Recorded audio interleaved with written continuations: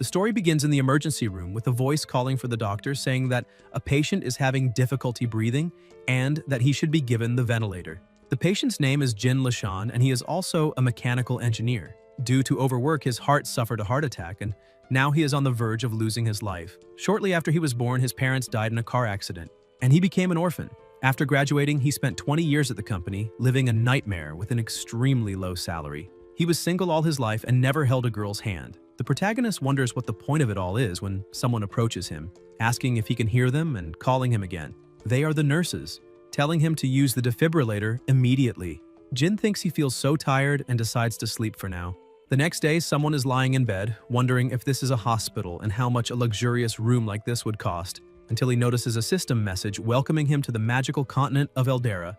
The protagonist, confused, asks what this is. He's still somewhat dazed. He looks to the side and widens his eyes when he sees his reflection in the mirror, wondering what is happening and why his appearance has changed. A week later, the protagonist is sitting in his chair when someone enters. It is his subordinate, calling him Master Ryan and saying that his tea is ready. The protagonist thanks her and thinks that after about a week, he has understood his new position. He was reincarnated and became this man named Ryan Edgar. He is the third son of Grand Duke Alfira Edgar, with one brother and one sister, and remembers when they were at the dinner table and his brother insisted on eating and not going hungry while growing, telling him to drink this because he spent a lot on this magical water, and if he drank it, it could increase his magical power. In the present time, a lady arrives saying that this is the new coat his mother made for him and to try it on to see if it fits.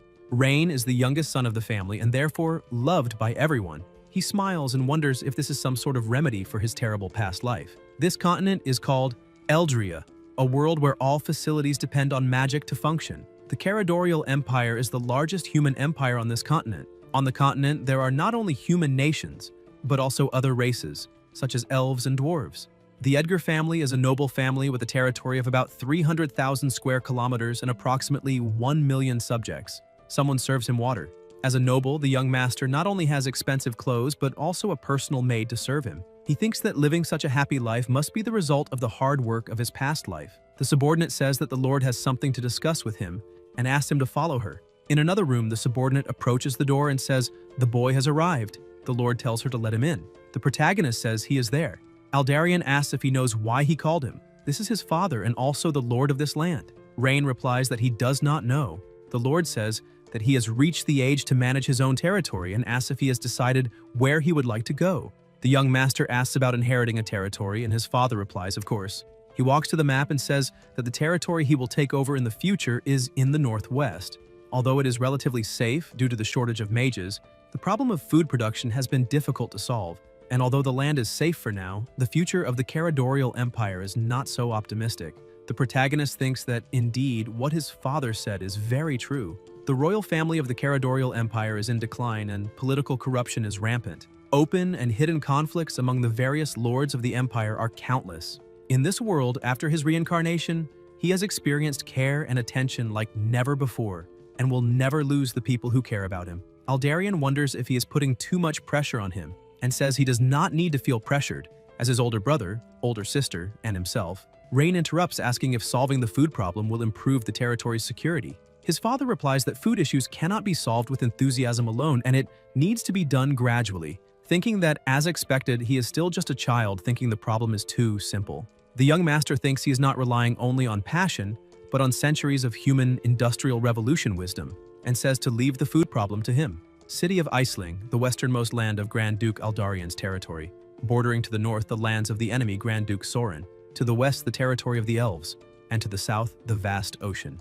Due to its location at the intersection of three nations, the city of Iceling is often engulfed in the flames of war. Frequent wars turned what was once fertile land into barren soil, and the population decreased, with people barely surviving. Elsewhere, a carriage is passing by and the protagonist is inside with his maid. He's looking over some papers and thinks that the prerequisite for an industrial revolution is a sufficient labor force, so he needs to find a way to increase the population. One surprising thing is that it seems he has acquired some kind of skill. The system notifies the host to use the scanning skill on a person, and with this skill, he can clearly observe the statistics of the scanned individual. Rain thinks that by testing it on his family, he gained a rough understanding of the people in this world, and it seems his priority upon arriving in the territory is to recruit talented individuals. The maid recalls being told by the Lord to personally keep an eye on him, and make sure he doesn't cause trouble in the territory, to which she had replied that she understood. In the present, the subordinate thinks that he had better not cause trouble. In the city of Iceling, at the mansion of the city lord, a young man says he heard that the youngest son of the Grand Duke will be arriving in the city today and asks if they should act first. The lord replies that there are rumors that Grand Duke Aldarion not only spoils this youngest son extremely, but the young man adds that even his brother and sister dote on him. The lord says to wait for the master's next instructions before taking any action. The young man asks about him discovering their tax and financial fraud. The lord says that a spoiled young master like him wouldn't understand fiscal and financial records. So, as soon as he arrives, they should show him some random accounts to confuse him. Based on the time, he should be arriving soon, and they should go greet him. The young man agrees, and the lord thinks it's time for Aldarion to pay for his crimes. Meanwhile, the two get out of the carriage, and the protagonist thinks that, as he imagined, due to the lack of population, land that was once cultivable has become desolate and asks her to give him the map of this area. Leah hands it over, and Rain thinks that if they could divert the river to the west and build a canal connecting it to the southern port, until he hears someone telling their father to stop gambling. He looks to the side and sees a girl kneeling on the ground, telling her father to stop betting because the money is for her mother's treatment. Her father, very irritated, orders her to give him the money, saying he has to win this time, insisting she hand it over because he is sure to win. His daughter refuses, saying it is for her mother's treatment. He threatens that if she doesn't give the money, he will hit her. At that moment, someone clenches their fist. It's the young master who punches him in the face, knocking him to the ground. The protagonist stares at him and says that hurt. The maid tells him to wait and that if he intends to hit someone next time, he should warn her in advance so she can prepare protective gear. Rain replies that it was an impulsive act and there was no time to wait, and asks her to check the girl's condition because he's going to have a word with that scum. The man is on the ground holding his face. The young master approaches him and asks about using the money meant for his family's survival to gamble and even hitting his daughter if he has lost his mind. The man asks who he is. The protagonist replies that who he is doesn't matter and warns that if he hears he went to the casino again, he will have someone cut off his head asking if he understood. The man runs away, saying he won't do it again and will never gamble again. Rain asks the girl if she's okay and thinks he'll check her physical condition using the system. The girl thanks him and says that if the money for her mother's treatment had been taken, she wouldn't know what to do. The young master watches her in surprise.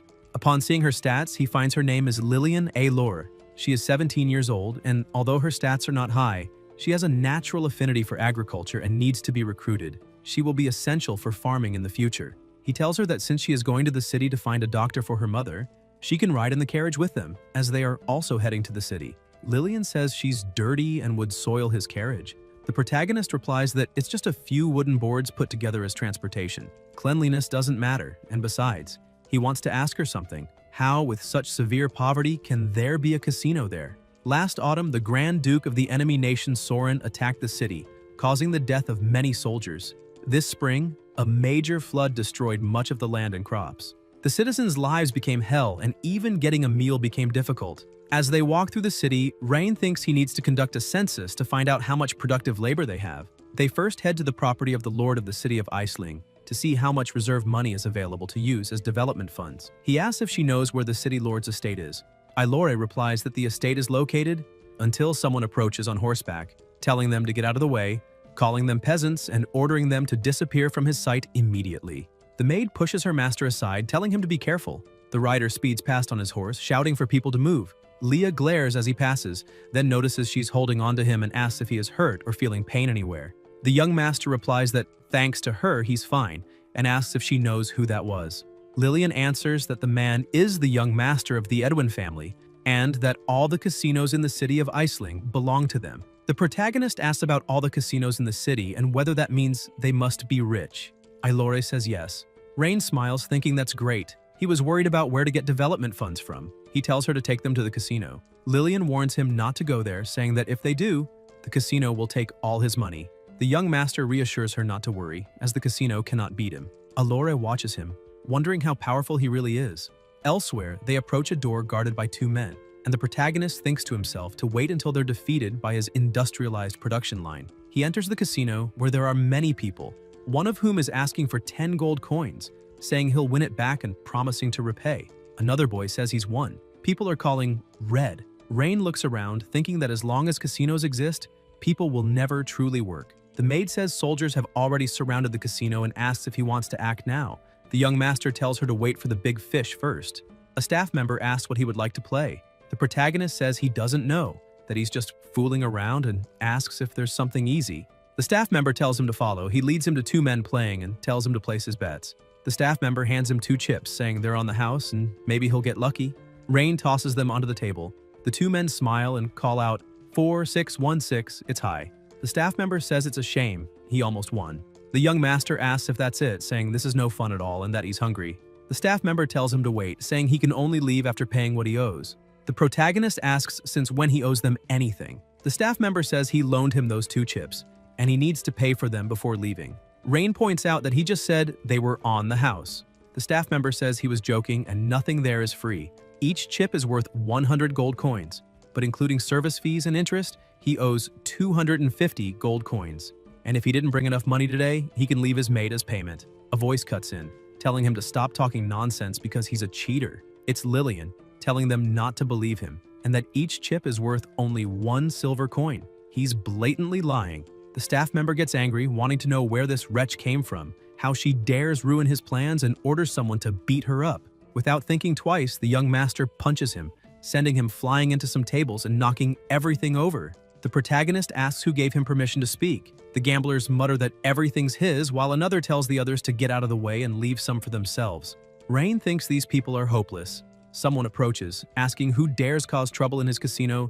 It's the writer from earlier. The young master thinks the big fish has arrived. The people in the casino look frightened. The warrior orders his guards to beat them and make them learn their place. The people beg him to stop, saying they've learned their lesson and to spare them, but the guards hit them anyway. The others in the place watch in fear. The writer says everyone should behave or this will be their fate. Lillian blames herself, thinking that if she hadn't brought them to a place like this, they wouldn't have been deceived. She remembers when they went to the hospital and the young master told the doctor to save her mother, saying he would pay. She thinks she has to return the favor to her big brother. Ailora steps forward, saying she won't allow them to deceive big brother. People wonder who this child is, thinking it's the end for her. No one in Aisling who angered Vercello ever met a good end. The writer asks if she has something to say. Lillian says his casino has cheated everyone and destroyed countless families, and she won't let him intimidate her big brother. They're good people. Vercello moves in to attack, and Ailora thinks she's about to be beaten. She slowly opens her eyes, realizing the protagonist has grabbed his hand, stopping the blow from landing. He notes his stats and realizes that not only are his attributes bad, but his loyalty is only 5. This Eldrin family could start a revolt at any moment, and he needs to be careful. The knight asks if he also seems to dislike his attitude. Rain replies that no, in fact, he likes his way of acting. Only the strong can survive in this world, and whoever wins the fight takes everything. Vercello laughs and asks if he still intends to oppose him, and if he knows who he is. The young master replies that he doesn't need to know who he is, only one thing. The protagonist claps his hands and his guards enter. He says that since he has now won the fight, he will take whatever he wants, and his words are the law. Elsewhere, a voice says he hopes Ryan will like his daughter, and another calls him Lucas, saying he heard he made a lot of money recently. Lucas replies that it's all thanks to the city lord. A man wonders if he intends to take advantage of the Grand Duke with his daughter, recalling when he told a subordinate to give him a little scare during tonight's banquet, thinking he's naive. In real time, a girl approaches and offers him a toast. The man thanks her and wonders where Vercello went, since if he were here, they could build a better relationship with the Grand Duke's son and give him some leeway. They can't rely too much on this worthless city lord. Someone says, "Your Highness, Ryan has arrived." He enters, and the head of the Raven family says he bought him some gifts, while the head of the Router family says he brought his daughter and asked him to take a look. The young master says that if everyone is ready, they will begin. The subordinates approach with a poster, placing it on the floor. They look at the image and wonder what it is, asking if it looks like a house. The protagonist says that this is the design for a dam he drew this afternoon, and they will make sure it is feasible during construction. The family heads wonder about baggage and whether it's for catching fish. Rain tells them not to worry, as he will explain now, and asks his maid for the map. He continues, saying that he took a look this afternoon at the geographical location of the city of Aisling. There is a major flood every year due to the river north of the city. If they build a dam there, they can stop the floods during the rainy season and irrigate the crops during droughts. His Highness thinks it's a great idea. If they can really build that dam, Aisling's agricultural production will improve greatly. It seems the Grand Duke's son is no simple man. The head of the Raven family asks what that has to do with them. The young master says he needs money. Every construction requires money. A man says they are poor too, and the Raven head agrees. The man thinks that although he's smart, he's also very naive. Does he expect these leeches to finance him? That won't work. The protagonist says not to tell him they're poor. He has a good way to make money and will share it now. He raided a casino this afternoon and won about 50,000 gold coins and asks how many other casinos there are in Iceland and if anyone knows. The family heads wonder if he raided a casino. That means they won't be getting a share this month. They ask which casino it was and hope it wasn't one they invested in. And all the casinos in Iceland are managed by Master Adrian. This young man is going to cause trouble. The man calls him an idiot in his thoughts. If he had just stayed quiet, he probably wouldn't have done anything to him, but since he picked a fight, he'll destroy him. He says that raiding a casino breaks the laws of the Caradorial nation, and the nation's laws must not be broken. People agree, saying it's not right, that Adrian is correct, and those casinos are legal businesses. You can't just rob them because you want to. They ask how he could do such a thing. The man thinks he's very naive and doesn't know how to control people. Rain says that they pretend to be poor when asked for donations and refuse to make up for it, and he knows all about their involvement with the casinos. He'll give them one last chance. Either they give them up now or he'll take them himself. Adrian says that if the Grand Duke learns about his behavior here, he won't forgive him easily. Those around agree, telling him not to play with this and to know his place. The young master says that if he wants to talk about the law, great, then arrest them all and they'll discuss the law today. The casino guards are tied up. The man wonders why these two are here. Weren't they always on Versilo's side? Unless. The protagonist asks if he knows these two. Adrian says he's never seen them before and asks what this means. Rain sits down and tells him not to be alarmed. It's no big deal, they just tried to eliminate him this afternoon. Thinking back, they had said that in the city of Iceland, the powers could darken the sky with just one hand, and that they had someone in Iceland supporting them. The master tells them to untie the two and see if they remember anyone from the group. People watch and wonder if these two aren't Versilo's followers, and Rain has just said they tried to eliminate him. It seems the master's luck has run out. Adrian thinks that if these two say anything, his entire family will be ruined. He grabs a knife, demanding to know how they dared attack the Grand Duke's son, calling them trash and telling them to pay with their lives.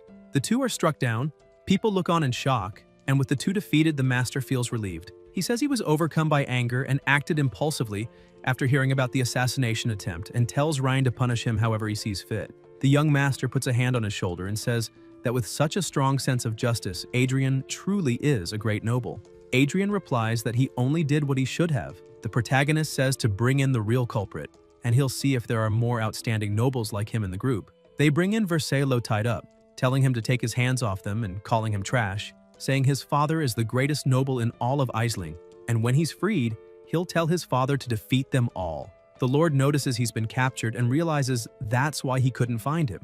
Aloran demands to know how he dares eliminate his servants, saying he's completely done for. He calls him trash and says that once he's free, he'll capture and torture him, making him beg for death. Rain asks if that means he not only wants to eliminate him, but also torture him. Versilo answers exactly, saying that no one in Iceland can oppose him, and that Rhine is finished. The young master says that's splendid. This is the first time he's met someone so bold, and asks Adrian if he doesn't agree. Aloran realizes he's his father and laughs, calling him a piece of shit and saying his days are numbered, asking if he doesn't know who he is. His father cuts him off, ordering him to shut up, calling him an ungrateful child and telling him to kneel now. Versilo asks what's going on. The Lord shoves his son to the ground and says he's a naive youth, begging Rain for forgiveness and saying he's willing to give anything. Aloran remembers his father telling him that the Grand Duke's son would arrive the next day to take over the territory and to make sure to get close to him, and asks if Rain is the Grand Duke's son. The protagonist asks what other reason there would be for him to have so many soldiers. Versilo bows his head to the floor, begging for forgiveness, admitting he made a terrible mistake and won't do it again. Adrian says to give his family a chance to redeem themselves, and he kneels too, saying their family swears on their lives. Rain says to give up everything they have gained illegally over the years and he'll guarantee their safety. The Lord thanks him, thinking he's safe now, and that regarding this man he needs to warn the master about him. He says he has something to report. The city Lord Eldrick has contacted foreign forces in an attempt to betray the Grand Duke. A young man wonders if the city lord wants a rebellion. Someone calls him a bastard. It's the young master, saying he was going to let him go, but he's still here slandering the Lord and questioning his loyalty, so they can execute these fools for speaking nonsense immediately. The man widens his eyes, thinking that, just as the master said, this youth isn't only stupid but also impulsive. He says his insight and attitude are greatly appreciated, and that he is completely loyal to him and the Grand Duke, never even considering rebellion. The protagonist says not to worry as he's sure he would never betray him. Rain checks his stats. Elsewhere, the young master is observing something, thinking that these nobles hand over more than 100,000 gold coins, about 2 years' worth of taxes that Aisling collects. Leah approaches with his full tea service. The protagonist asks if she knows exactly how rich these nobles are. The maid asks what he plans to do about what Adrian said, pointing out that if the city lord is really planning a rebellion, he'll be in danger. Rain tells her to calm down, saying he understands her concern, but there's no need to rush. He's certain Eldrick is planning a rebellion, but he can't just reveal his plans right now. Leah asks why. The young master replies that it's because he still doesn't know who's working for Eldrick and Aisling, and he's still exposed while his enemies are in the shadows. If he acts rashly, everything will turn into chaos. It's better for Eldrick to think he's just a naive and ignorant rich boy before he investigates thoroughly. Elsewhere, a mage says it's absurd and nonsense, but Eldrick tells Guildmaster Malcolm to calm down, as Master Rhine is young and eager to prove himself as a Grand Duke. The old man says that the city doesn't need to take his side.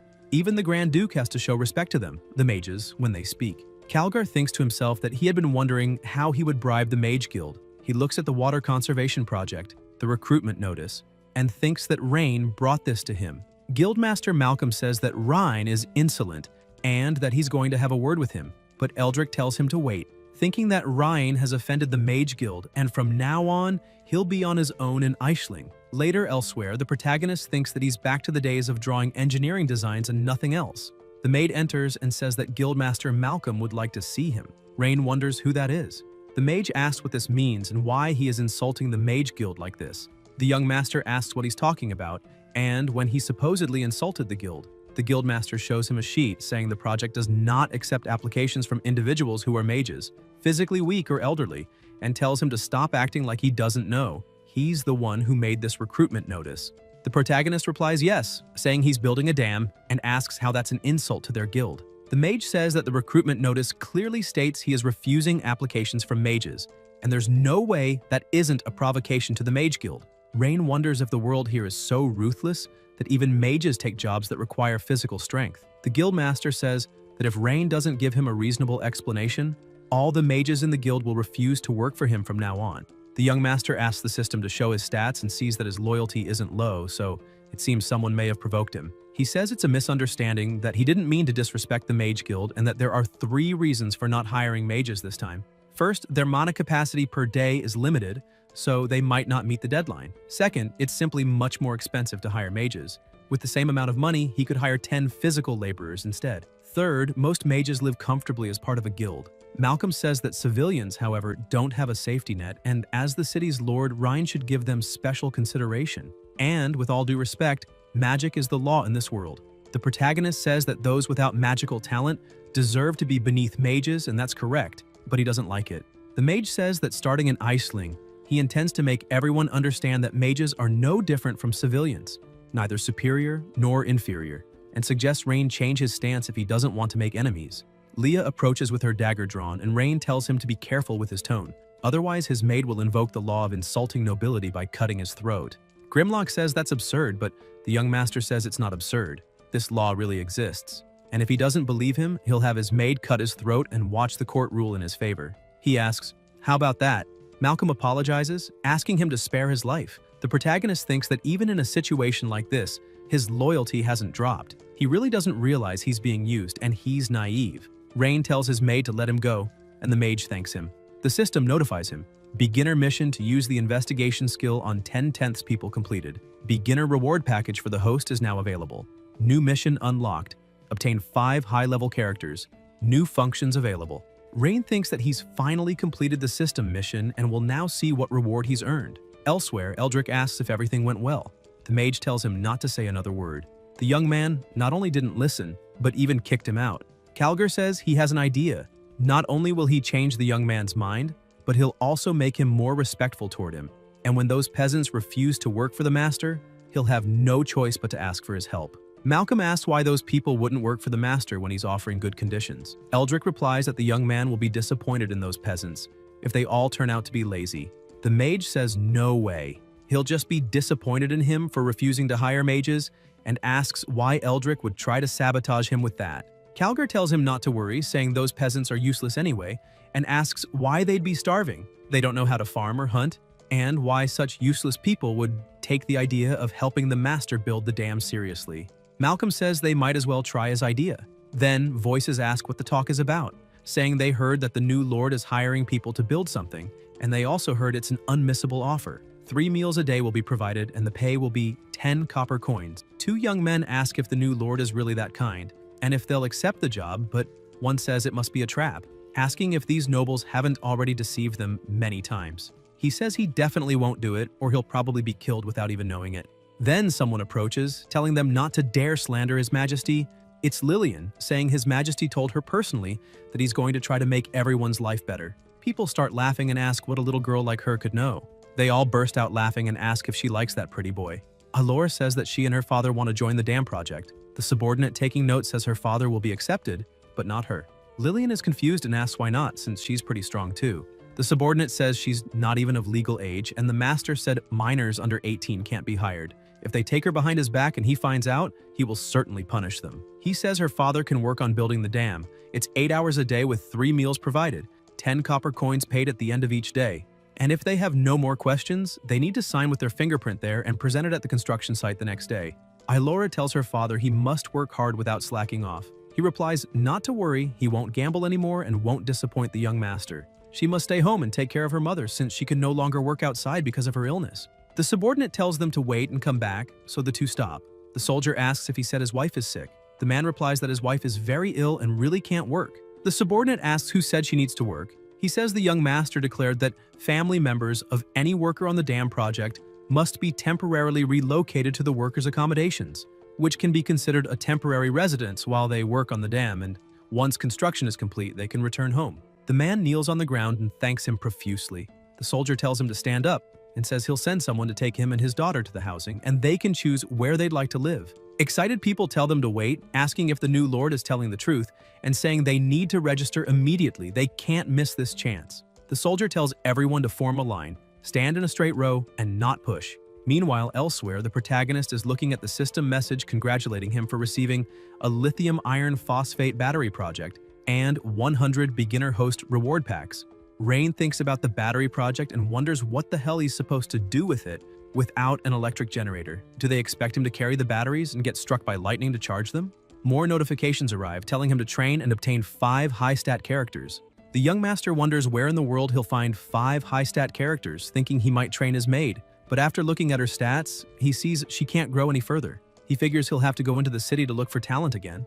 Then a voice says, Lillian is here to see him. He tells them to let her in. The girl enters and says something strange is happening at the construction site. Everyone is slacking off. The protagonist asks about slacking off. Elsewhere, Alore asks why her father took another break. He says he promises he's not slacking, but he's felt tired since waking up this morning, and no one else there has any energy either. Lillian calls for everyone's attention, saying they received an amazing offer from His Majesty, and asks why they're slacking off. A man yawns, saying they're trying, but they've been feeling like this since the morning. And maybe it's been so long since they last worked that they've all come down with the instant work exhaustion disease, and will probably feel better if they rest for a day. There's always tomorrow.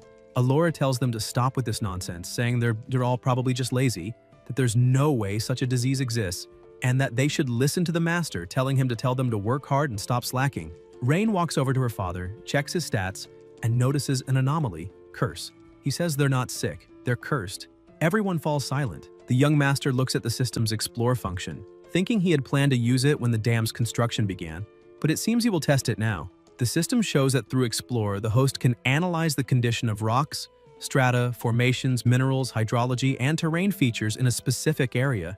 The protagonist asks the system to analyze the geological condition of this area, and the system begins analyzing within a radius of 10 kilometers, telling him to wait. Rain thinks there's no oil or metals down there, a shame, until he notices something and wonders what it is. He asks if they can dig deeper there, as he suspects something is buried. Rock replies that, of course, it's nothing, even if they are tired. Later, still in the same place, after digging, they come across something shining. Leah wonders if the young master is truly a genius in magic, thinking the magic from it is so faint that even she couldn't sense it, and becomes curious about how he did it. The protagonist tells them to unearth this crystal and put it in the box. He then asks what people normally do when cursed. The maid replies that they can go to a church and ask a priest to remove it, or they can seek a high-level mage from the Mage Guild. Rain asks if she said Mage Guild. He then tells Lillian to follow him and bring her father, as they're going to find a priest. She asks if her father is really cursed. The young master replies yes, and that whoever did it won't get away with it. Later, at the church, the nun welcomes them. The protagonist thinks that since he's asking her to treat someone, he should first make sure she has good loyalty. The system investigates and shows her stats. Rain is surprised, wondering about her being an elf. She's not even human. The nun says she is Saint Ayuria of the church and asks what she can do for him. The young master says that the man there seems to be cursed and asks if she can do anything about it. Thinking her loyalty seems good and deciding to let her take a look first, the saint asks to inspect him. She opens her eyes, releasing a bright light, and says, "He's right. The man is indeed cursed." The protagonist asks if she can remove it. Ayuria releases energy, making a magic circle approach and enter his body. Rock, excited, says he feels like a new man, that he's going back to work right now and will do all the work he should have done today and more. Rain tells him there's no rush. It won't be too late to start after they deal with this first, and says they found this at the construction site, asking if she knows what it is. They open the box, revealing the crystal inside. The saint says that black crystal is the most common type of magic crystal. An enormous amount of magic was stored to make the curse effective. However, it seems more like a prank than a true curse. The caster could have killed someone with the same amount of magic, but instead only made people tired. The young master asks if it's very easy to make such a crystal. Ayuria says it's very easy for a high-level mage to make one and hide it daily at the young master's construction site. The protagonist asks if she knows about his project. The saint replies that the project will greatly benefit the civilians here, and why wouldn't she know? Thanks to the project helping so many people, the pressure on the church has also eased. Rain thinks it looks like he's going to have to teach that old man a lesson. He asks if there's a way to remove the curse from the entire construction site. Ayuria replies that it will be a bit difficult. He was lucky to find the crystal today, but might not be so lucky next time. Plus, if everyone focuses on digging up crystals, who will focus on the actual construction? The young master thinks it seems he will still have to confront Malcolm about this. The saint says she knows someone who could solve his problem, but she's a bit eccentric and asks if he'd like to try anyway. Elsewhere, the protagonist approaches with his card, thinking this is the house of Lady Selena, the former president of the Mage Guild. He knocks on the door, thinking that one way or another, he'll persuade her to help. The maid notices something, pushes her master aside, and warns him to be careful. An explosion occurs. Rain wonders about this explosion and what's happening. A voice complains about another failure. Selena says she can't accept it and won't stop until she succeeds in creating it, even if she has to level the entire city of Iceling. She refuses, saying she's busy researching a new magic device and has no time for him. The young master asks about magic devices, like wands. Selena tells him not to insult her with such a low level of understanding. Leah, surrounded by a powerful aura, says Selena should mind her tone when speaking to the young master. Selena replies that Leah has great magic and suggests she stay there as her assistant. When she succeeds, she'll help her little master and asks what she thinks. The maid says that if Selena doesn't know how to be polite, maybe she should teach her. The two glare at each other. The protagonist tells her to calm down, as they're here to ask for help, not cause trouble. He asks if Selena made everything on this table and if she's creating a magic item. Selena answers that at least he recognizes all those failures. Unfortunately, she releases energy into her hand and says she's trying to create a device that can store powerful electrical magic within itself. Rain wonders about storing electrical magic and asks if it's a magic device for storing electricity. The mage replies yes, and that when it works, an explosion like the earlier one happens, and that he can go now since she needs to rest before resuming her research. The young master stares at her and asks if, hypothetically, he told her there's a way to create a device that can store electricity. Would she help him deal with the Mage Guild? Selena says she already told him. She has no time for nonsense.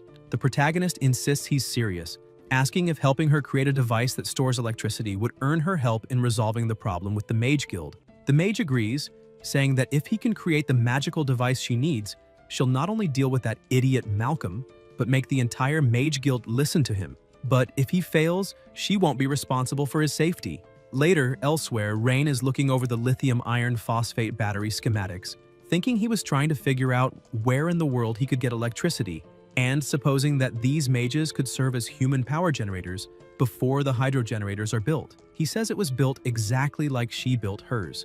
Selena warns him again. There's no way. Those stones store magic and would explode if even a bit of magic were used. The young master tells her not to worry, saying this battery has a capacity of 185 Wh and tells her to show how much she can charge it by releasing electricity. The mage says she'll see if it's truly as powerful as he claims. She touches the battery, releasing her energy, and is surprised, asking if it didn't explode. The protagonist says that's all, and it's not even half of what the battery can take. Selena calls him a brat, saying she'll wipe that smirk off his face. He knows nothing about magic. Later, in the same place, the mage is exhausted from pouring so much magic into the battery without it exploding, wondering if this thing really can store her magic. Rain crouches next to the battery, thinking that's enough to power an electric vehicle for over 3,000 kilometers, and she managed to charge it to 87% on her own. Now he truly has a portable human battery, his beloved portable Mage Guild battery. It's time to show his talents. The mage asks if he can use electrical magic too. The young master says not only can he use electrical magic, but he can also make anyone in the city of Aisling able to use it. Selena calls that nonsense, asking how magic could be learned so easily. The protagonist says he has a magic device even more powerful than this battery, and if she's willing to help him, he'll show her a world where anyone can use magic, and asks what she thinks. The mage repeats his words about a world where anyone can use magic.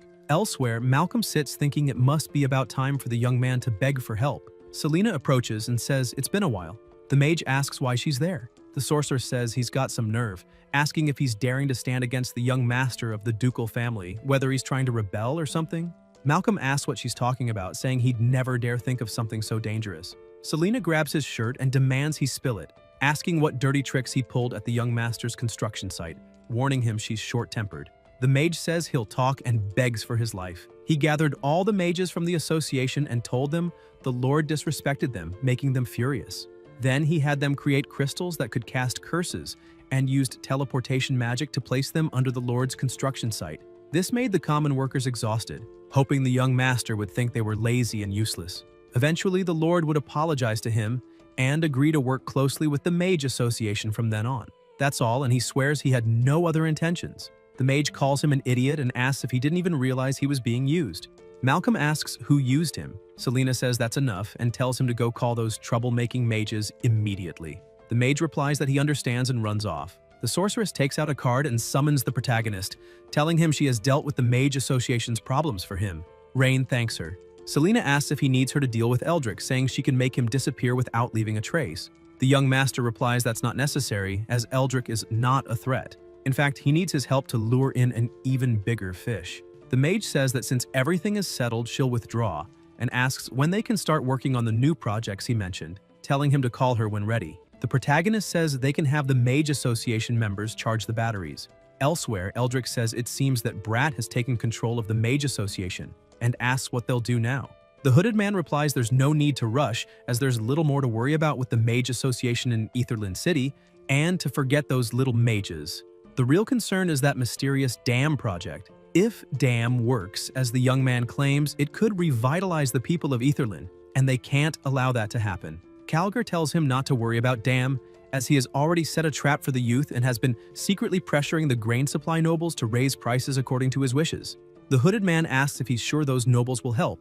Eldrick replies that the young man made them spend money at the banquet, but he can make them take it all back. They may betray him, but they will never betray their own money. He flips a coin and says that boy doesn't have enough money to keep the dam project going until it's finished. Elsewhere, a big man kicks a girl, saying that if she can't pay, she has to leave. Lillian on the ground asks how they can set such high prices, saying that yesterday 2 sacks of grain cost 1 gold, and how can 1 sack now cost 2 gold coins overnight? The big man tells her to stop complaining, it's his grain, he sells it for whatever price he wants, and if she can't pay, she should leave. Elor remembers when she told the young lord to leave grain purchasing to her, as she could get the lowest price to save money, and he replied he would leave it to her. Lillian says they're greedy bandits, and asks if they aren't afraid of how the Lord might deal with them. The big man says they are honest merchants and asks what he could do. This is a golden opportunity, and they're just taking advantage of it. The merchant kicks her again, saying if she's out of money, then she needs to get out. At the church, the saint says those humans are becoming more outrageous, thinking that in just 3 days the price of grain has tripled. She tells Ilaria that if the grain is not enough for the people to survive the winter, she should take the supplies inside first, and she'll figure out the rest, telling her to take that money and, when leaving, to collect the usual amount. Ilaria asks if that isn't too much money, saying it normally costs 1/3 of that. Ayuria tells her to do as she's told. Suddenly, someone moves quickly, creating a strong wind. It's the maid. The protagonist approaches with a bag of money, asking if she would like to make a deal. The saint asks what kind of matter he wants to discuss. Rain says she doesn't need to be so tense when it comes to business, calling her an elf. Ayuria asks what he's talking about, saying that's human money. There's no way there are elves here. The young master says she doesn't need to be on guard. He He knows they're elves and won't be hostile toward them. The saint asks what kind of business he wants with them. The protagonist says it's about food supplies. The saint apologizes for her bluntness, but says that might be beyond his ability. Rain asks why she says that. She explains that food in the city of Iselin is controlled by the 4 largest noble families, who have held power there for over a century, firmly controlling grain prices in the cities. At the banquet a few days ago, they may have intimidated some people with their iron fist tactics, but those were just small fry in Iselin. The young master asks if she knows Iselin that well. The elf says she has lived there for 120 years, so she knows it well. If at that banquet the young master had not acted against the Eldwin family, there might still have been room for negotiations. But now, she fears that due to war and natural disasters, food was already scarce this year. If the price of grain had remained stable, her people would barely have survived the winter. But now, the protagonist promises her that in less than a month, grain prices in Iselin will be cheaper than before. Elsewhere, August laughs, saying it's all thanks to the Lord's support. Klein says that the 4 great Andy families have made an absolute fortune this time. Someone at the table says they should thank the Lord for bringing them into this business. The 2 at the table give their thanks. August says to toast to the prosperity of their business. A subordinate approaches, saying that the young man has sent an invitation requesting his presence at the banquet along with the other 3 lords. The man, startled, asks about a banquet with the young man, wonders if he thinks he's planning to come after them, and asks what they should do, since they only want to profit and not lose their lives. Klein says not to worry, the Lord has already assured them that the grain price increase is completely legal and compliant. As long as they don't provoke the young man, nothing will happen. He bangs on the table and continues, saying that, besides, if all 4 of them go together, there's nothing he can do to them. The grain price is set by them, the merchants. Even the emperor has no authority to interfere, much less the youngest son of a duke. The 3 at the table agree with him, saying he's right, and that if they take advantage of this opportunity, their families won't face poverty for the next 100 years. August says that today they sold a sack of grain for 2 gold coins. If the young man pushes them too much, they'll sell it for 5 copper coins to appease him. If anyone dares to back down, he won't forgive them. They tell him to rest assured, as they'll stand by him until the end and work with him. Klein says that's great, and now they should go change into something more appropriate to attend the young man's banquet. The man asks if they're really changing. Elsewhere, the maid calls for her master. The subordinate says that the lord and the others have arrived. The protagonist tells him to let them in and that he can tell the kitchen to start serving the food. The subordinate replies that he understands. People walk in, entering the room, and it's August and his group greeting them. Rain wonders if they're trying to pretend to be poor in front of him and thinks they still have much to learn, asking if they aren't the nobles who control Iselin's grain supply and why they look so shabby. Klein says they recently heard about his project, which gives great benefits to the people and that they'd also like to contribute. The man says that under their lord's guidance, they not only donated large sums of money to help the project, but also sold the grain from their warehouses at the lowest possible price. The maid thinks these shameless men are trying to deceive her master. The young master says he's touched by their understanding and help in his efforts, and thanks them for their assistance, saying he invited them all to discuss matters related to grain. August says they understand he's been short on money recently, but 2 gold coins per sack is already a loss for them. His group agrees. The protagonist says they misunderstood. What he meant is that starting tomorrow, he's asking if they can raise the price of grain in Iselin to 4 gold coins per sack. They're shocked, and August asks about raising it to 4 gold coins per sack. Rain replies exactly, and that he himself will take a 30% commission, asking what they think. Klein says he's a bit old and his hearing isn't what it used to be, asking if he really just said to raise the grain price to 4 gold coins per sack. The young master says not to forget that he'll take a 30% commission from this deal. August thinks that he believed the young man was just an inexperienced kid, but it seems he's as cunning as they are merchants. And with him being so understanding, this path will be much smoother for them. And if he had known he was reasonable, he would have visited much earlier. But without an official decree, they can't raise the price, because if a rebellion breaks out, they'll only suffer. So he thanks him for understanding and asks when he plans to make this announcement. The protagonist says the documents are already written with the family seal. After they finish the meal, they'll settle it, and he'll make it clear that if anyone dares to disobey starting tomorrow, the fate of the Elderwind family should serve as a warning, and asks if they agree. The group says not to worry, they won't waste his kindness. At dusk, elsewhere, the man asks if they shouldn't inform the city's lord about this, saying that raising the grain price beyond the current increase is already unusual. August throws something at him and calls him an idiot, asking if he's gone mad, saying that the more people know about this, the less profit the 4 of them will make. That brat can't have that much power, and he thinks he's only using them for his own benefit.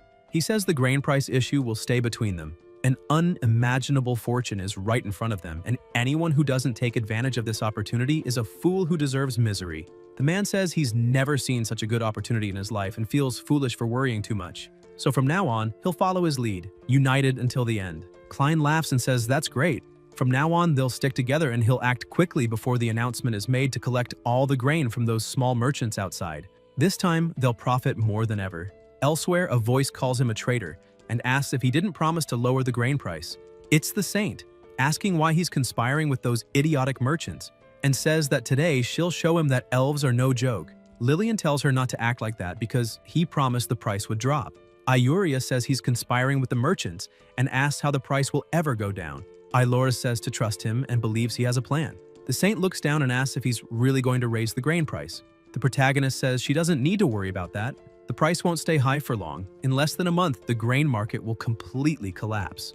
Iuria says that's typical of an inexperienced youth, and he has no idea how cruel the world can be. She's lived almost 200 years and has never seen grain prices go down after rising that much. Rain says he'll ask her something. If she had pointed a knife at their throats. For now, she thinks the price would drop by a single copper coin, maybe 10. The saint replies that even so, he can't raise the price to 4 gold coins per sack. When it was 2 coins, some families could still buy and barely survive. If it goes up to 4 gold coins, they won't be able to pay and will be wiped out by starvation. The young master says that at 2 gold coins, they'd starve to death. At 4 gold coins, they'd still starve to death. So, for the peasants of Iselin, there's no difference between 2 and 4 gold coins. Either way, they'll die of hunger. One just takes longer than the other. Iuria stares at him. The protagonist says that what he aims for isn't to make the merchants lower just a few copper coins. That would be insignificant. He's going to make those merchants lose everything. Houses, families, everything. 7 days later, a voice is saying that during charging, some lithium ions detach from the lithium iron phosphate, and it's Rain, who also says they travel through the electrolyte to the negative electrode and embed themselves in the carbon material present there. At the same time, electrons are released from the positive electrode and travel through an external circuit to the negative electrode, maintaining the balance of the chemical reaction. During discharge, the lithium ions leave the negative electrode, travel through the electrolyte, and reach the positive electrode. Simultaneously, electrons are released from the negative electrode and reach the positive electrode through the external circuit, supplying energy to the outside. Selena says, so that's how it works. Such a complex magical system. The young master says, that's today's lesson. The maid says the young lady is here again. The protagonist asks if she has nothing better to do. The maid says, it's still about the grain price increase. The price per sack in the city is approaching 7 gold coins. The saint asks if he didn't say the prices would go down and says that now, throughout Iselin, even the minor nobles are struggling to buy grain, let alone the peasants, and asks if he knows the current grain price. Rain asks since when prices started rising. The maid replies 7 days ago. The young master says that in that case, it's time to put those merchants in their place. Iuria tells him to stop with the cryptic remarks and to explain everything to her right now, or else her elven clan will absolutely cut all ties with him. The protagonist says the reason he didn't tell her earlier was to make sure the performance didn't look fake and arouse the noble's suspicions. Now he'll finally reveal the truth to her. The news is that grain is at least 4 gold coins per sack, and he asks what she thinks is the thing most lacking in Iselin right now. The saint says he's not saying anything, and Rain says it's a merchant selling grain. Iryu widens her eyes and looks a bit confused. The young master asks if she finally understands and says, that's right. In this city of Iselin, the one thing not lacking is food and merchants selling it. Ambition is the easiest human trait to control. No one can resist their desires. The price in Iselin rose to 4 gold coins per sack. This news reached merchants from neighboring cities, and they immediately showed up with ambitious eyes, bringing grain and rushing to Iselin. Merchants from other cities brought huge quantities of grain to the city, certain that they would be bought at high prices by those 4 fools, further feeding the merchants' greed. Now, the city of Iselin is the city with the greatest grain empire. All merchants lose their senses when faced with a 10,000% profit, keeping only 2 words in mind: get rich. The protagonist says that after today, the 4 noble families of Iselin will be nothing, and tells his maid to spread the news throughout the city that the Holy Maiden is selling the church's reserve grain because she disapproves of the Lord's methods. The price will be 1 gold coin per sack, and she should make sure everyone knows. Iuria tells him to wait and asks why he's giving her such a reputation. Rain replies that it's because she doesn't have any grain and asks how she's going to sell it. The saint says she also doesn't have that much grain and asks if he wants her to sell all the grain her people need for winter. saying she absolutely cannot do that as those are the grains her elven tribe needs to survive the winter. Selena says she's being too naive and that if it were her, she'd listen to the young man and sell the grain immediately. Every second lost means money lost.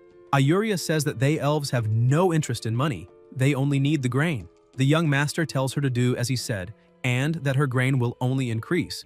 To trust him, and he counts on the mage and the mage association to seal the city. Selena says not to worry, she won't let a single rat escape from Iceland. The protagonist says it's time to make those greedy merchants pay.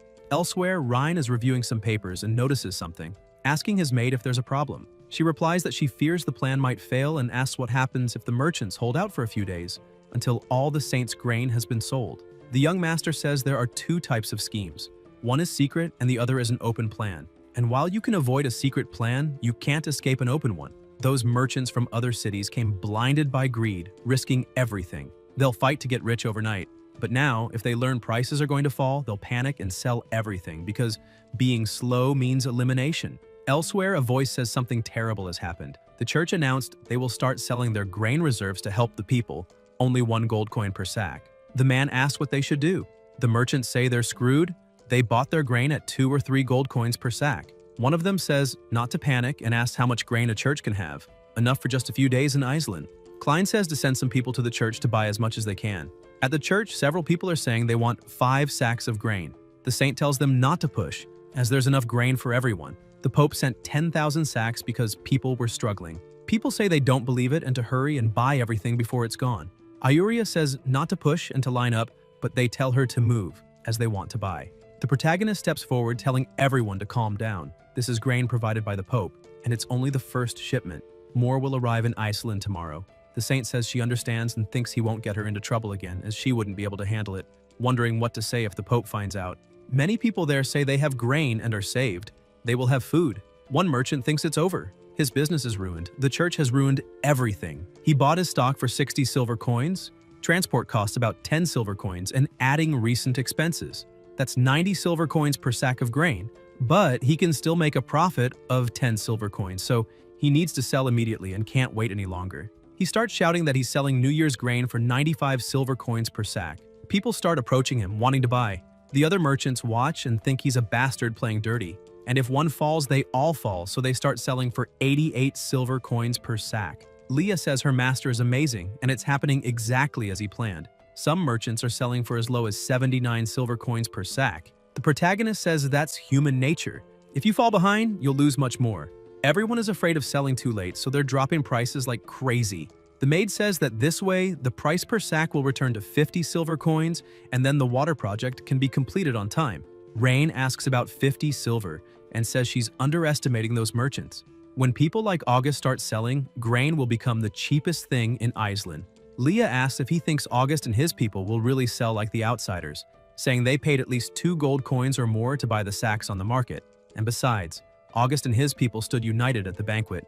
They wouldn't betray each other. The young master asks about united and says she's expecting too much from them. When it comes to profit, no one will want to be left behind. Prices in Iceland will no longer be a problem, and it's time to speak with the saint about the second part of the deal. Elsewhere, a subordinate approaches August and says that those merchants from outside the city are slashing their prices like crazy. Now a sack of grain is going for 75 silver coins. The man says that's impossible, it must be a joke, and asks if they didn't control all the grain trade in Iceland.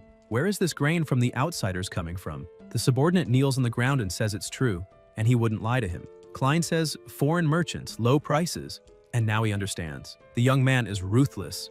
Does he want to ruin the family completely? The sellers approach and ask what's going on. August thinks that the young man first spread news that the grain price in Iceland was sky high, which clearly attracted merchants from nearby cities to Iceland. Once the merchants flooded the city with grain, he used the church's name to lower prices, causing all the merchants who had just arrived to panic. In the end, those foreign merchants had to sell everything cheaply to avoid coming out worse. Roland says the young man used a very dirty trick. August says he has another plan that can help them turn the tables. They tell him to share it. Klein says this grain will only last in Iceland for a few months. If they hoard it until people are desperate, they can sell at sky-high prices. If they stick together and refuse to sell today, they will definitely see a return. But if any of them tries to sell, they're done for. Roland glares at him and says he's right, then says he's going home immediately to have all the grain stored. and thinks he doesn't care about that and will sell all the grain immediately because they won't be able to hold out if they move slower than the others. The merchants watch him and wonder why he's trying to run off. If that's the case, it's every man for himself. They say they also need to go prepare. Later, still in the same place, the subordinate is kneeling, saying he'll send people to store the grain and not sell a single sack. August kicks him, calls him an idiot, and asks if he doesn't sell, does he think those 3 idiots won't sell theirs? The subordinate asks what to do then.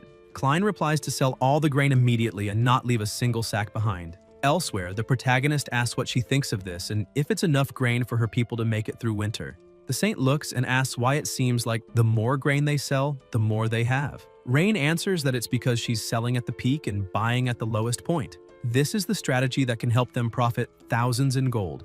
Lillian arrives saying the grain price has dropped again, and now she can buy 3 sacks for 1 gold coin. The young master says he told her to wait a little longer, that it would drop even more, but she didn't believe him. And if she buys now, she'll be able to get 10 more sacks, then asks if they can talk about the deal now. The saint asks what kind of deal he wants to make with the elven tribe. The protagonist answers, everything. Ayuria asks, everything? Rain replies that they can handle all the elves' needs, from small things like grain to big things like land. Anything the tribe needs, they can make a deal for it. The saint says that's too big a decision to make right away. She needs to speak with the queen. The young master says that's fine. She can arrange a meeting for the 2 of them. Any time is fine, and asks her to deliver this letter to the queen. She leaves. The protagonist thinks that after the end of this grain crisis, the nobles of Iselin won't cause trouble for a while. The Mages Guild is already under his control, and it won't be long before the church is too. Now the city lord Eldrick only has the army and taxes as his remaining cards. If he can control the military power, no matter when Eldrick tries, he won't be able to escape him, and they need to find a way to infiltrate the military. The best way would be, the maid approaches him and calls him, saying he should rest more and let her help him relax. Rain says he's not tired, it's just until he hears someone calling the soldiers bastards, accusing them of abusing their authority by using the Grand Duke's name, and asking if they can't just pray for the gods to strike them with lightning. The saint replies that the gods are merciful. The man, still very agitated, says he can handle some losses in Iselin, but asks if on the way home he's going to be robbed by thieves, and how he's supposed to do business like that. And apparently the Grand Duke, too. The young master approaches him and asks if he's all right. The man asks who he is. The protagonist replies that he's someone who wants to do business with him. A cart moves forward and a soldier orders it to stop, asking who she is and what's in the back. Lillian replies that she's a citizen of Iselin, and the cart is full of goods she bought in the city, which she's taking to the elven tribe to try to make some good deals. The soldier asks if she thinks she can just do business like that and tells them to check the cart. The soldiers go over and bang on the jars, cracking them. Ailora tells them not to do that, and now that the jars are all broken, asks how she's supposed to transport them. The soldier tells his superior there's nothing there and asks what to do. The chief says they'll charge a toll according to regulations and tells her to pay the toll and she can go. Lillian asks if he broke her goods and now wants her to pay a toll. The chief says to pay or leave. Ailora gets irritated. Someone calls to her, telling her to pay them, and hands over a coin. The chief says the young man ordered him to increase the toll. Now it's 5 silver coins. Lillian gets angry, asking about 5 silver coins, saying all her goods are worth 3 and asking if he wants her to pay 5. The chief asks if she's going to pay or not, otherwise to get out of the way. Ailora, clearly furious, thinks about how they can use her older brother's name to deceive people and how he would never have ordered the toll to be raised. And when her plan is complete, she'll deal with all of them. The chief tells them to let her pass.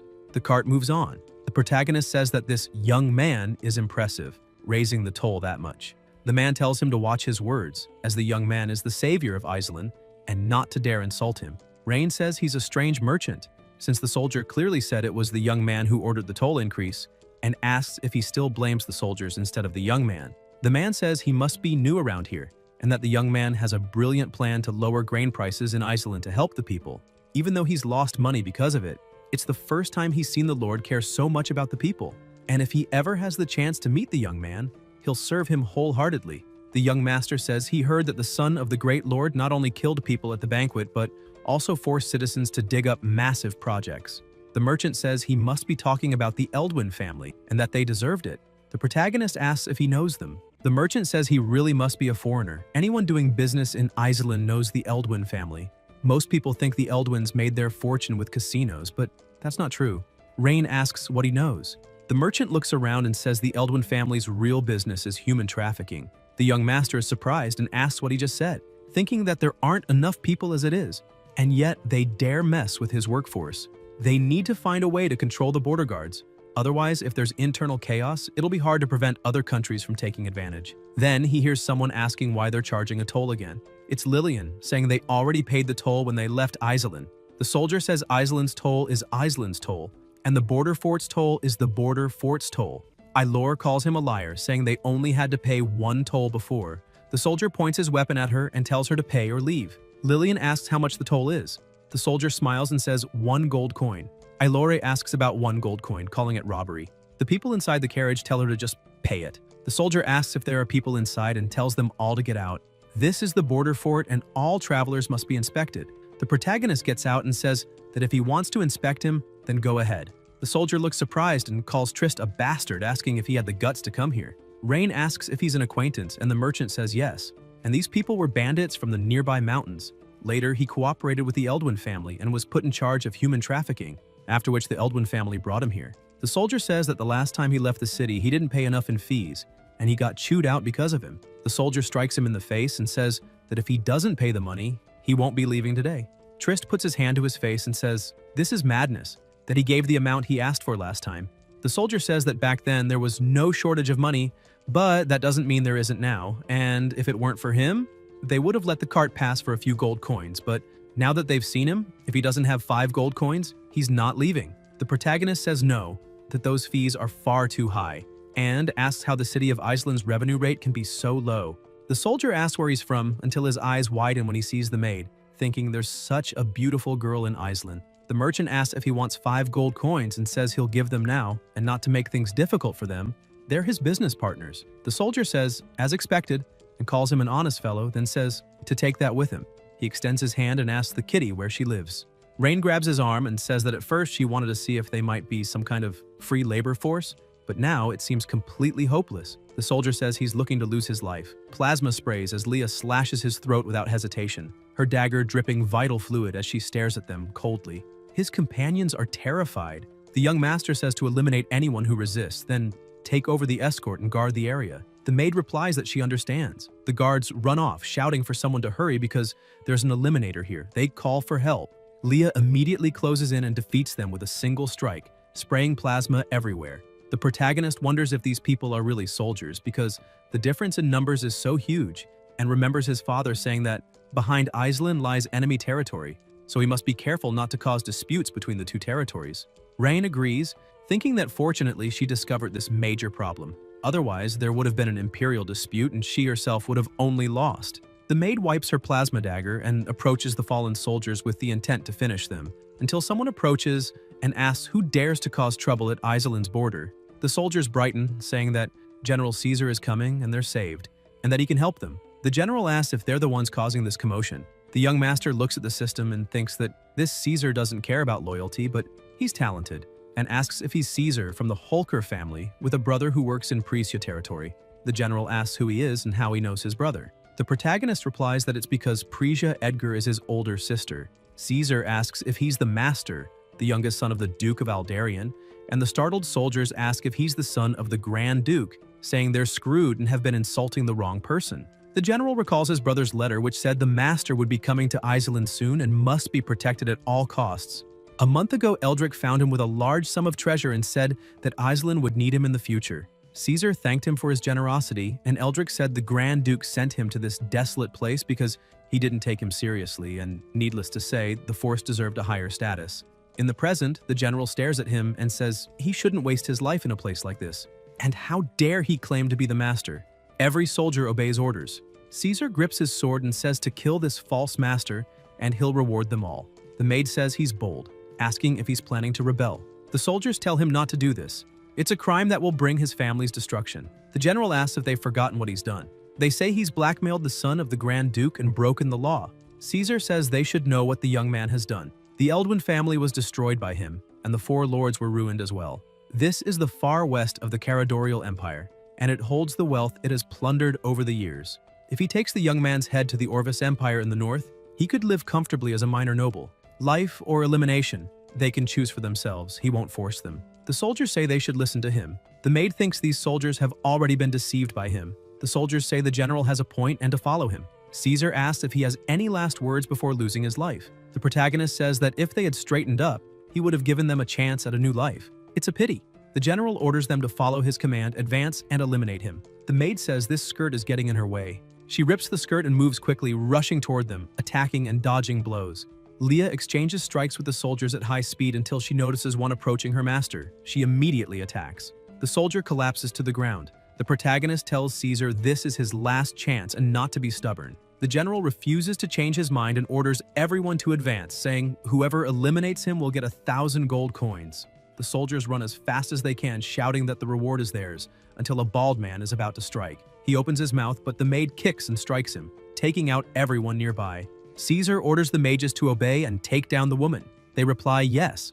One mage begins channeling magic, using ice arrow aimed at her.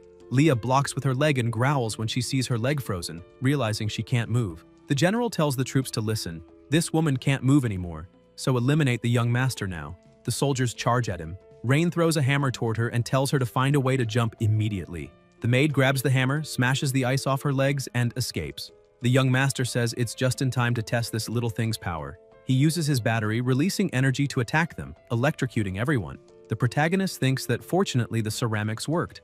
Other soldiers ask what's happening and if it's thunder magic. Rain says it would be great if they had a video recorder so they could film this scene as a workplace safety video. It would remind workers to be careful with electricity. The general asks why they stopped and orders them to keep advancing and eliminate him. The soldier next to him trembles, saying they can't. The young master must have used some kind of forbidden magic, and everyone who approaches him dies. Caesar kills him on the spot, saying anyone who rebels will be eliminated, and to advance immediately. He's just one man, he can't kill everyone. A soldier approaches, shaking all over, and asks what's going on. The maid asks why the soldiers weren't taken down by his magic. The protagonist replies he must have run out of energy and only brought one battery to test its full power. Leah says she'll get him out right away. Rain says not to worry, he's not getting away today. The general orders them to eliminate him immediately, saying his magic seems to have failed, until a massive magic spell is cast in the middle of the area, emitting a strong light. Caesar asks how this is possible and why the Mage Guild is here. Selena says he's a bold boy and asks if she arrived on time. The young master says perfectly. His battery just ran out of power. The mage asks if he used the battery and how the effects were. The protagonist replies that after they're captured, he'll explain in detail. Selena says understood and orders all mages to obey, assist the young master, and destroy the rebels. The mages answer yes and cast intermediate lightning magic, lightning strike. A huge burst of power is unleashed. The soldiers scream for help and run, saying they were wrong and begging for mercy, that they don't want to fight anymore. The general mutters that even if he dies, he'll take the young master with him. He charges at him, leaping, sword aimed at him, using the sword technique, mountain crushing slash. The maid blocks with her dagger. Caesar thinks she got too close. Leah moves her leg and the general realizes this isn't good.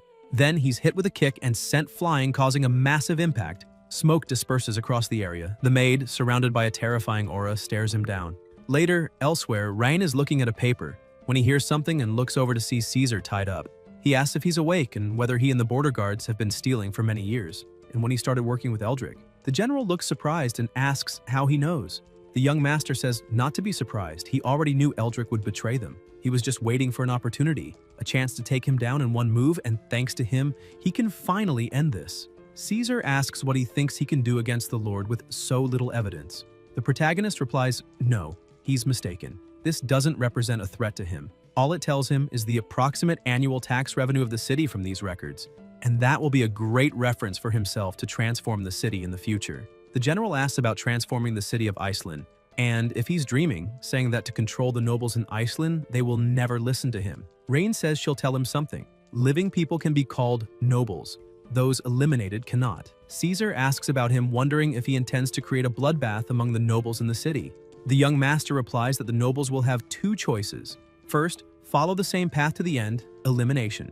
Or second, follow obediently and do things for him in the future, and asks which he thinks they will choose. Later, elsewhere, the protagonist thinks that, judging by the time, autumn must be approaching and the Grand Duke will definitely send his troops this year. The city wall must be repaired quickly, otherwise it won't be able to stop the enemy in the event of war. He looks at the map and continues thinking that to the west is the elves' territory, belonging to the Saint and the others. As long as negotiations succeed, a war will not occur. There's no reason to worry about the Second Sister's territories to the east. The most problematic is the Grand Duke in the north. The maid says the money extorted by the border fort has been collected, about 350,000 gold.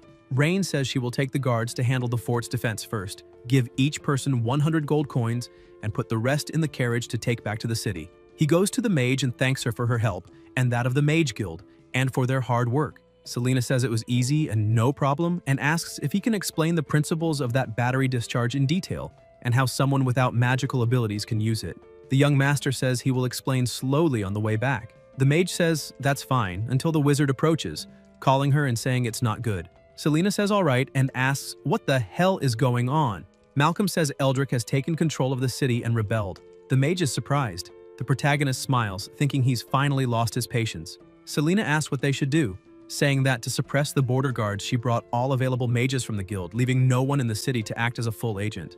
Rain says not to worry. At the moment Eldrick took control of the city to rebel, he had already lost.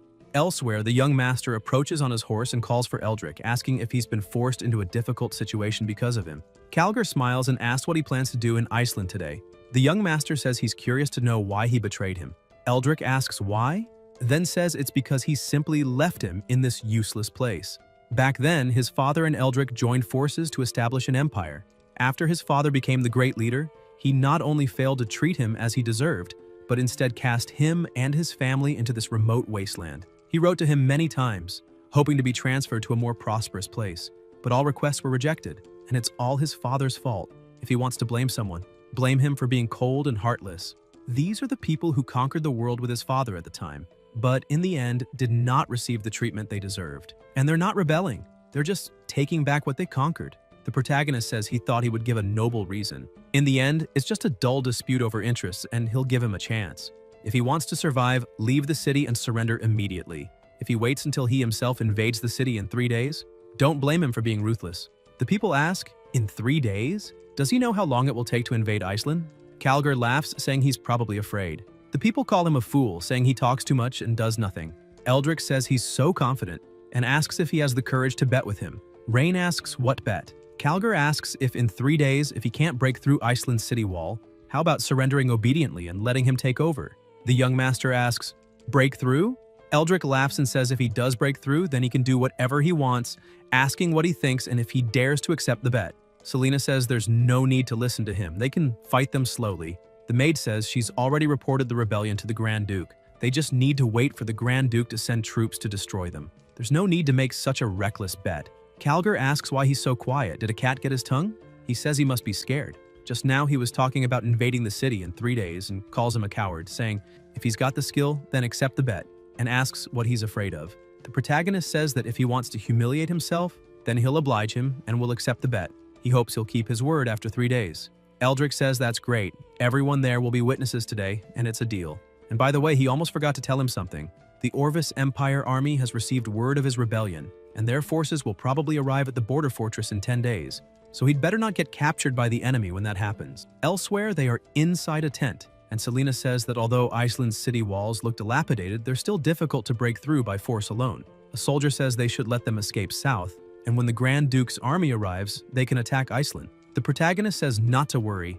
Iceland's city walls will be brought down in 3 days, and what worries him now is the Orvis army. He asks if his maid has gathered enough firewood and hay bales. Leah says everything is ready, and according to his request, they found a nearby lake. Rain says to do as he said. Have the mages use ice magic on the lake. The water temperature needs to be lowered, preferably to around 0 degrees. Selena wonders if these things will really break through Iceland's city wall. The young master replies not to worry. Iceland's city wall will only last at most 3 days. Later, at Iceland's city gate, the protagonist approaches on his horse and orders the attack. The soldiers rush in wearing armor, carrying firewood and shields. They shield themselves as they move. Eldrick watches in confusion, wondering if these people are attacking the city without weapons, why they're carrying firewood, and if they're just going to drop it and leave. He asks what's going on and if this has ever happened when he was defending the city. The guard says they've never seen this and asks if maybe he's planning to set the city wall on fire. Calgar hits him and asks about setting stones on fire, telling him to listen when he's speaking nonsense. The guard puts his hand on his face and says he really can't think of anything else. The man calls to him and says it really is burning. They really do plan to set the city wall on fire. Eldrick asks if they're really going to burn stone, calling the young man an idiot. The guard approaches and asks if he wants the mages to put out the fire or shoot the soldiers carrying firewood with arrows until they're eliminated. Calgar replies there's no need. The few mages they borrowed from the Orvis Empire can't be used until the most critical moment. and they can't waste magical power here, nor waste arrows on them. In 3 days, he'll humiliate him on the city wall. The fire grows more intense. At the city lord's mansion, someone approaches with a report, saying it seems the other side isn't planning to keep setting fires. Eldrick asks if they burned all their firewood for the winter, and tells everyone to come watch the young fool surrender to him. Voices say today is the last day of the bet between the two, and Calgar must have won. It's true. The city wall is blazing hot. Even getting close to it is uncomfortable. The protagonist approaches on his horse with his soldiers, and Eldrick asks if he plans to put out the fire and then surrender. Rain says he's giving him and the other nobles one last chance. Surrender now or lose your lives later. Calgar asks if there's something wrong with his brain, why he thinks they would surrender, and if he's forgotten the bet from 3 days ago. Today is the last day, and if Iceland can't be invaded before sunset today, he must surrender obediently, and asks if he wants to damage his honor in front of both armies' soldiers. An old man laughs and says, "That's right. He should be thinking about how to invade the city, and if he'll really go back on the bet." The young master says that in that case, don't blame him, and tells the mage to do it. Selena raises her arm, releasing powerful, intense magic and launching it. Eldrick orders his mages to quickly be on guard. The mage unleashes her strong magic, and the enemy mages cast a magic barrier. A massive explosion occurs. They watch closely, and Calgar laughs, saying this made him laugh. She actually missed her magic shot, and he didn't think she was only capable of that until he notices something, and it begins to rain. The protagonist orders all troops to follow commands and attack. He thanks the mage and holds her, thinking he didn't expect her to be able to cause climate changes. This will help solve droughts in the future. Selena asks if the method will really work. Rain says not to worry. The moment the cold water hits the city wall, Iceland's wall will cease to exist. The maid tells him to look quickly. After the soldiers throw several buckets of water to put out the fire, the wall begins to crack and make noises. Eldrick wonders what's happening, why the city wall is making that noise, and whether this is something only an extremely powerful magic could cause. People ask what's going on and what that sound is, saying the city wall seems to be collapsing. Calgar says it's nonsense and asks how that's possible, until he notices something and they fall to the ground as the wall is broken. The young master says the city wall has been breached and orders all troops to attack. Those who surrender and don't resist can be captured. Anyone who persists in resisting should be eliminated immediately. They may attack. The soldiers charge in with their weapons. Selena wonders if she really caused it to collapse, thinking that even with her full strength, it would be difficult to cause that level of damage. How did the young master do it? The protagonist says it's fine, and to head home. Later, in the same place, with everything destroyed and people lying on the ground, Eldrick thinks he didn't expect him to be so capable and underestimated him, and that he needs to escape quickly. If he can just hold out until the Orvis Empire's northern army arrives, he'll surely survive, until he hears them. The three lords are in front of him, asking where he's going, saying they don't want to lose their lives yet so they can only harm him, and asking if he's trying to escape. People shout that he's truly amazing, that's right.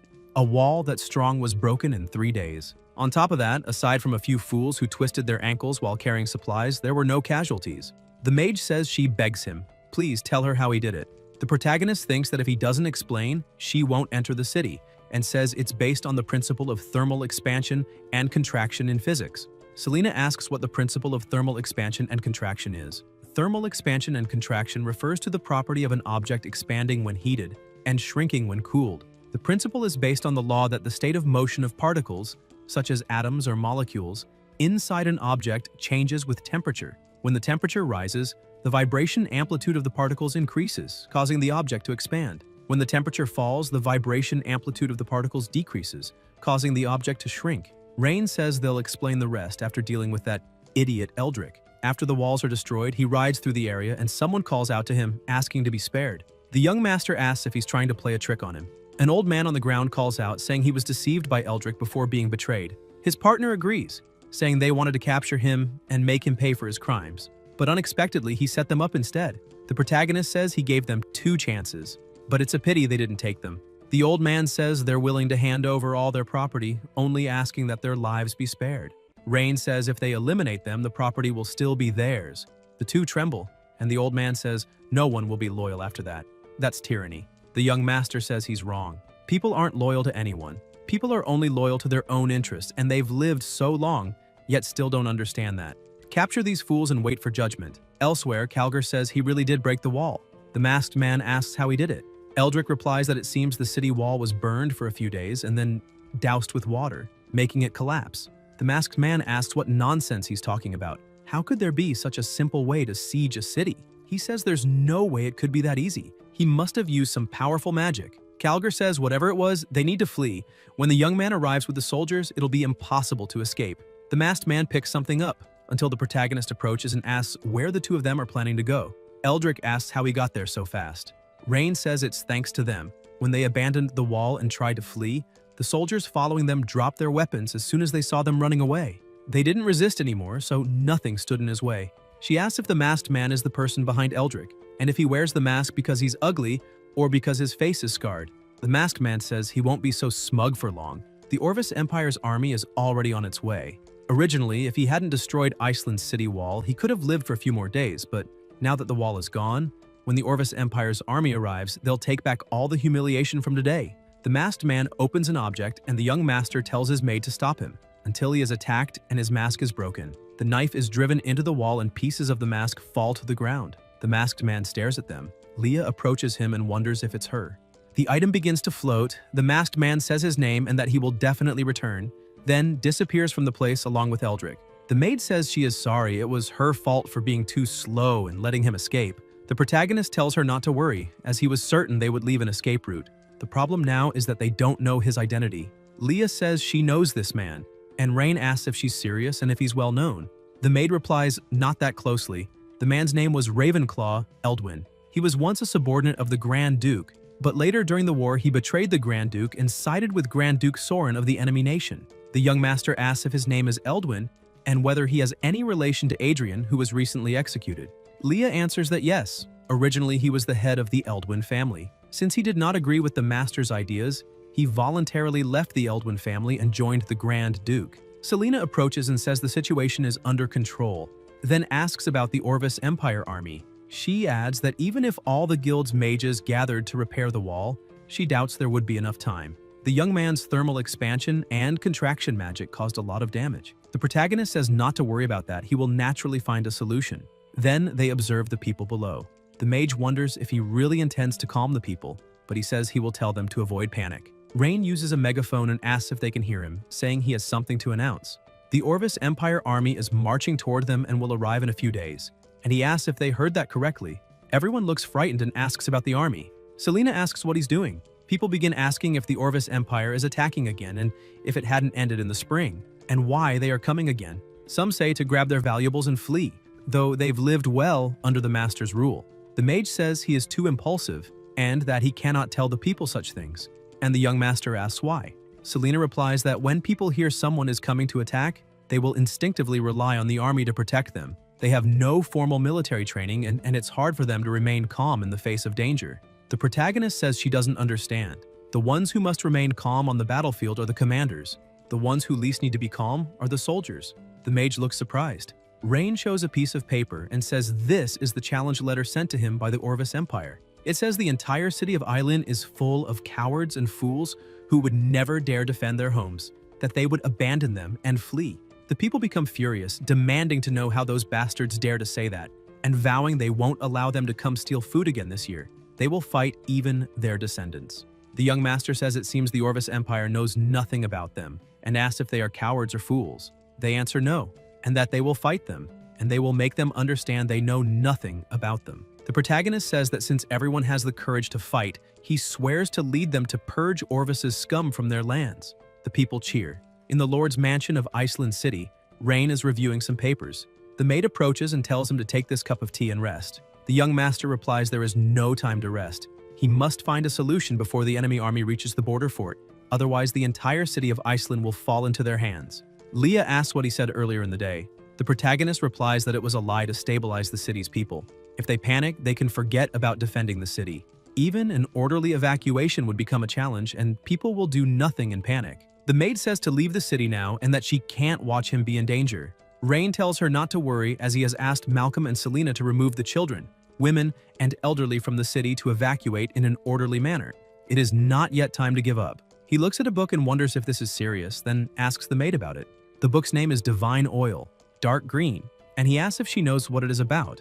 Leah replies she remembers it is something that could burn, some kind of material used in witchcraft rituals. The young master notes something. The color of petroleum is quite varied, ranging from deep red to golden, dark green, black, brown, and even transparent. The color of petroleum is determined by the gum and asphaltene content. The richer in content, the darker the color. The protagonist wonders about oil that can burn, and whether it could be the same thing, and he tells them to take him there quickly, as the mansion records say that this oil is in the warehouse. Somewhere else, he orders them to open the warehouse door. The door opens and Rain tells them to find this thing called divine oil, dark green, and reminds them not to use an open flame. If they're not sure, move it outside. It should still be in the barrel. He observes and thinks it's just as he imagined. The city's tax profits had been used for Eldrick's corruption for years. When this crisis ends, that money should immediately be used to fund industry, assuming an engine can be built. The soldiers say they found it. The young master immediately approaches, removes the barrel's lid, and finds a liquid inside. He smiles, thinking the city can be saved. In the Orvis Empire military camp, the hooded man says they failed. Lord Castile says he knew they would fail, but didn't expect them to be so useless. A city lost in 3 days. Eldrick says the young man used a forbidden spell to destroy the city wall, which caused their failure. Otherwise, they definitely would have kept the city under their control. Waldron asks about the forbidden spell and wonders if, to protect his youngest son, Aldarion sent a forbidden spellcaster. The hooded man says not to worry. Such spells cannot be used continuously, especially in such a short period of time, and besides, the city walls were destroyed by the young man and cannot be repaired quickly.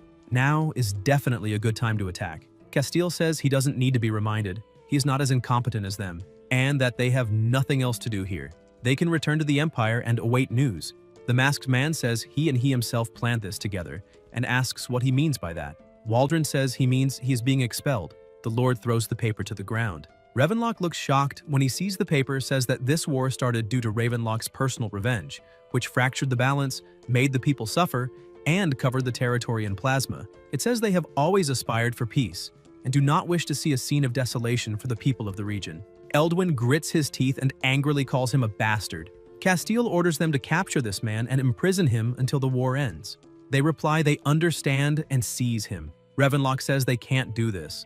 Eldrick trembles in fear, and Waldron asks if perhaps he can say what he thinks. Calgar says to spare his life because he knows a secret and can give him more power in the Empire. Castile looks interested.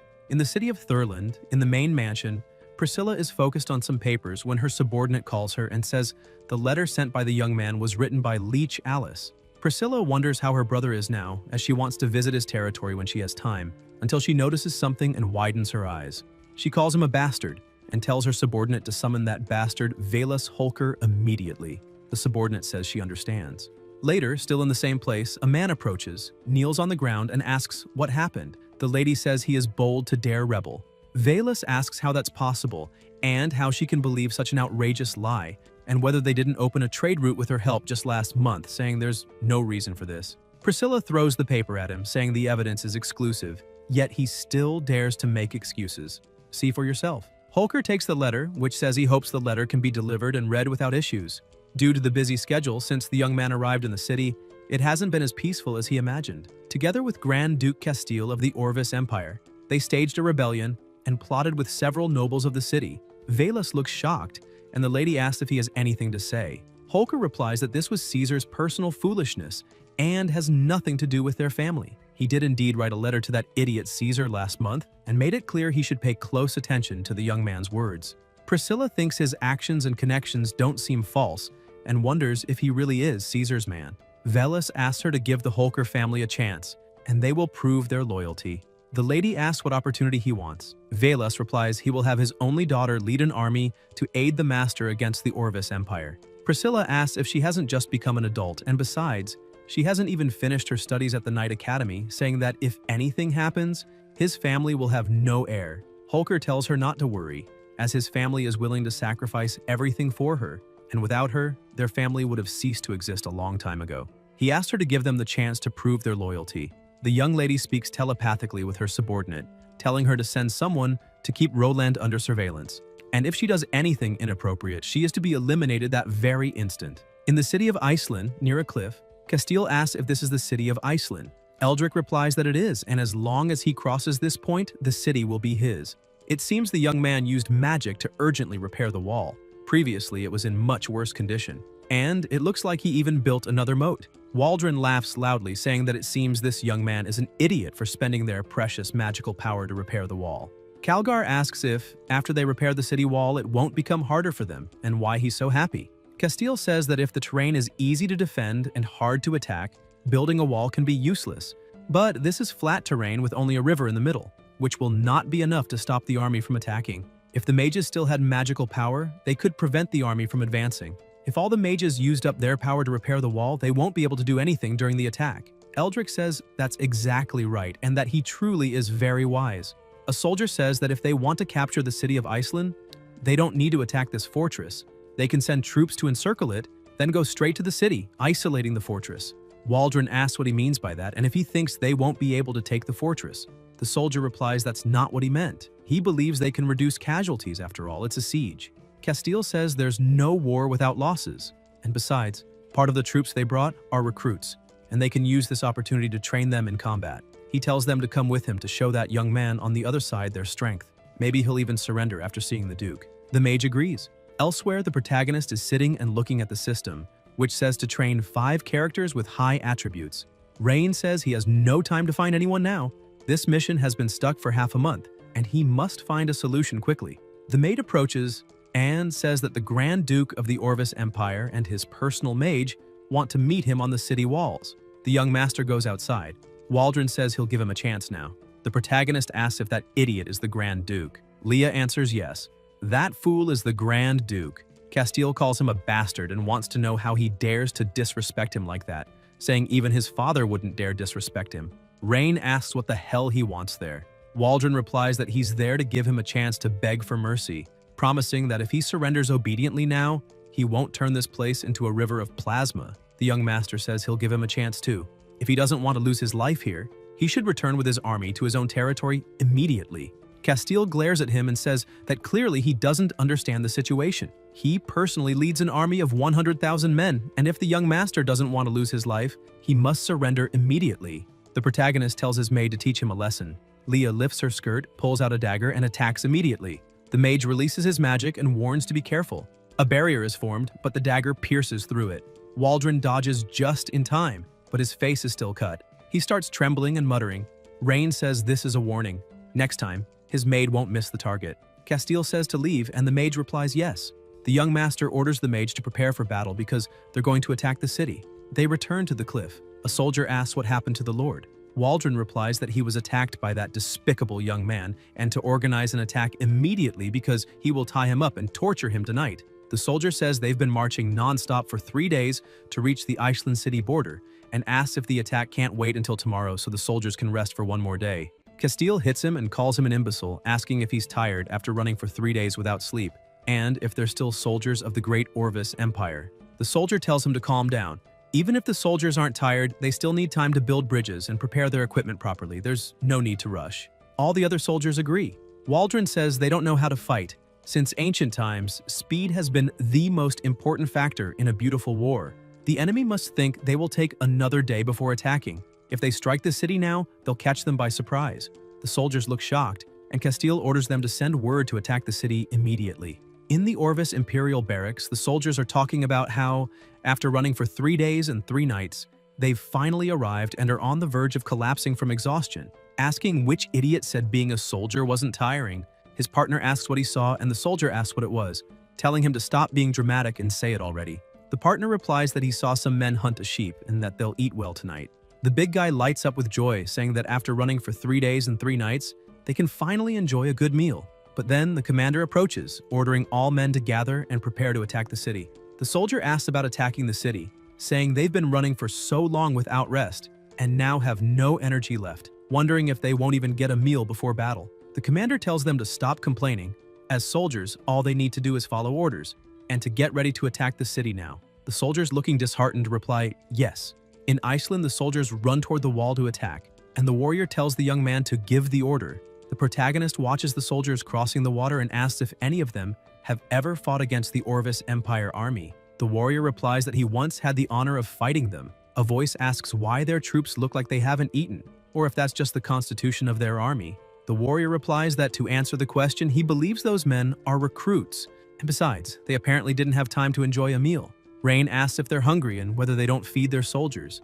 The warrior replies there are two possible reasons. First, they didn't have much food, so there wasn't enough for everyone. Second, the young master tells him to continue, and the warrior says the Grand Duke is using these men as sacrifices, making them consume the defenders' resources like arrows and such. The protagonist widens his eyes and asks if their emperor doesn't care about him doing that, and if they aren't citizens of the Orvis Empire. The warrior replies that few lords care about their people.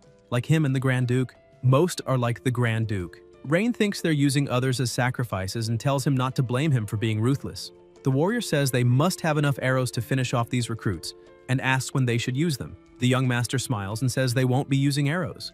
The recruits crossing the water are clearly exhausted. The protagonist tells the mage to have the magicians use freezing wind magic. She agrees. Selena flies up and casts basic freezing wind magic. Castile laughs, saying this young man is truly an idiot. The commander asks why he says that. Waldron replies that he sent recruits to make them waste their arrows. But this fool is wasting the mage's magic power to defend against recruits, to preserve arrows. When the mages run out of magic power, they'll send in their own mages and cavalry to attack the city. The soldiers ask if that would make the city easy to take and say he's so smart. As expected of the Lord, he can come up with such a cunning plan. Castile says the young man will soon be his prisoner. The recruits see a large aura in the sky and ask what's happening, shouting for everyone to run because the enemy is using magic. They cry for help, saying they haven't even married yet, that they don't want to be wiped out, begging not to be killed. Then they realize they weren't attacked and ask what happened and whether someone didn't just say magic was being used. The commander approaches and asks what they're doing there, telling them to grab their weapons and start advancing. They advance. Selena says that magic is so basic, asking if it can really stop the enemy army and suggests using lightning magic instead. The protagonist says it's unnecessary. Since ancient times, people have lost the will to fight because of two things: hunger and cold. Their soldiers can barely stand, much less attack a city. The recruits complain that it's so cold, freezing to the bone, wondering how it can be this cold. They say they don't want to fight anymore and want to go home. The commander calls them a bunch of useless weaklings and asks what they're doing, telling them to attack the city, pick up their weapons, and fight. They reply that it's too cold. Their hands are freezing, they can't even lift their weapons, and they're starving and freezing with no energy left. They should retreat because it's just too cold. The commander says they must report the situation to the Lord immediately, and the rest of them should continue the attack. A soldier reports that there's news from this vanguard.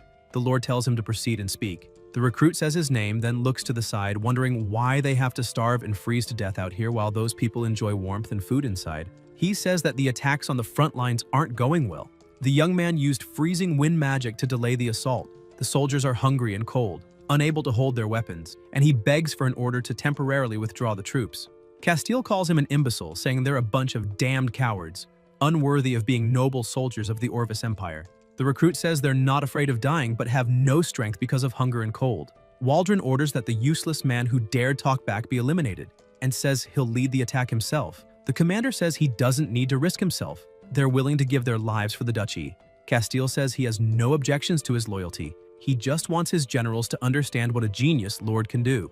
Then Waldron walks to the wall and calls for all mages' attention, telling them to use earth magic to build a bridge so the cavalry can cross. They reply yes, and begin casting, creating a passage over the river so they can pass. Castile orders all troops to advance, saying he will reward the one who captures the young man alive, and to advance and wipe them out. The cavalry charges. The warrior approaches the young man, saying it looks like the Orvis Empire is ready for a direct assault. The protagonist calls his maid and tells her to order that thing be dumped into the moat and at the same time, block the passages on both sides of the moat. Leah replies, yes. A liquid is poured into a pipe, falling directly into the water. The cavalry keeps advancing. Meanwhile, in the forest, a unit approaches along with Rosalind Holker, and she urges them to go faster, as nothing must happen to the young man. She remembers her father telling her that the rise and fall of the Holker family lies in her hands, and she reassured him she would make sure the young man wasn't harmed. The soldiers asked to take a break, saying they've been marching for 3 days, and even if she can endure it, the horses can't. Rosalind asks how long until they reach Iceland. A soldier answers they're now 1 day away from the city. She tells him to project the map in front of her, as she wants to see the next marching route. The soldier agrees and says she can take a look. Rosalind thinks the border fortress of Iceland must have been invaded, and now the young man is trapped inside the city, recalling her father, telling her that he had done something in the city a few days ago that made the food supply abundant. Then she notices something, stops her horse, and says she knows Knox is there and needs him to show himself so they can discuss countermeasures. The soldiers look surprised, and a portal opens from which a mage, Nox Ald, steps out. The commander tells them to protect the lady and asks who he is. Rosalind stops him and asks if he's Nox. He says that if she has something to say, she should say it quickly. The girl says she will send her men to count the Orvis Empire's food supplies and take advantage of the situation to capture the troops besieging the city, adding that she knows she was sent to spy on him but needs his help. Ald replies that his orders were to eliminate her if she did anything to harm the young man on days. He received no orders to help her. Rosalind says she knows, but neither of them wants anything to happen to the young man. Nox asks what she wants him to do. The girl says she'll lead her men around the mountain to attack the Orvis army's rear, then go forward to block the upper access of the fortress moat with her magic, and wait for the signal from her mage. Then he will immediately release the water flow from the channel and drown those Imperial dogs. In Varshala, a voice says they hope to reach a consensus, to work together and gain a fortune. Someone looks at a letter, it's an elf, and asks what they think. Ilaria says humans are too greedy and cunning, with no credibility, and believes it's better not to get involved with them. Someone nearby says that being said, they can't feed all the elves on their own strength and have to buy food from humans every winter, so it would be inappropriate to refuse. The Majesty tells Ayuria that she may speak as well, as she's the only one there who has seen the new leader of Iceland.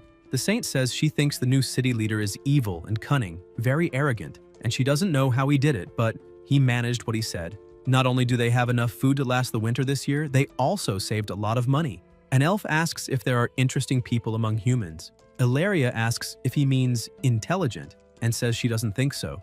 The tribe's scouts discovered a few days ago that they are fighting again, and she doesn't understand why they wage war every autumn. The premise for them to secure a good deal is that the cute city lord must survive this war, otherwise there's no deal. Her Majesty tells her to calm down for a moment and let her speak her decision, saying that what Salian said makes sense. If the new city lord loses his life, then all agreements will be in vain. So, she has decided to go to the battlefield and see for herself. Meanwhile, in the battle, a voice shouts to fire arrows quickly, not to let them climb the wall and to shoot. Selena asks if they can't do it now. The protagonist replies there's no need to rush.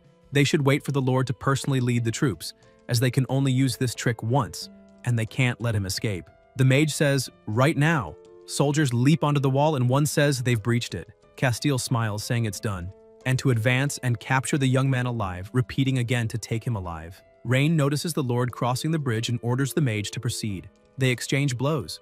The warriors say to take them down quickly, as they can't let them get near the master. The young master calls the mage and orders her to throw a fireball into the well. Selena says she understands and casts a low-level fire spell, forming a ball of flames and throwing it.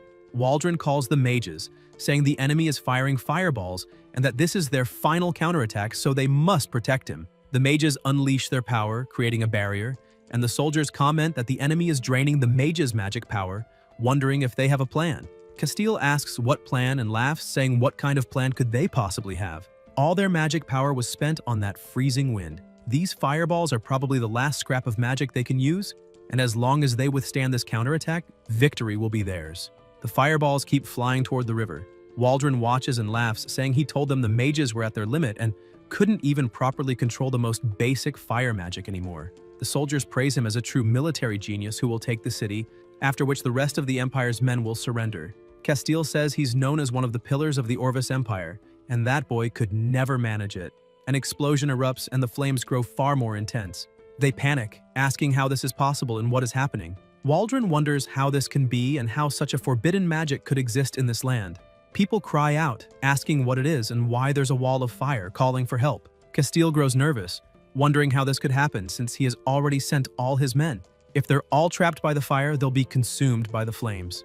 He thinks this young man isn't human, but a demon, and wonders if he intends to burn 100,000 people alive. Soldiers urge him to order a retreat. Waldron orders a quick retreat and tells the mages to extinguish the flames immediately and end the fire. The mages say they have no reserves of magic power left, having spent what remained on the defensive barrier they just cast. The mage wonders if this level of power is on par with forbidden magic, and if such strength was achieved with just a few barrels of oil, without using a drop of magic power. They cry for help. The protagonist watches and thinks that to prevent his people from ending up like that, he must develop industry as fast as possible, then tells the mage he's leaving the rest to her. She replies that she understands and orders all mages to wipe out the soldiers of the Orvis Empire immediately. Later, still in the same place, the fire is still raging, and a voice tells the Lord to go that way. Castile is feeling unwell. Then they head to their tents, and Waldron asks where the guard soldiers are. He notices something above, widens his eyes, and a sword is driven into the ground in front of him as someone lands there. Castile asks who it is. Rosalind says that judging by his clothing, he must be a noble of the Orvis Empire, and she's been looking for him for quite some time. Waldron falls to the ground trembling, asking what she's going to do. The girl asks where the main force is. Holding a whip in her hand, she asks if the young man is safe. Rosalind strikes him and orders him to speak. Castile says he'll talk. The main force was burned alive by the young man's forbidden magic, and that he himself is the Grand Duke, and she can't treat him like this.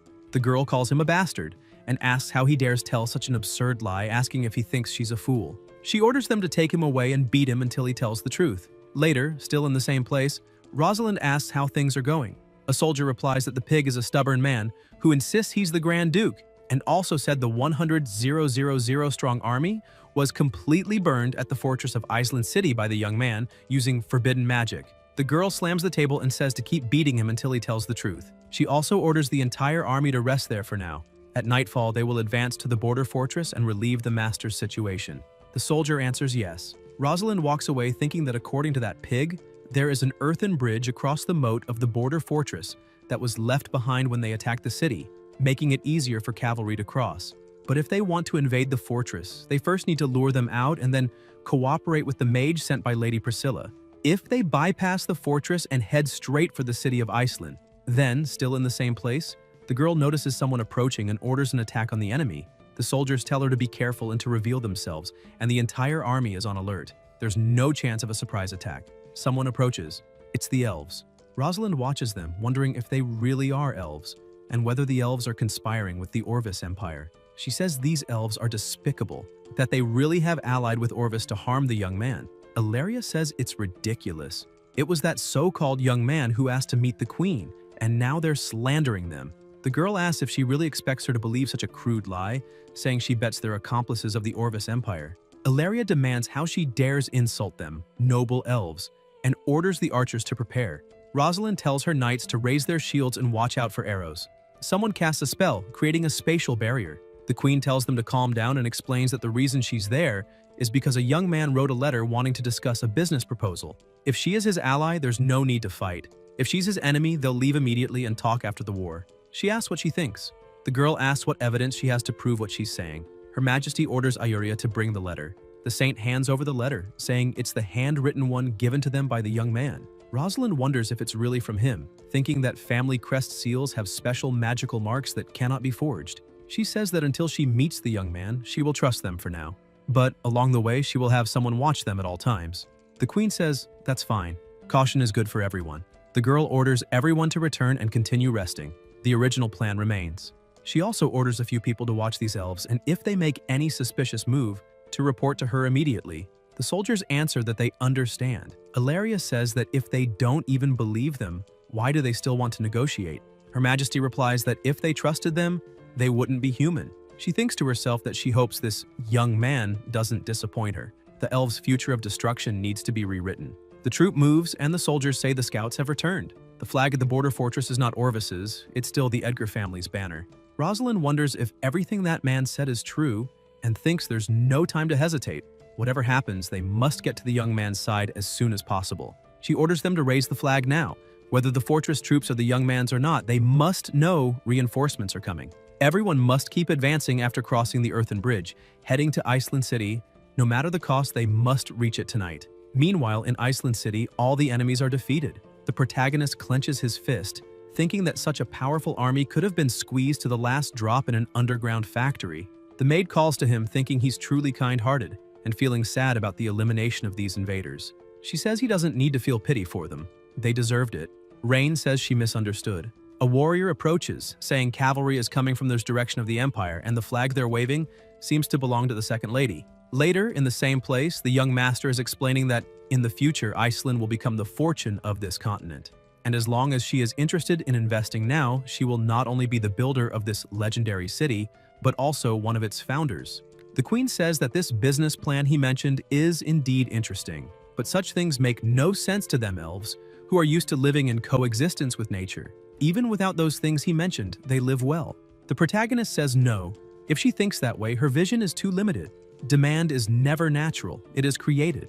Her Majesty says that some human needs mean nothing to them elves, and asks his forgiveness for speaking bluntly, but many human empires have been destroyed by their desires.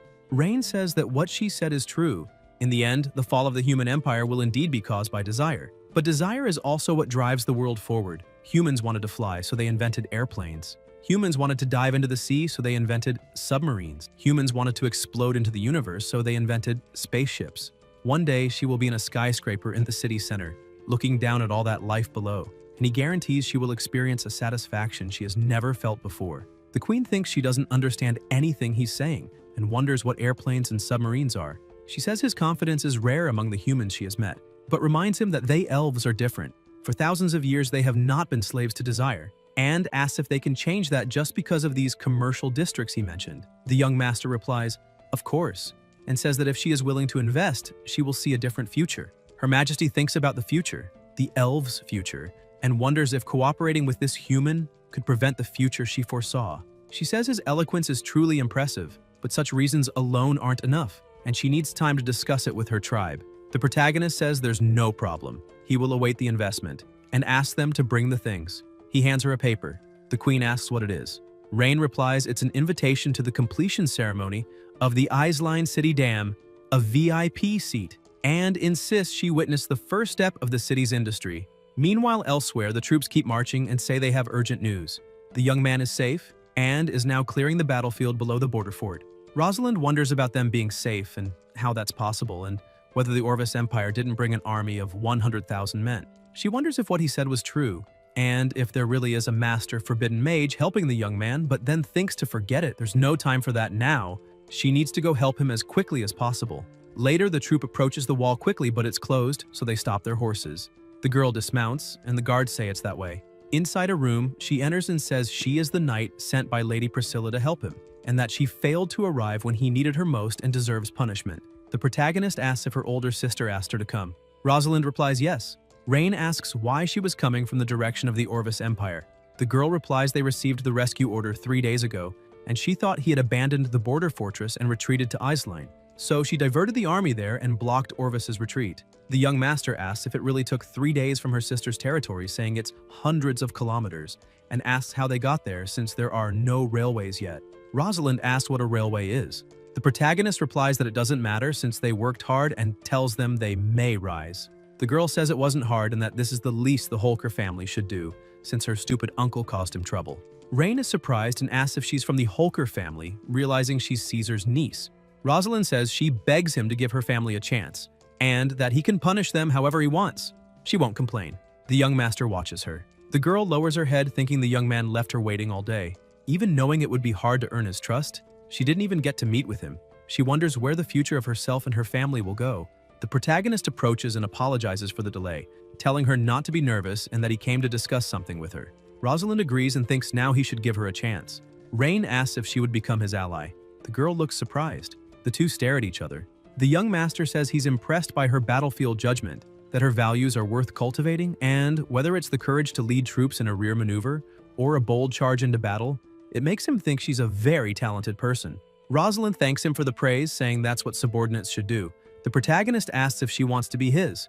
The girl says she understands, and if he wants to use her to make up for his dissatisfaction, then she'll give everything. Rain says to wait a moment, something is wrong with this conversation, and asks if there's been a misunderstanding, saying especially the word compensate is something he's never thought about before. Rosalind kneels and says that although her dream is to become a knight and serve at his side, if he needs to use her humble body to make up for the wounds her uncle caused him, she won't complain. The young master tells her to stop, saying it's a misunderstanding. He wants her to be his subordinate, nothing more. The girl asks what he means.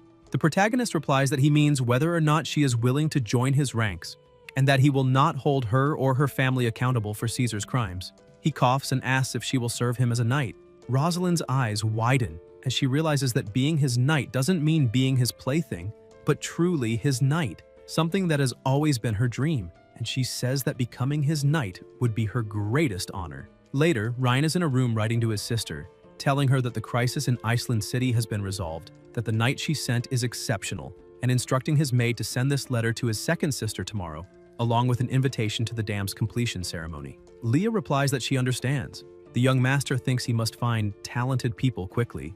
He notes that he has secured an apprentice. The maid asks what they should do with the Grand Duke of Castella, who was captured by the knight. The protagonist says he had completely forgotten about him and asks where he is now. Leah replies that he's in the dungeon of Iceland City. Later, in a prison, Rhine approaches and tells the Grand Duke that they meet again. Castile calls him a despicable brat and says he's finished. The young master asks what he means by that and whether he realizes he's the prisoner now. Waldron asks if his father told him and says it's clearly stated that spell mages from all countries are not allowed to participate in wars between ordinary people, yet yesterday on the battlefield he broke that rule. Soon all the forbidden spell mages on the continent will come to hunt the Edgar family. The protagonist asks about a forbidden spell mage, wondering if he means Selena. Castile replies that Selena is just a high-level mage. He's talking about the forbidden spell mage who unleashed destructive power on the battlefield. Rain asks if he's referring to the explosion caused by those barrels of oil, and says that if the forbidden spell he's talking about is an explosion, then it's just a misunderstanding, because he can make that kind of explosion as much as he wants. Waldron says that's impossible. Only a forbidden spell mage can wield that kind of power. Such world-destroying force is definitely not something a skinny noble like him could do. The young master says that whether it was a forbidden spell mage or destructive power, it's in the past now. The only reason he came here is to tell him something and asks who his superior is or what exactly he's planning. Castile says there's no superior behind this.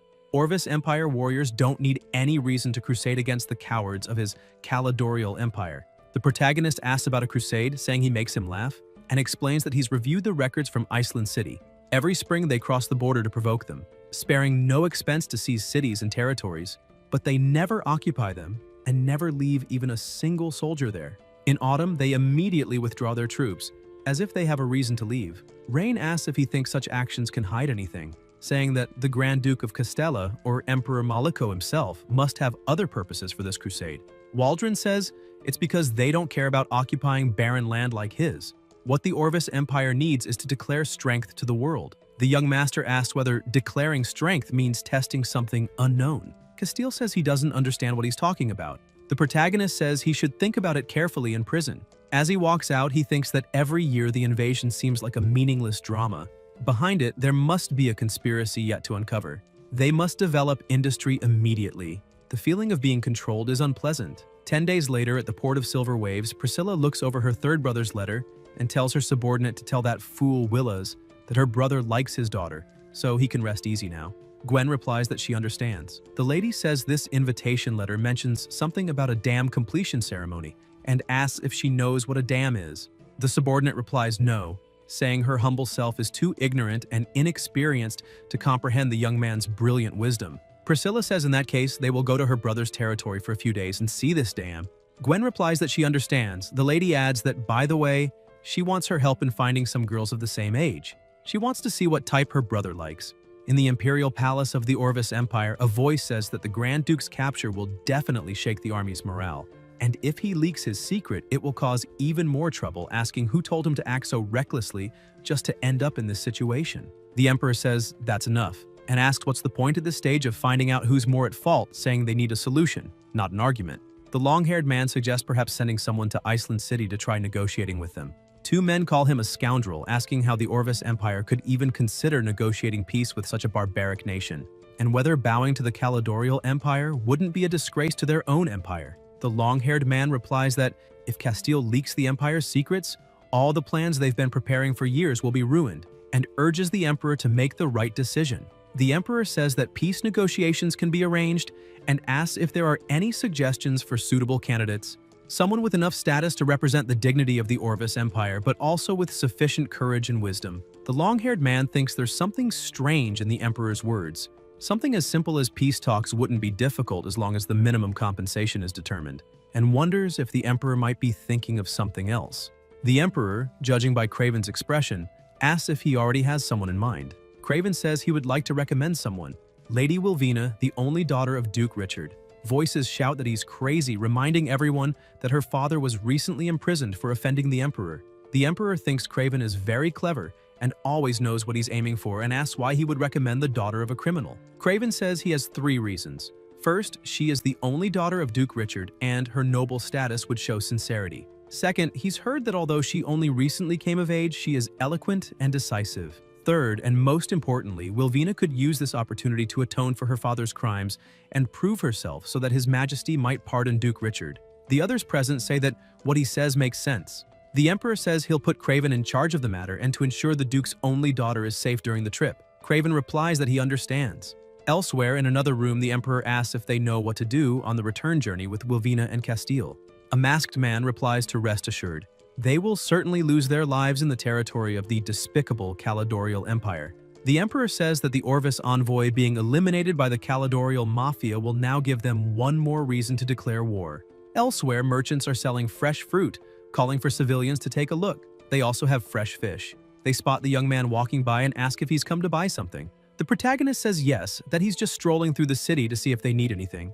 The merchants say that thanks to him, their lives are much better. Before they lived worse than animals, but now they've finally turned things around. Then a voice calls him a brat, saying if he can't speak properly, he should keep quiet.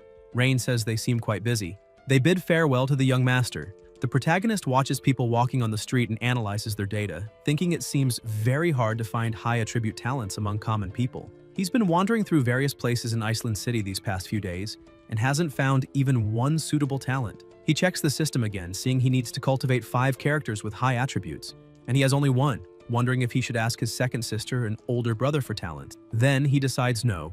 Their territories have their own difficulties, and he should rely only on himself. Besides, his second sister already gave him Rosalind, so it would be wrong to ask for more. Rain closes his eyes.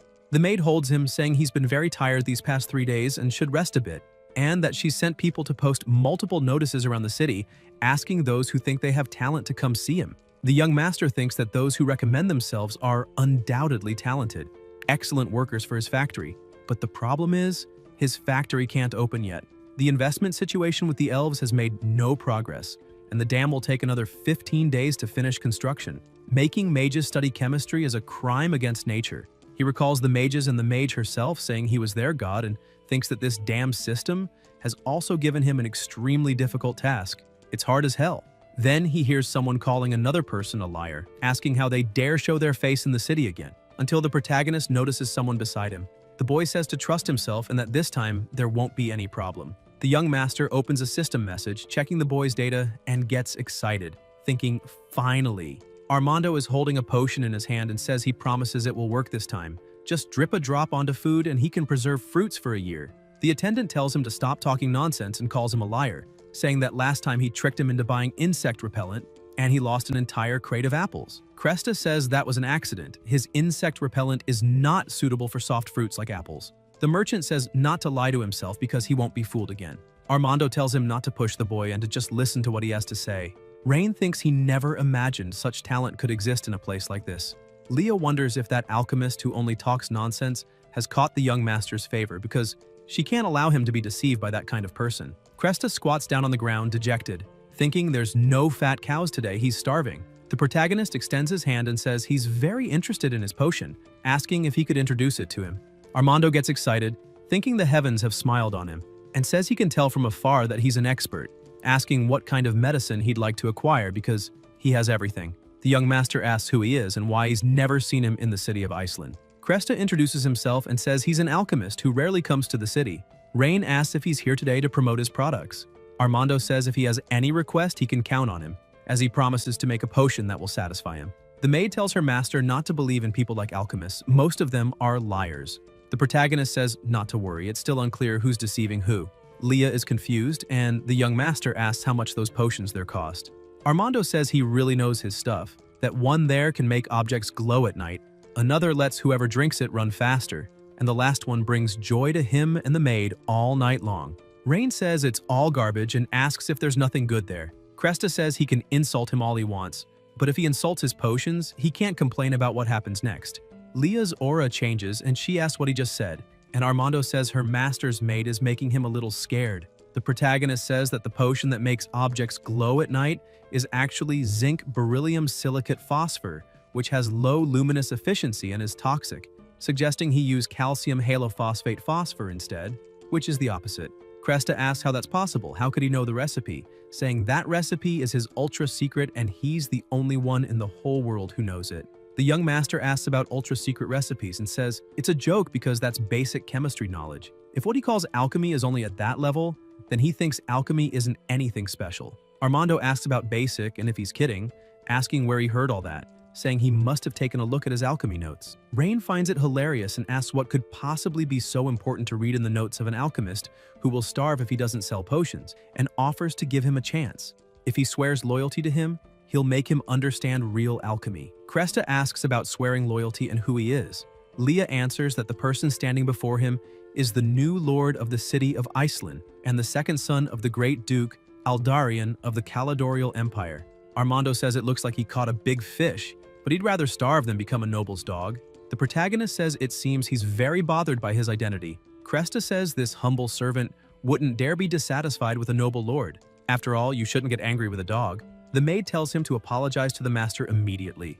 Armando asks if that doesn't happen, will they eliminate him? Saying the noble's way of solving things is really primitive. Leah says he's courting his end. The young master steps in front and tells her to stop, saying he doesn't know what he suffered because of the noble class in the past and doesn't want to know.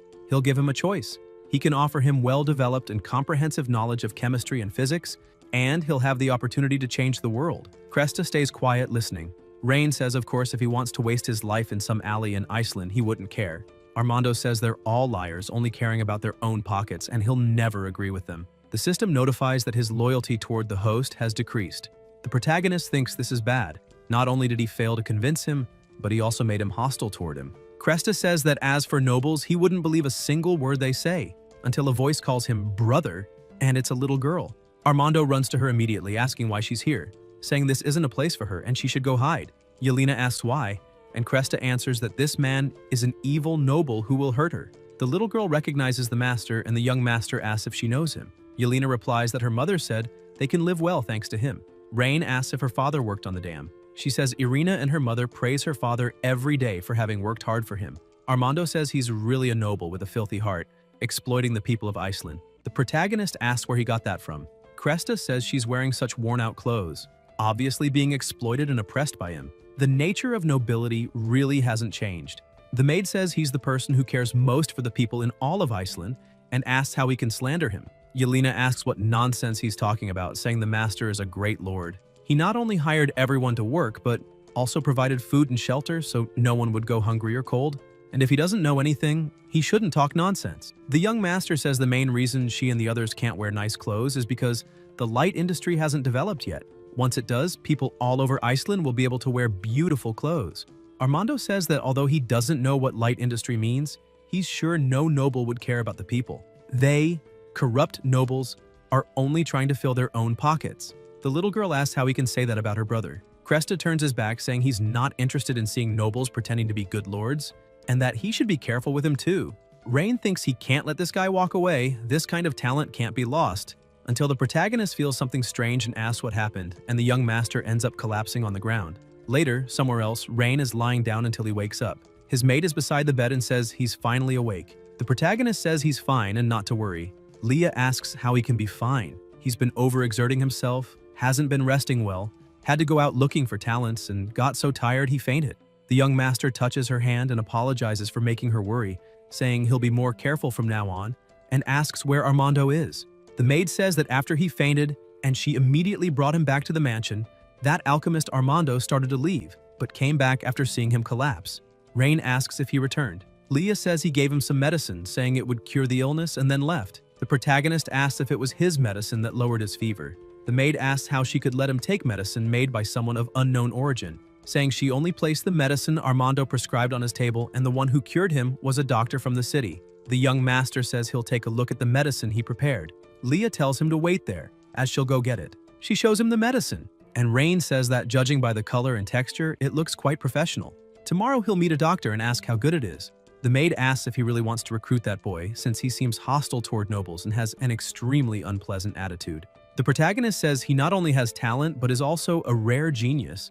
Thinking the problem is that he's so prejudiced against nobility, it would be good to know the reason. Later, in a cabin, Armando walks to a counter, picks up a frame with a photo of when he was young with a woman. He runs his hand over the frame, calling her teacher, and says he met a strange noble today. Not only can he analyze alchemical formulas just by looking, but he also explains a lot of things he doesn't understand, and even Yelena likes him a lot. Cresta opens a notebook and says not to worry. because he'll never be fooled by nobles. He'll complete his research and then avenge his teacher for good. He'll make those greedy nobles pay. Liesel Grant was the most unconventional alchemist in the city of Iceland 15 years ago. Liesel was not only a genius in the field of alchemy, but also an idealist who firmly believed that the purpose of alchemy was to benefit the public rather than serve the powerful. Liesel adopted the orphan Armando, and not only did she raise him, but she also taught him all her knowledge of alchemy. Cresta's relationship with Liesel was more than just master and disciple. He considered her his own mother. Liesel didn't just teach him how to make potions and design complex mechanical devices, but also how to find a balance between humanity and morality. Liesel's alchemy research displeased a noble in Iceland at the time, and that noble broke into her house with guards. He stole her research results and slandered her for studying forbidden alchemy. One day, Liesel lost her life in a deliberate accident. Armando was only 15 years old that day. After that, he gathered all the unfinished notes and research Liesel had left behind and vowed to complete her work. Armando still carries the heavy burden of the past and the lonely responsibility. After the saint tells the master what happened, the protagonist says his story is very moving, but it has nothing to do with his problem and asks if she knows where she is now. The irritated saint asks if he can't show a little empathy, but the young master replies that empathy is not edible and doesn't solve problems. People must always move forward. No matter what happened the day before, they still have to go to work as expected the next day. The saint says he should go to Liesel's former residence, the place he visited most often. Not only are her research notes there, but also the remaining research equipment. Rain says it's simple, now they know where he is, so they should go there without wasting time, and asks again if she knows what Liesel was researching. The saint says she remembers it was something about steam. The protagonist's eyes widen immediately, and he asks what she just said, telling her to say it again. The saint repeats that it was something about steam, though she doesn't remember the details, and asks what's wrong. The protagonist says that if what she remembers is the same as what he's thinking, then from today they will be able to completely change the way this world produces and lives. Ayuria asks if it's really that amazing, because she heard it was just a toy or something like that. The young master pulls her and tells her to take him there immediately, and the saint says she understands and tells him to stop pulling. She's going. Rain thinks it can only be a steam engine. If Liesel really researched that, she must have had detailed diagrams and experimental records. The steam engine was far too old-fashioned in his past life for him to have studied it in detail.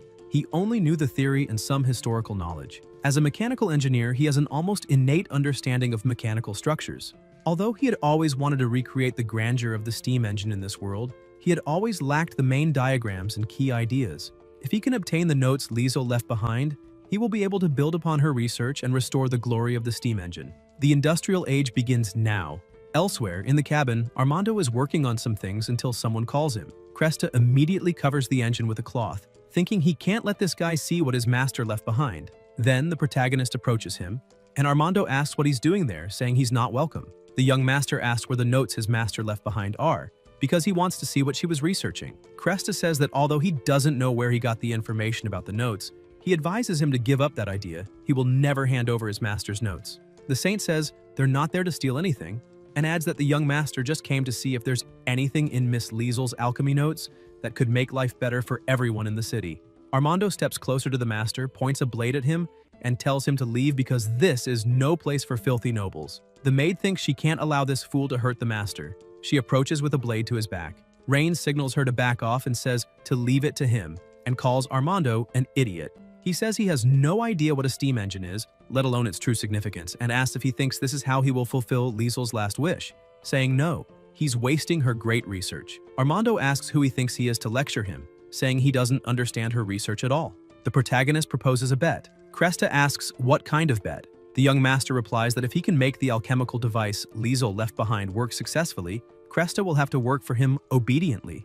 If he fails, he will leave Iceland immediately and never set foot there again, and asks what he thinks. Armando laughs, asking if he's joking, saying it's making him laugh, that a young noble master like him, who can't even recognize all alchemical containers, dares to claim he can make his teacher's legacy work. Rain asks if, based on what he just said, that means he agrees to the bet. Cresta replies that he accepts, but that's not enough. If he loses, not only must he leave Iceland, but he must also kneel and apologize in front of his teacher's grave and asks if he dares agree. The saint says that's too much. After all, the master bears him no ill will. Armando ignores her and only asks if he dares to accept. The protagonist says he has no problem with that and accepts the conditions. If he loses, he will personally apologize to Liesel. Now he says, let him take a look at the steam engine she left behind. He thinks that once he fixes it, Armando will obediently feed the boiler, and he'll see how ruthless he can be in exploiting him. Cresta pulls the cloth off the machine and says this is what teacher Liesel left behind, telling him to be careful not to break it. Leo wonders if the master is really that interested in alchemy and if this thing is so strange, asking what it's for. The young master looks at it and realizes it really is a steam engine, shouting "genius," and that Liesel truly was a genius. The maid asks if Liesel's inventions are really that amazing. Rain says yes, no matter the world, anyone who can invent this can only be considered a genius. Armando says of course, and that teacher Liesel was different from other alchemists with undeserved reputations. She was a great person. The protagonist asks if he's been coming here just to keep this machine running. Cresta replies yes, but teacher Liesel never told him how to make it work, and it wasn't written in the research notes. The young master says he'll dismantle it to check the internal structure and see if there's a mechanical problem. Armando asks if he's crazy, saying if it can't be reassembled, his teacher's research will be ruined. Rain asks if he knows who he's talking to, saying there's no machine in this world he can't fix, and tells him to go get a screwdriver or something like that. Cresta asks what a screwdriver is. The protagonist asks if he's joking and says if he doesn't even know what a screwdriver is, how was this thing assembled? Armando replies that of course he used magic, asking how he could not know something so simple, and says everything there was made by a master dwarven craftsman hired by teacher Liesel. This device took an enormous amount of her hard work. It's not something a pampered young noble like him could understand. The young master says that since there's no screwdriver, the maid should let him use her dagger. Rain takes the dagger to work on the machine. Later, still in the cabin, the protagonist says it's so beautiful, so delicate, and that she was a genius, but wonders why parts are missing and asks where the internal components are. Armando wonders how he knew there were still parts inside and asks what nonsense he's talking about, saying the machine is like that, and asks where the spare parts are, adding that if it's not working and he admits defeat, he'll take him to kneel at his teacher's grave right now. The young master tells him not to try fooling him. He knows there must be a central piece used to control the operation of the entire machine, and demands to know where it is. Cresta stays silent for a moment, then says the contents of the machine were taken by a noble. Rain asks why a noble would want a few sets of gears. Armando says those parts were forged from an extremely rare type of dragon crystal ore. When the noble found out, he forcibly took the parts, melted them down, and made a statue of himself. The protagonist asks about the statue, melting down key components just to forge proof of his own stupidity, and demands to know the name of that idiot noble. Cresta looks to the side and says he's a big shot, someone he can't afford to offend. The young master asks if there are some big shots he can't afford to offend, saying he wants to see who would dare obstruct his path to industrialization. Then, still in the cabin, a trembling Armando replies that it's Duke Oscar. The saint is surprised and asks if it's really him. Rain asks if she knows where this Duke Oscar comes from. Ayuria answers that Duke Oscar was actually once a minor noble in the city of Iceland. His achievements in alchemy as a young man were remarkable. Later, he even won the championship at the Imperial Alchemy competition and received recognition from the Emperor, who not only gave him many resources but also granted him the title of Duke and a territory. The protagonist asks where his territory is. The saint answers that it's in Gronsel, on the upper side of the city of Iceland. Leah says the region of Gronsel belongs to the domain of Grand Duke Teleros Elroy, and that territory is not under the jurisdiction of House Edgar. The young master asks about Teleros Elroy and recalls that his father mentioned that things weren't going well between him and the Grand Duke. The maid says yes, and that his father has different political views, having clashed with Elroy several times in the Imperial Council, part of the Emperor's deliberate strategy to maintain balance. Rain says it's fine, and there's no need to worry about such troublesome matters for now, and asks about Duke Oscar, saying he'll remember this. The loss of those melted gears will cost him 10 times, 100 times more. Ayuria asks if he's going to confront Duke Oscar directly, and if that wouldn't be dangerous. The protagonist asks dangerous, saying he's the dangerous one. Since he dared destroy something so valuable, he must pay the price. Armando asks if he really intends to go against Duke Oscar. The young master tells him not to worry. Not only will he get the steam engine running again, but he'll also show Duke Oscar what true value is. Then asks if, since the core parts have been destroyed, there are any design drawings for them in Liesel's notebook. Cresta says no. His teacher didn't leave any drawing of that in the alchemy notes. However, he remembers that she was supposed to have discussed the production of the parts with a dwarven master craftsman. Rain asks if that means the dwarf knows about them. Armando says yes, but that he's gone there several times and the craftsman refused to meet him. The protagonist puts a hand on his shoulder and says that since the craftsman won't meet him, he'll try himself. Cresta says not to get his hopes up. The guy has a strange temper. Elsewhere, a voice tells them to get lost, He doesn't have time to entertain them. The saint calls him Uncle Bram and says the master has done much for the people of Iceland, so he shouldn't treat him that way. The dwarf says he knows what he's been doing recently and asks if he's eliminated some corrupt nobles and solved the people's food problems. The saint says yes, that the young man is a rare good lord who loves the people as if they were his own children. Bram asks what there is to boast about. Shouldn't that be what a lord is supposed to do? Just as he, as a blacksmith, must forge iron for others. The young master says that's right. As a lord, he should manage his territory well and ensure the people have enough food and clothing, which is why he's here today. The dwarf wonders how this boy can say such a thing and asks if that means he's here to request something be built. Rain says yes, he needs the design for the gear Liesel made for the steam engine. And even better if the dwarf could forge it himself. Bram's eyes widen and he tells them to leave immediately. He's not making that damned thing. The protagonist asks why. The dwarf answers that it was those gears that got her killed. If he hadn't insisted she use dragon crystal ore for safety, she wouldn't have gotten into trouble and ended up finished off by that bastard noble. He won't make anything like that for anyone again. Armando tells him to wait and asks if he didn't just say a blacksmith's job is to forge iron for people, calling him a double-standard mutt. Bram tells him to shut up. He said you shouldn't fight, and that's final. Even with dragon crystal ore, it wouldn't work. The young master says to wait. He keeps talking about dragon crystal ore and asks if it means only gears forged with dragon crystal ore can keep Liesel's machine running. The dwarf asks what he's getting at. Rain says what he means is that it's unlikely one can rely solely on that material, and asks if it's truly impossible to forge the necessary gears from common iron ore. Bram slams the table, calling him a foolish brat, telling him to stop talking nonsense, melting common iron ore into liquid. Only dragonkind in the entire continent can do that. The protagonist thinks it's just as he suspected, and asks if his furnace's temperature isn't high enough to melt iron ore. The dwarf says there isn't a single furnace on the continent capable of melting iron ore into liquid iron, and asks if he didn't know that. The young master asks if he said he could build a furnace capable of melting iron ore. Would the dwarf believe him? Bram's eyes widen, and he tells him to stop bragging. If he could really build such a furnace, the forging level of the entire empire would be turned upside down, and he's just a brat from a noble family. How could he speak with such audacity? Rain says to leave aside whether it's audacity for now. If he can build a furnace that melts iron ore, will he agree to forge Liesel's gears? The dwarf says fine. If he can build such a furnace, he'll forge them. The protagonist thinks he's finally accepted and says it's a deal. Bram says if he fails, he'd better disappear immediately. The dwarf slams the door and the young master thinks that iron ore's melting point is 1,538 degrees Celsius. While this furnace's current temperature is far from that, it also lacks a secondary oxygen supply system, meaning the fuel's thermal effect isn't maximized. Rain takes a hammer, examines it, and begins dismantling the furnace. The saint and the alchemist shout at him, and Iuria asks what he's doing. Armando asks if he's lost his mind. He's just destroyed the old man's furnace, so how will he forge the parts now? The protagonist smiles and tells them not to worry. He's not just messing around. These two openings are secondary oxygen supply channels he's specifically designed. With them, the furnace's combustion efficiency will at least double and the temperature will reach what's needed to melt iron ore. The saint asks if this will really work and if such simple modifications can truly raise the temperature that much. The young master says not to underestimate the power of science. Once they add fuel and try it shortly, this furnace will certainly melt iron ore into liquid iron. The dwarf says iron ore is tough. Then Bram notices his broken furnace, rushes over, and asks how he dares destroy it.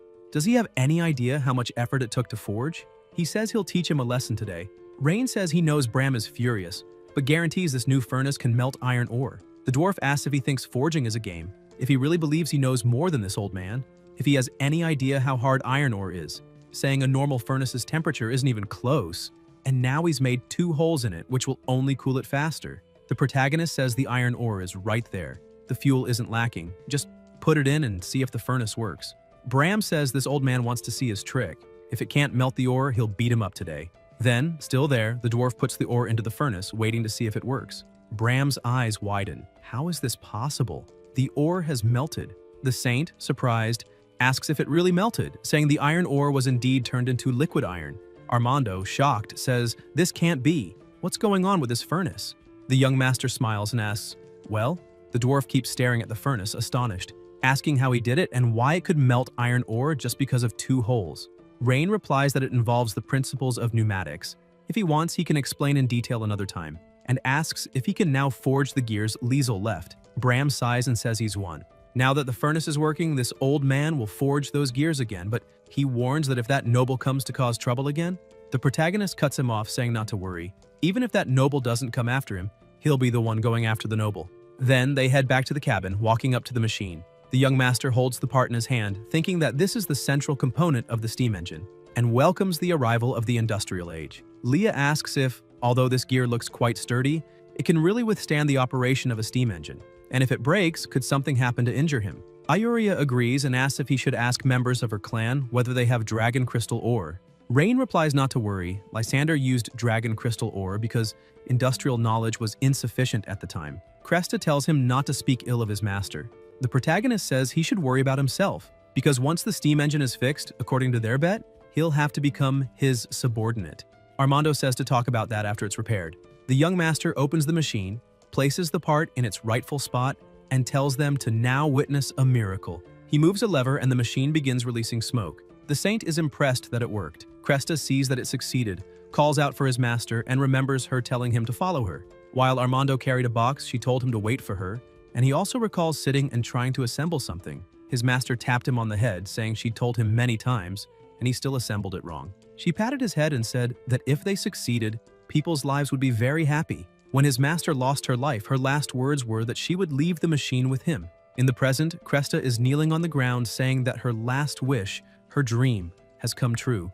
The boy cries heavily, and Rain says to let him cry for a while, as those tears are the emotions he's suppressed over the years. 3 hours later, the dwarf looks at the machine and says he didn't expect him to actually fix the thing, then asks if it's just a machine that makes smoke. The saint agrees and asks what, besides releasing smoke, this thing can actually do. Bram wonders if this contraption only serves to puff out smoke and scare people while sitting there. The protagonist explains that a steam engine isn't just something that produces smoke, it's the foundation of industrial society. The dwarf asks about the foundation of industrial society and what that means. The young master answers that it can make gears turn and thereby power other machines, whether mills, textile machines, means of transportation, or even future war machines. The steam engine can play an irreplaceable role. The greatest invention of humankind is boiling water. Ayuria says that's amazing. The dwarf says it sounds impressive and asks if it's really as miraculous as he claims. Rain replies that soon they'll understand its true value. The protagonist declares that from now on he will guide things step by step into the world of industry and show the power it can offer. At that moment, someone approaches in a hurry and dismounts from a horse. It is Rosalind, who announces that his sister has just arrived in the territory. The young lord is delighted by the arrival of his second sister and thinks she came at the perfect time, since the dam is almost finished and he can take the opportunity to ask her to invest a little in his project. Holker intervenes, saying that the sister sent word that she prepared a special gift for him. Rain asks curiously what kind of gift it could be, imagining that if it were gold or something like that, there would be no need. Rosalind replies that the gift is a group of newly adult girls, leaving Edgar embarrassed. At the Lord's mansion of Etherlyn, Priscilla runs up and hugs her brother, saying she missed him very much. The protagonist returns the affection, but soon asks why she brought those girls. The older sister questions whether he has no taste for women, but he replies that this is not the problem, rather the fact that because of them, people have begun to look at him with suspicion. Priscilla is surprised and asks if anyone dares to disrespect the Lord. Rain thinks the situation has become complicated since even the maid now seems to be judging him. Edgar whispers to his sister that the maid's expression changed, since before she was gentle and now looks at him as if she wanted to kill him. The older sister interprets this as a sign of concern, but the irritated protagonist insists on knowing the reason for so many girls. Seeing his nervousness, Priscilla reveals the truth. It was all because of a letter. He is shocked, and his sister shows him a note stating that he was interested in Rosalind. Convinced that she was only thinking about his happiness, she brought several young women to see which one he would choose. The protagonist retorts that he never said that and that it was a misunderstanding. Priscilla admits she may have misinterpreted it, but highlights Rosalind's beauty and asks whether he should not consider it. The older sister then teases him by asking whether the maid would mind if he had more wives. Rain reacts, telling her to stop talking nonsense. Leah, serious, declares that she's only a maid and has no right to give an opinion, and that the number of wives is his decision. Edgar ends the discussion by saying not to pay attention to such talk, and Priscilla, sensing the mood, decides not to provoke further, asking Gwen to take the girls to rest. In another place, the protagonist comments that in a few days the Etherlyn Dam will be completed, emphasizing that it will control the water supply, enable agricultural irrigation, and even have the potential to generate energy. The older sister finds the term strange and asks whether a dam and energy generation would be magical formations. The young lord explains that no, it is about using the force of flowing water to move a mechanical device and thus generate energy. Priscilla connects this to the earlier comment about food, and Rain confirms it, explaining that it may sound abstract, but it is neither magic nor a simple mechanism, but another type of technical system. The sister asks where he learned something like that, remembering that he always preferred sword training over studying, and questions who her brother really is. Edgar realizes that he had forgotten this detail and remembers that when he arrived there, he was gravely injured, imagining it had been an accident during sword training and that he needs to come up with an excuse. He replies that after waking up 15 days ago, he was in so much pain that he could only stay at home reading, and that was when he found those books. Priscilla recalls that they wrote this in the letter about how he began devouring books non-stop and asks whether they were from the family library. The protagonist points to Liesel's notes, saying they were like those. The older sister flips through them and is surprised, recognizing that the knowledge truly exists, and concluding that it is worthy of him to turn theory into reality based only on books. The young lord says that is why he cannot practice martial arts. Priscilla replies that she knows how much he went through, understands that he stopped training to save his own life, but asks him not to push himself so hard. She says she was only worried that someone might hurt him and that she will no longer doubt him. Rain assures her that he is fine, and that, as she can see, he is still able to accomplish all those things. The older sister thinks that is good and states that no matter what happens, she will stand by him. And if there is anything in the territory that needs help, he just has to ask and she will support him fully. Edgar thinks that it was she herself who insisted on that and says that, coincidentally, there is a place where he really needs her help. Priscilla asks what it is, and the protagonist explains that he hopes she will invest in him, since it is an important plan for Etherlin's future development. The older sister asks whether the noble's resources are not enough, but Rain says it is not about money, but about people. He explains that the city lost many people to wars and disasters, and that skilled workers are rare. Priscilla understands that he is asking for people, and Edgar confirms it, asking her to transfer some artisans, farmers, and administrators from her territory, guaranteeing that they will live well there and learn new technologies. The older sister replies that the plan is not bad, but reminds him that those people are pillars of her territory, asking whether he thinks she will release them so easily. The protagonist says that she herself promised to fully support him and asks whether she will go back on her word, adding that when Etherlin develops, she will also benefit. Priscilla asks him not to judge her so quickly, agrees to transfer some people, but demands that he show results first to convince her that the effort will be worthwhile. Rain replies that she does not need to worry because he will show the power of industry. Later, Priscilla goes to another room and tells her subordinate that what she feared did not happen, that he is still the brother she remembers, not the Emperor's puppet. Gwen comments that he is naturally intelligent and now so dedicated that he will certainly make Etherlin prosper. Priscilla states that she will not let the poisoning of her brother go unanswered, and says that if the Emperor made him unable to practice martial arts, it is only fair to make him lose a son, ordering an investigation of the princes and to choose the easiest target, promising that the Emperor will pay the price. Gwen replies that everything will be resolved cleanly and efficiently without her needing to worry. The older sister thinks that the Emperor touched the person most precious to her, and therefore, it is not her fault to want retaliation. Next, wagons advance full of bound people. A young man comments to the boss that they captured high-quality goods this time, and that the sale will yield a lot of money. The brute complains that most of the profit goes to old Eldrick, asking why he earns without doing anything. The long-haired man agrees, saying they risk being caught while Eldrick only reaps the benefits, making the business less and less appealing. The boss tells the men to shut up, asks what they know, and states that no matter how greedy Eldrick is, he is still their backer. He asks whether they think they could have gone in and out of Etherlin's territory freely all these years without someone covering for them, and adds that if they do not want to do the job, they can leave and he will do it himself. At that moment, a hooded young man approaches on horseback and announces that there is a problem. The Lord of Etherlin has changed. The boss demands an explanation, and the young man says that when he arrived at the gate, he did not recognize any of the guards on duty. He tried to bribe them, but they not only refused, but also interrogated him about what he was doing there and why he arrived so late. He made up a story about visiting relatives and managed to get away, but discovered that the city lord is no longer Eldrick. One of the lackeys asks whether they should not go back, but the boss retorts, asking where they would go back to. He explains that those women were ordered by Duke Eskar in an agreement with traffickers from the Orvis Empire, and asks who would pay them the 3,000 gold coins if they did not deliver the merchandise. He emphasizes that without that money, how could they present themselves before Duke Eskar? Another lackey fears that the new lord might not allow them to leave. The boss replies not to panic. No matter who it is, he will not refuse money. At worst, they will profit less this time, but they can rest there for one night. The next day, they will disguise themselves as a merchant caravan, taking fewer women to test whether they can blend in. If it works, they will make more trips. The brute asks whether they can have some fun that night. The long-haired man adds that they do not know if they will be alive tomorrow and asks to enjoy themselves before dying. The boss orders them not to touch the redhead, but says they can use the rest as they wish. The men cheer and look at the wagon full of women.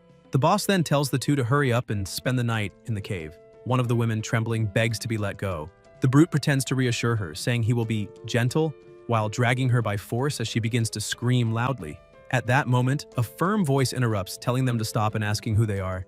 It is Rosalind. The brute, surprised, comments that it is a woman. Holker accompanies her and asks who they are and what they intend to do with that girl. The brute fixes his eyes on her legs, impressed. The long-haired man mocks them, saying they were just having fun, and suggests she join them, guaranteeing she will have fun too.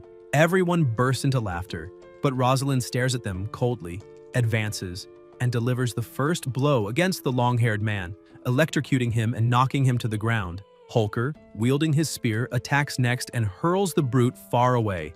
The lackeys, frightened by their fallen companions, ask what is happening and, seeing Rosalind in front with lethal intent, panic and flee, shouting for help. Inside the cave, the boss is confused, not understanding the situation until one of the accomplices falls with a spear pierced through his body. The bald man begs them to stop. The remaining lackeys run to the boss asking for help, and he tries to justify himself, saying he does not know how he offended them. Holker directly asks whether he kidnapped the girl. The bald man replies that there was a misunderstanding. He claims they are merely slave traders of Duke Eskar, and that they were there to deliver the slaves to the new masters on behalf of the Duke, showing documents he calls legal. Rosalind, upon hearing the name Duke Eskar, remembers Reen's words that during the patrols over the next few days she should pay attention to anyone coming from the Duke's territory. Holker confirms this and asks whether there is anything specific to watch for. The young lord tells her to look for trouble. At that moment, the boss holds something shining in his hand and suggests that, since it was a misunderstanding, they should pretend nothing happened. Rosalind, although she does not know exactly what he meant by looking for trouble, decides that it is the only possible course of action and questions how Duke Eskar dares to cause trouble in the young lord's territory. She orders everyone to kneel or not blame her for being blunt. The boss grinds his teeth, curses, and warns them not to push it. He asks whether she really thinks she will leave alive when facing so many men. Holker plants the spear into the ground, spinning it, and repeats that they should surrender or be eliminated. The boss leaps with his sword and says she is courting death. As he closes in, Rosalind grabs the spear, attacks, shoves, and strikes the man, knocking him down. Holker steps toward the fallen man and orders that if they do not want to lose their lives, everyone must kneel, just as knights arrive and ask whether she is all right. Rosalind orders that all those men be arrested, thrown into the dungeon, and held to await the young lord's judgment. Later, Holker knocks on the door of the young lord's room and brings an important report. She enters and says she captured a caravan coming from Duke Eskar's territory. Reen comments that she really does find trouble easily and asks what the caravan was carrying. Holker replies that it was transporting slaves, that they carried Duke Eskar's documents, and that there was something strange about them. Edgar, indignant, asks how they dare sell other people's labor and says those scoundrels deserve death. In a cellar, the bald man is shackled to a chair and the protagonist, accompanied by the maid, approaches. The young lord accuses them of audacity for selling people in his territory. The bald man retorts that it is also audacious to oppose Duke Eskar. Although he does not know how Eldrick was replaced by the new lord, he advises them to cooperate or face a miserable fate. Reen asks whether the former lord cooperated for a long time. The bald man confirms it, saying they sold many women to the Orvis Empire over the years, and that what they saw today is only a part. Edgar asks whether there are more women hidden and where they are. The bald man mocks them, laughs, and demands that they kneel and beg to get an answer, but refuses to speak. The young lord warns that the bald man's life is in their hands and that if he remains obstinate, he will regret being alive. The bald man invokes Duke Eskar's protection, warning that counterattacks will come, but the young lord states that the Duke's protection is worthless in his territory. Leah strikes him so hard that the chair falls, and he finally confesses that there is an abandoned hunter's cabin in the forest to the south where the rest of the victims and the goods are hidden.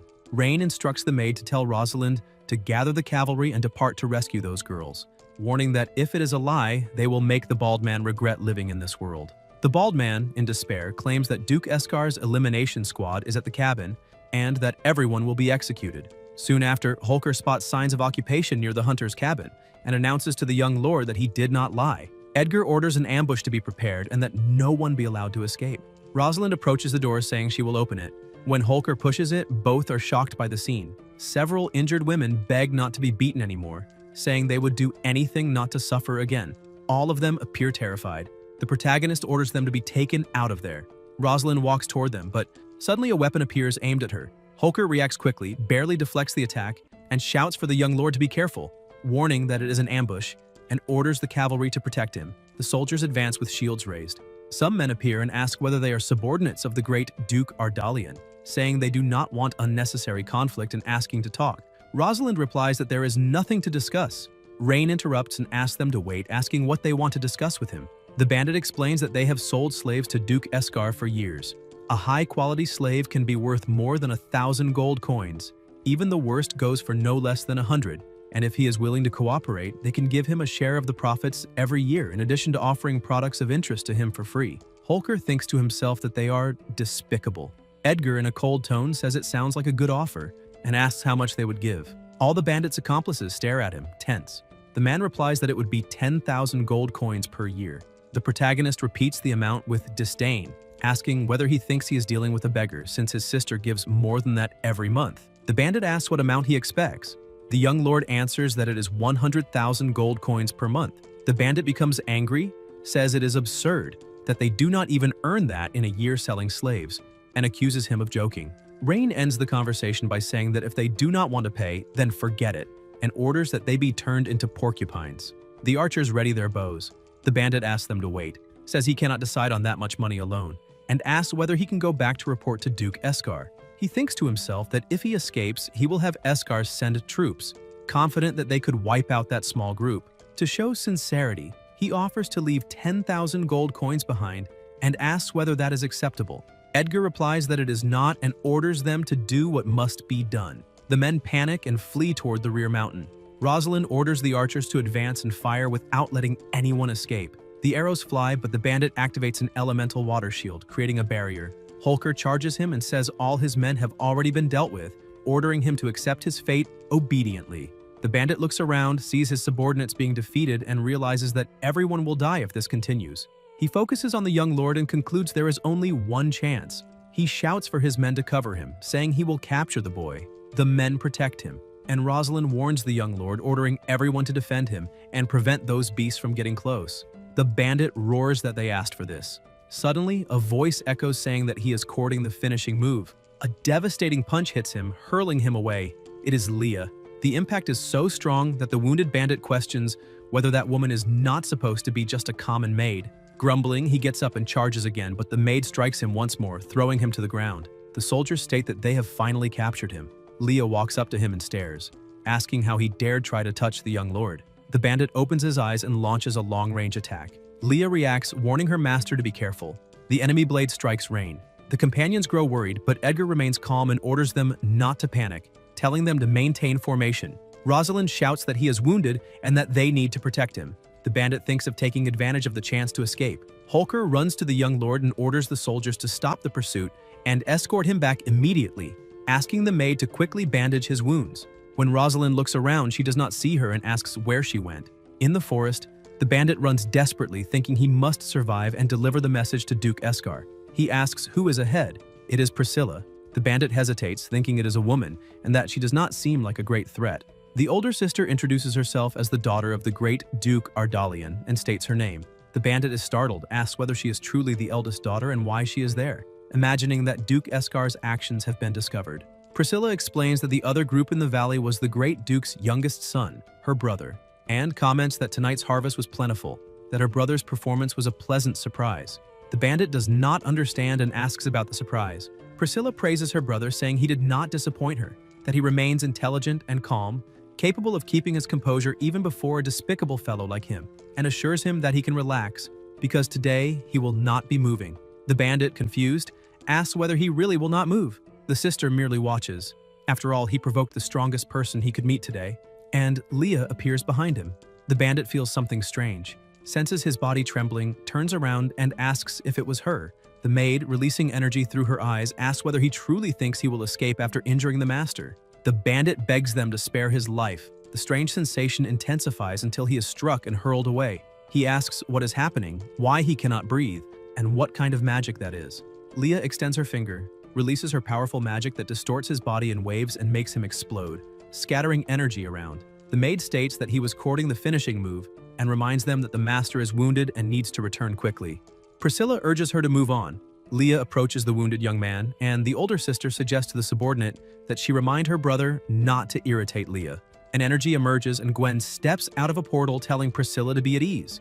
Whatever happens, Leah will never touch him. Priscilla comments in a teasing tone that this makes her brother seem like a scoundrel. Gwen apologizes and denies such thoughts, and Priscilla jokes that perhaps she should marry her brother. Gwen asks her not to take it seriously. Finally, Priscilla orders that someone be sent to Duke Eskar to remind him that daring so much in their territory is dangerous, that he should be made to understand that the consequences of offending the Edgar family exceed what he can endure. Gwen replies that she understands, and the older sister says to hurry back, because they cannot let her brother discover that she slipped away. Elsewhere, the maid asks the master whether it hurts. The protagonist replies that it was nothing, just a scratch. Leah scolds him, telling him not to move and stating that until the wound heals, he is absolutely forbidden to go out. The young lord insists that it is just a scratch and nothing to worry about. The maid retorts that absolutely not, that as soon as the bandaging is finished, he must rest immediately.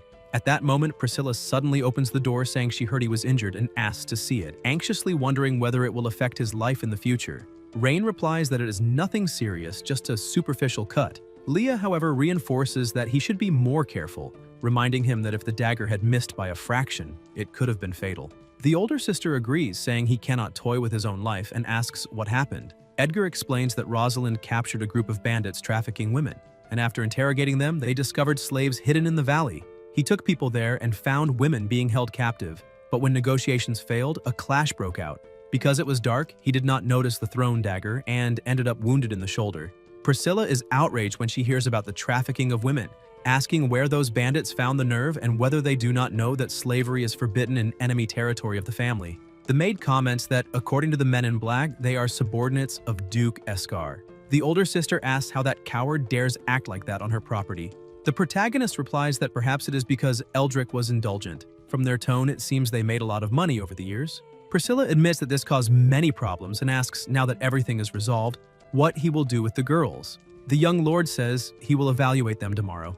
He is short on manpower, and if they have nowhere to go, they can remain in Iceland City. He will provide basic education and jobs in the city. The older sister approves, saying that will not only help the girls, but also strengthen the local workforce, praising him for becoming more and more sensible. Rain asks them not to exaggerate, saying he only wants to fulfill his role for the family.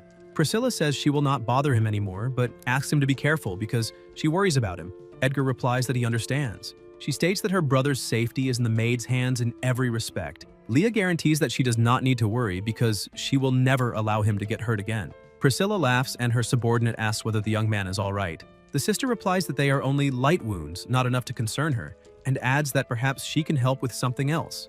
A portal opens and a mage appears asking for instructions. Priscilla orders him to go to the dungeon to interrogate the bandit leader to find out what else they know, but reminds him he must keep the man alive because he still needs to answer the next day. The mage confirms.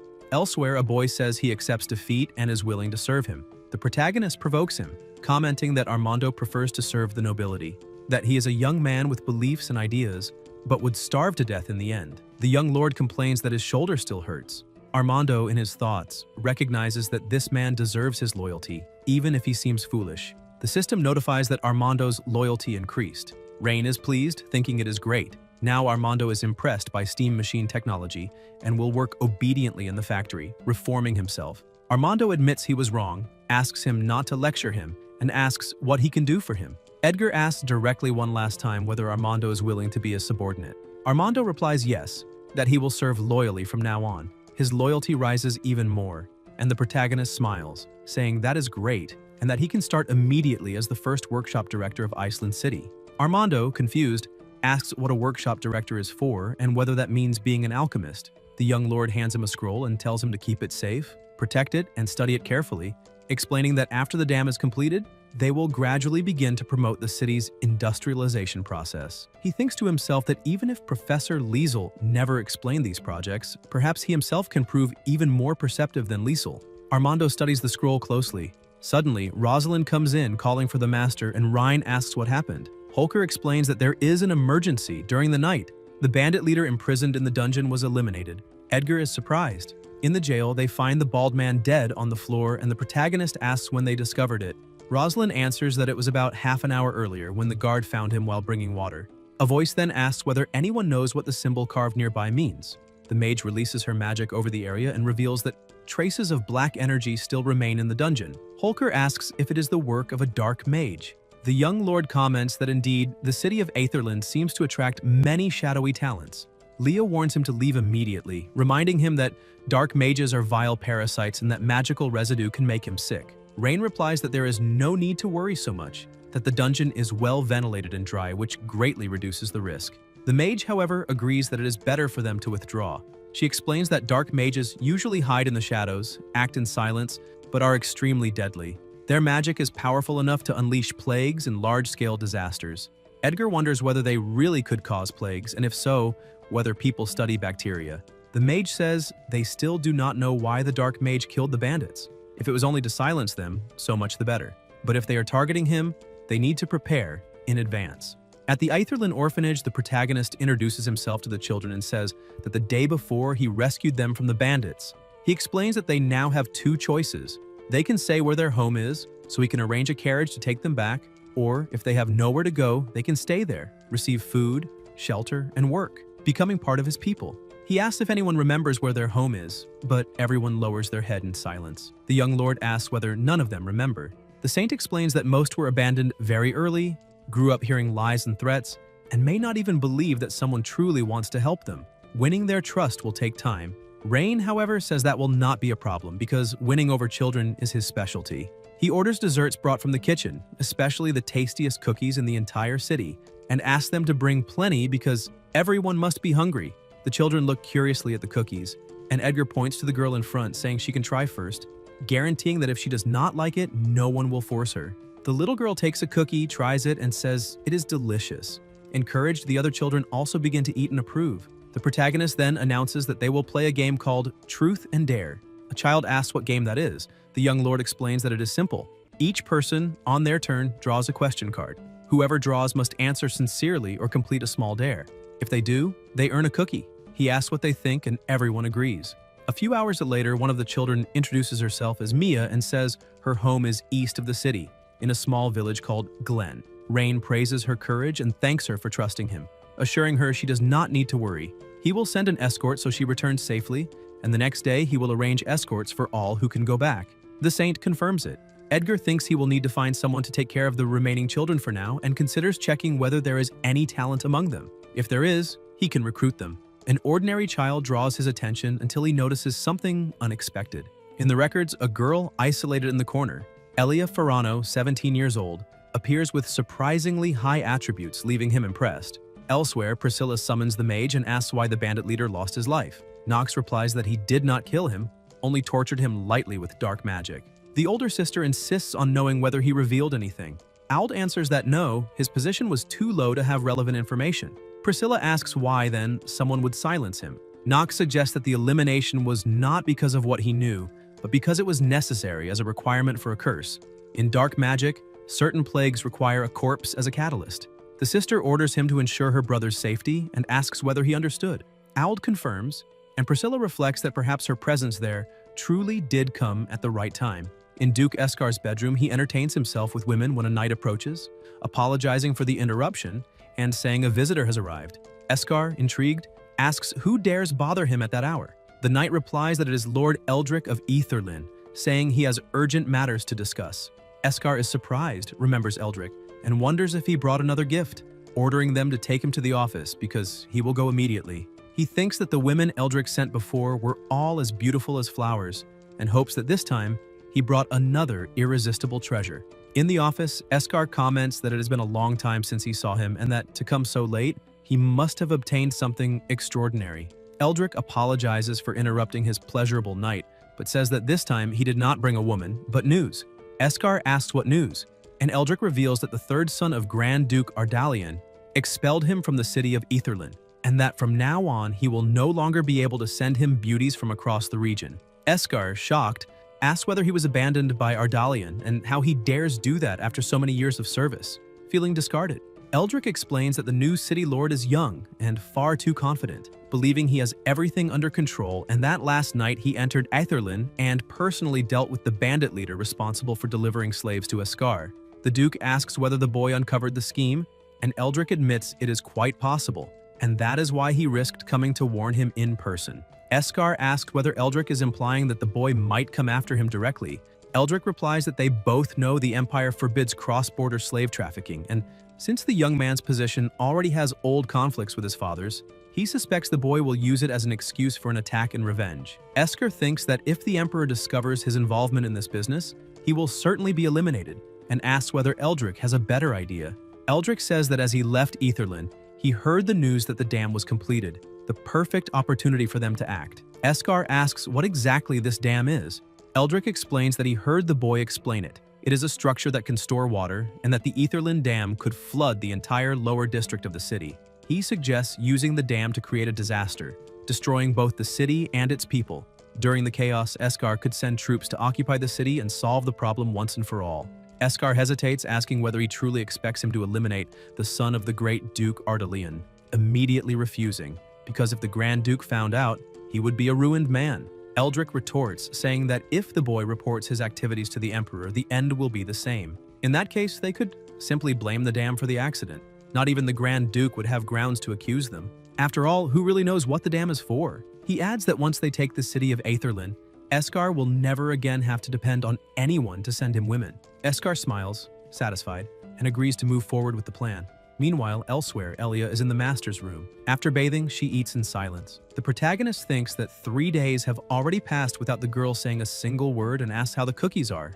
Elia stops eating, lowers her gaze, and Rain wonders what kind of trauma she suffered, whether she was abused by the bandits so badly that she became that withdrawn. A subordinate approaches to report that the dam has been completed. Rain looks at some papers and remarks that, finally, after so many days, they have good news. He orders the elves and the nobles of Aetherlin to be summoned quickly, because he wants everyone to witness this moment. The city is entering a new era. He says they will hold a great celebration with plenty of food and drink and many children her age, inviting Elia to go. The girl, however, remains silent, looking down. Edgar then decides to leave 2 maids to take care of her, and assures her that if she changes her mind, she only needs to say so. At the dam, the elf asks whether it can really withstand such a great volume of water, recalling that even elves can do nothing against mountain floods. The protagonist replies that there is no reason to worry. The design was optimized according to the laws of nature and the principles of engineering. Every detail was personally reviewed, and that on that day, they would witness its true power. The mage approaches and confirms that all instructions were followed. She explains that at the spillway, they installed 3 thick stone slabs to withstand the impact of the flow, and that beneath them, they placed iron gears to regulate discharge and prevent the dam from suddenly losing control. The young lord praises the work, saying it is excellent, and announces that, with honor, he invites everyone to witness the first release of water since the dam's completion. Together, they witness how this great feat of engineering will bring new vitality and hope to the city of Aetherlin. The elf observes anxiously that the water on the other side has already built up too much. If anything fails, the farmlands below could be devastated. Priscilla echoes the concern, reminding them that the structure is enormous and questioning whether releasing water is truly safe because they cannot gamble with human lives. Rain guarantees there is no cause for worry. That amount of water poses no threat. The dam has undergone rigorous tests and inspections, and he personally vouches for the safety of every detail. He states that today the water will flow smoothly downstream, irrigating the farmlands and transforming Aetherlin's future, becoming a true miracle they will all witness together. The elf then agrees that it is time to witness the moment. They approach the lever and place a hand on it, but someone appears, interrupting them. It is Eldrick, saying it has been a very long time. The elf asks who he is, and the older sister explains that he was Aetherlin's former lord, purged not long ago by her brother. The protagonist remarks that he believed Eldrick had died in the last war and did not expect to find him in such good condition, asking why he came now. Eldrick replies that ever since he entered the Empire and became a noble, the young lord cuts him off, asking whether he is not the very same one dissatisfied with how the Orvis Empire treats its nobles, who came crawling back. Eldrick grinds his teeth and says he is there for revenge. Rain sneers, asking whether it is only against him and whether he happened to eat something rotten that made his brain rot. Eldrick laughs and asks whether they really thought he would come alone to invade Utherland, calling them fools. He reveals that he positioned a squad of powerful mages above the dam and that, with a single command, they will unleash devastating water sorcery. The wave formed upstream will carry the magic along the currents, destroy that miracle dam, and swallow the entire city of Aetherland. The elf is alarmed at this. Priscilla, firm, declares that if he dares do such a thing, in the name of House Edgar, she swears that no matter where he flees, she will hunt him down and drag him back. Eldrick cackles, saying her powerless fury amuses him. Then he raises a magical sphere and throws it, triggering an explosion. The waters begin to churn violently. The elf warns that they must leave because the place is dangerous. The protagonist tells them not to panic, guaranteeing that no matter how much water they unleash, the dam will not collapse. The elf asks whether he is sure. The young lord says yes, that he calculated every safety measure. Every stone slab and every gear was designed with precision, and no force, however powerful, would be able to bring down that stone fortress. The waters rise violently, the dam reaches maximum capacity. Rain pulls the lever and a powerful torrent pours out, carrying along some stones. Eldrick smiles and shouts that his dam is useless. The elf panics, saying the structure will not hold, and that they must flee before they are swallowed. Priscilla urges her brother to run. Edgar, however, remains calm and states there is no reason to fear. That amount of water is not enough to destroy his dam. Asking whether this is truly all of Eldrick's flood power. More water continues to be released, and Eldrick asks whether he still dares be stubborn, claiming the dam is already clogging, and that if he is so eager to lose his life, he will grant that wish. The current increases. Parts of the structure begin to crack and some pieces break. The elf asks whether there's a problem, and Priscilla warns that they truly cannot stay there. The protagonist, however, remains calm and says it is still not time to worry, asking them to wait a little longer. Eldrick shouts that the dam must be destroyed along with his stupidity. He keeps pouring on power, releasing more water, and more pieces break loose. The women watch in shock, and Priscilla asks how this is possible, noticing that the third section has already been swept away. The young lord replies that this is exactly when everything begins. The dam's gears start moving, and Eldrick, watching, realizes that on the other side the water begins to leak toward the land, changing the flow. The older sister asks if the flow is being redirected to the farmlands. Rain thanks his opponent ironically, saying that if not for him, he would have wasted his own mage's magic irrigating the fields. Eldrick, furious, asks whether he truly used his magic against him. Edgar replies that the dam was never only meant to block water, but to transform the power of the flow into irrigation of the land. The greater the flood, the more complete the nourishment of those agricultural areas would be, and he thanks him again. Eldrick, irritated, repeats that it is impossible. The protagonist says it seems the great plan failed and asks whether they should resume the unfinished discussion from last time. Eldrick, enraged, says he was only lucky and that they will meet again soon. The young lord rebukes him, saying he cannot simply come and go from his city as if it were an amusement park, and orders the mage to capture that idiot. Selena conjures powerful lightning magic and hurls it at Eldrick, striking him head-on.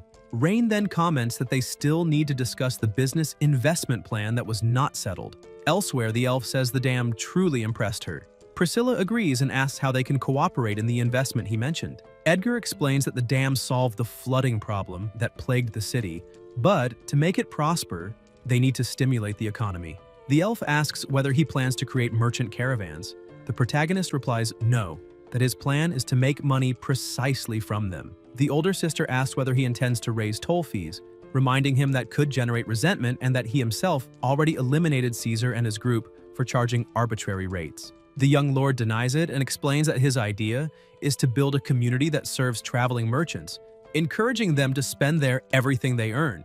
They move elsewhere, and Rain notes that this is the only road linking Aslan to the border fortress. He points to an old abandoned gambling house and explains that, because of the strategic location, if a service area is established there, caravans will inevitably stop to spend. The elf retorts that the place is in complete disarray and asks that if it was as good as he claims, the casino would not have gone bankrupt. Edgar thinks the former owners did not even bother maintaining the place, and explains that the bankruptcy was the result of poor management. He guarantees that under his control they will do better and that this time there will be no bankruptcy. The elf watches him closely and asks what exactly this service area is that he mentioned. The protagonist opens the map and explains. It will be a comprehensive facility, including rest stops, shops, stables, and more, offering special services for caravans and travelers. A commercial hub integrating rest, supplies, trade, and communication. The elf admits it is a very good idea. The young lord continues, saying that trade between Aslan and the border fortress is frequent, with countless caravans passing every day. Moreover, people from neighboring areas will gather there because of the convenient transport. Establishing this service area will boost consumption, investment, and the development of other industries. The elf, however, asks what the benefits would be for the elves, since everything she has seen so far favors only humans. Rain replies that the service area will not only offer convenience to human caravans, but more importantly, it will serve as a food distribution hub. From that point on, elves will no longer need to worry about food. Surprised, the elf asks whether it is truly a food distribution hub, and whether he is serious. Edgar confirms. As the number of caravans grows, grains, spices, and agricultural products from all over the world will continuously pass through there.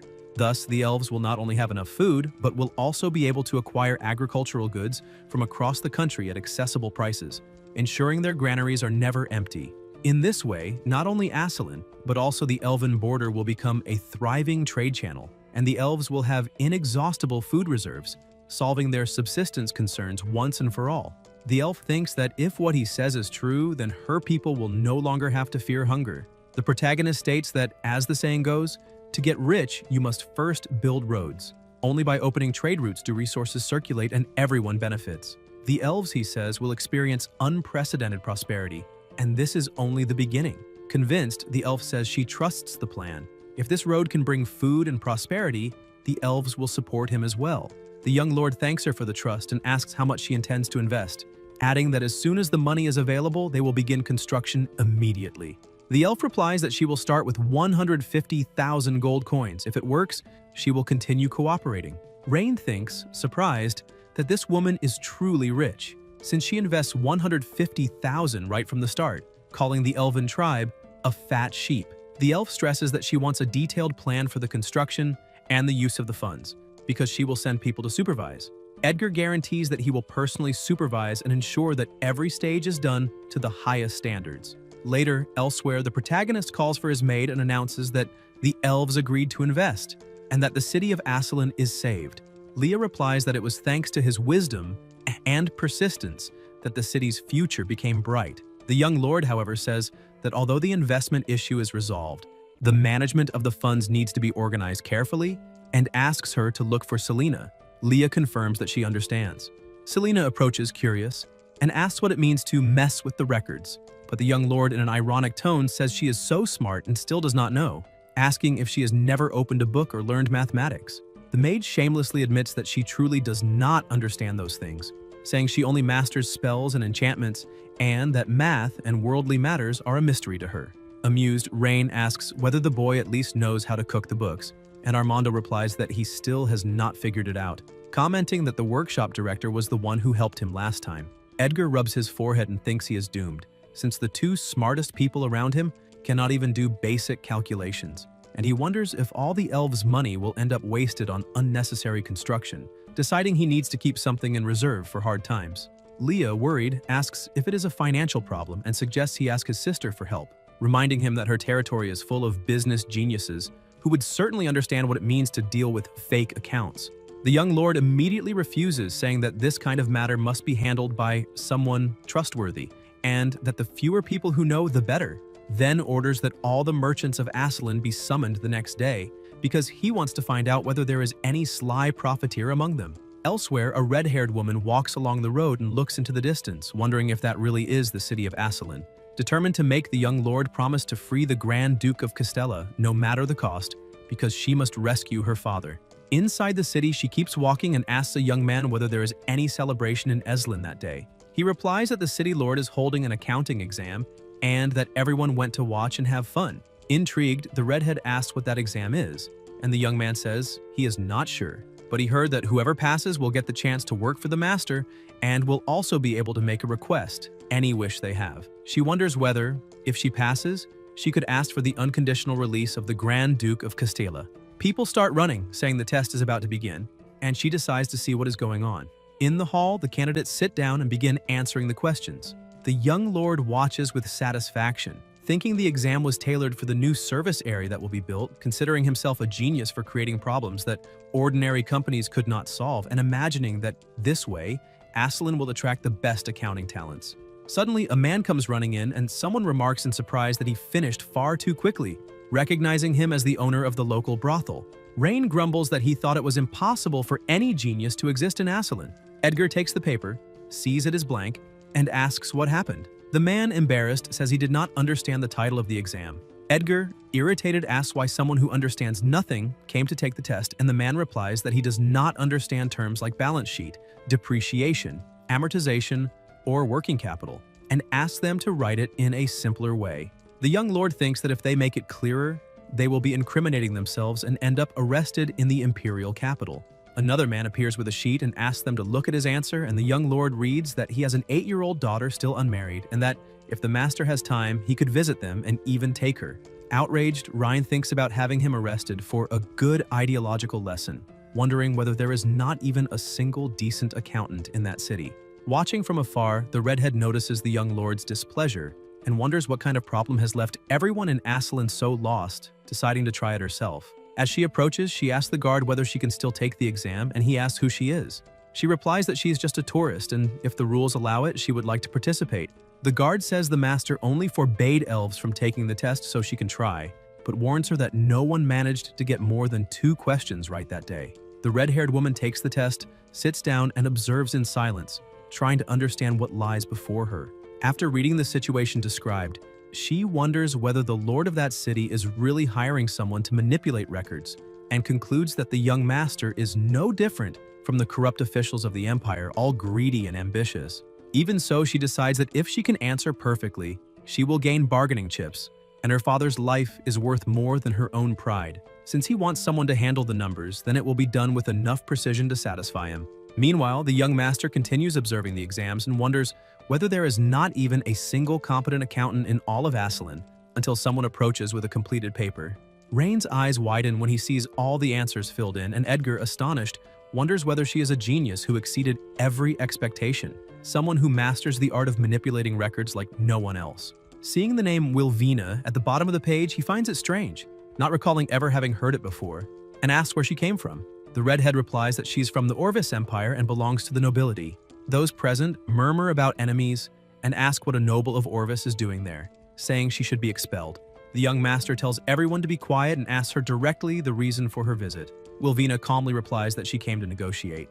Intrigued, he says that is interesting and invites her to talk elsewhere. Rain comments that her answers were impeccable and asks whether she happens to be a financial consultant of the Orvis Empire. The redhead smiles and says he is exaggerating, that she merely understands a bit about finance. Edgar, analyzing the answers, thinks that what she did is even more perfect than the accounting system he himself had devised.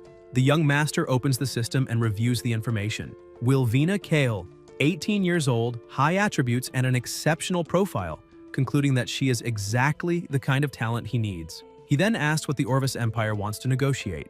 The redhead replies that she came on behalf of Grand Duke Castella, saying the Empire wants his release and is willing to pay generous compensation in return. Rain comments that money is not what they need right now. Wilvina watches him, trying to understand what he truly wants, and asks what his terms are, whether he wants territory or power.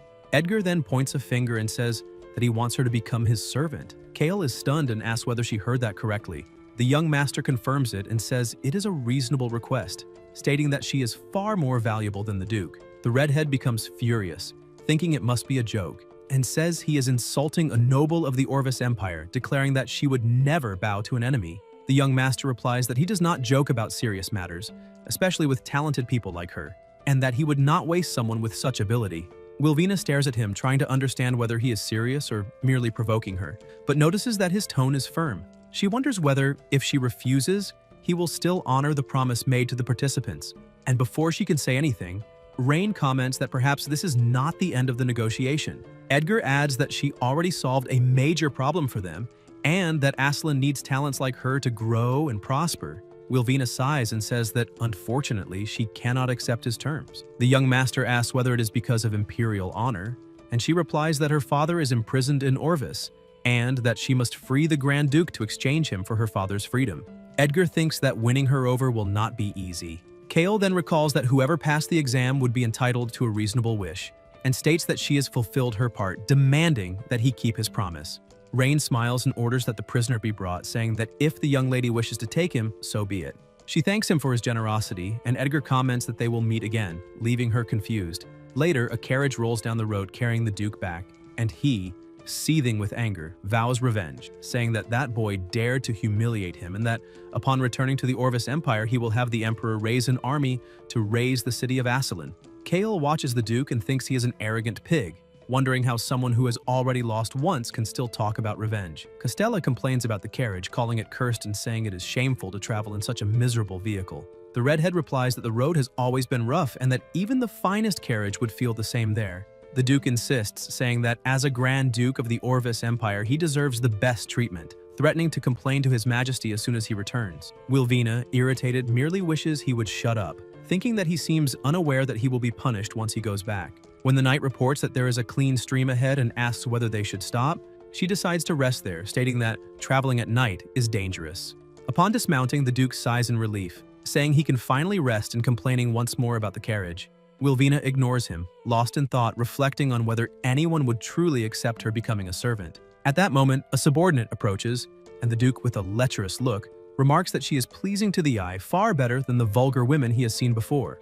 The girl tries to pull away and asks him to let her go, but he says he is not afraid and that being favored by him is an honor. The maid begs him to spare her, but he strikes her, saying she must accept the toast or drink the wine of punishment, repeating in drunken arrogance that he is the Grand Duke. Wilvina intervenes, ordering him to maintain proper etiquette, but he shouts that it is none of her business and threatens to drive her away. Before he can continue, a black blur emerges from the shadows, a ninja who darts forward and strikes him with a gleaming blade.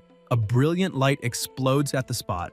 The assassin withdraws the weapon from his body and Kale watches in shock. Soon after, in the silence of the night, the Duke's body lies on the ground, blood spreading, and the hooded assassin rises before it, coldly stating that the next target is her. Wilvina screams for everyone to run, warning that an eliminator is nearby. The guards mobilize and the leader orders one of them to check what happened. Shaken, she says that the Grand Duke of Castella has been eliminated. One of the men does not believe it and asks who would dare attack a noble of the Orvis Empire. Soon, another soldier arrives, saying that the enemy gathered them all there, making his work easier. The guards surround the assassin and demand his surrender, but he laughs and replies that they are the ones surrounded. More soldiers appear, and Wilvina, stunned, realizes they are troops of the Orvis Empire itself. The old commander warns everyone to stay alert, and the captain of the local defenses demands to know how the enemy is controlling Imperial troops and orders him to reveal his identity. The Eliminator answers calmly, saying that since he is about to die, he may as well know the reason. His Majesty needs a war, and the Duke's death will be the spark that ignites it. Horrified, the redhead thinks this is impossible, but he continues, stating that these deaths will serve as justification for the Orvis Empire to attack Aslan. She denies it, saying the Emperor would never do such a thing, but the assassin retorts that whether she believes it or not, everyone there will die and orders the attack. The troops advance with swords raised, and Wilvina feels despair rise, thinking that her father would never forgive her, for she not only failed but became entangled in something far greater. In her mind echoes her father's warning to never get involved in imperial politics, saying she was too kind-hearted. Now, amid the chaos, she finally understands what he meant. The enemy cavalry closes in, but suddenly a firm voice rings out. The young master appears, saying that the Empire's dogs have gone too far. Wilvina recognizes the tone and realizes it is him. Rain steps forward beside him, furious, saying that invading their territory to eliminate people is far too audacious. The guards exchange looks, confused, thinking it impossible for this to be an ambush since they had patrolled the entire area. The young master observes and remarks that the methods of the Orvis Empire are always direct and brutal. Wilvina approaches and asks what he is doing there. Edgar replies that she could not have been naive enough to believe she could escort the Duke back to the Empire safely. The redhead asks what he means and whether he knew everything from the beginning, and he confirms it, saying it would have been impossible for her to return with the Duke alive. Shocked, she asks how he knew, and Ryan explains that the Emperor planned to use her death as an excuse to start a war, asking whether the young master is really so different after all. The Eliminator stares at Edgar and says that if the city of Iceland also wants to fight, then they will see who survives until the end. A voice among the guards shouts that if he is not eliminated, the city will fall into chaos, and that it is time to finish him once and for all. The young master, firm, orders Rosalind to end that trash who dared to invade his territory. Suddenly, Holker leaps forward, wielding his sharp weapon, and Rosalind advances right behind him, commanding the warriors to eliminate all the invaders. The field turns into chaos of steel and sparks, blows exchanged and pressure rising with every second. An arm flies through the air and Holker spins his weapon with brutal precision. The soldiers, terrified, ask whether she is even human, such is the strength she displays. The Eliminator tries to encourage them, saying she is only a woman and can be defeated. But Rosalind leaps forward, shouting that he will not leave there alive, striking him with rapid blows while Holker cuts guards in half without hesitation. An intense light explodes as the Eliminator tries to react, coughing blood and retreating. Rosalind stares at him and orders him to surrender before being finished. Even wounded, he laughs and asks whether she thinks he fears her. Holker points the spear at him, and the gleam of the blade makes the enemy's eyes widen as he realizes he has no chance. The guards fall back, calling her a monster and saying it is impossible to defeat her. The Eliminator, dazed, thinks that this woman's strength is far beyond what he imagined. Edgar watches and reflects that if she were equipped with a submachine gun and a bulletproof vest, she could defeat an army on her own. Holker shouts for the Imperial soldiers to drop their weapons, if they do not want to die. And in panic, they kneel, surrendering without hesitation. The Eliminator calls them cowards, telling them to fight, but it is useless. The swords are already on the ground. Rosalind reports that all enemy troops have been captured, and Ryan praises the work. Edgar, calm, orders that the leader be left alive. The Eliminator spits blood and taunts him, saying that if he wants to see him dead, he should do it now. But the young master replies that he does not intend to kill him. Confused, the enemy asks why, and Edgar explains that he needs him to deliver a message. The Eliminator asks to whom, and the young master smiles, saying it is for His Majesty, the Emperor of the Orvis Empire. The assassin stares at him in surprise, not understanding his intent, and Edgar continues, saying that the Emperor was only looking for an excuse to attack them, so he will give him one himself. The Lord of the City of Iceland betrayed the alliance and, along the way, eliminated the ambassador of the Orvis Empire, Wilvina Kale. He adds that the enemy can invent the first half, but must not forget the second. Every crime committed by the Empire will be repaid by his own hands. The Eliminator glares at him, furious, while Rain steps closer and tells Wilvina to return with them because it would be foolish to die there. The assassin begins to fade away and, before vanishing, snarls that he will regret this. Edgar merely smiles and tells him to get lost without losing his life on the way or he will be disappointed. Wilvina looks at him and asks whether he is not afraid that the Orvis Empire will attack with full force. The young master replies that his only fear is that they will not come, because what he needs now is something only the Empire can provide. When she asks what that would be, he smiles and says it is the land of the Orvis Empire itself. Surprised, Wilvina can barely respond, while Ryan orders Rosalind to take the prisoners to labor reform, saying it is the perfect solution to the shortage of workers. Later, elsewhere, the redhead, back in the city, thinks about what will happen next, whether she will be arrested, judged, or used as a bargaining chip. When they stop in front of a large door, she sighs and comments that, as expected, she will end up in a dungeon. Edgar, laughing, asks who said that. When they enter, she's surprised to see a room full of books, with Selena sitting there holding her head and begging to be spared because she understands nothing. Rain tells her not to worry and that her savior has arrived, thanking Wilvina for handling the technical part. The redhead watches him and wonders how many false accounts he intends to create and who exactly he is trying to fool. Edgar then comments that the Elven clan chief will conduct an audit in 3 days and orders that everything be hidden carefully. Irritated, Wilvina glares at him and calls his name in a warning tone. At the mansion, Wilvina appears carrying a stack of heavy books, sweat running down her forehead as she sets them on the table and, exhausted, asks for a moment to rest. Rain watches her dedication and, with a faint smile, says he is satisfied with her work.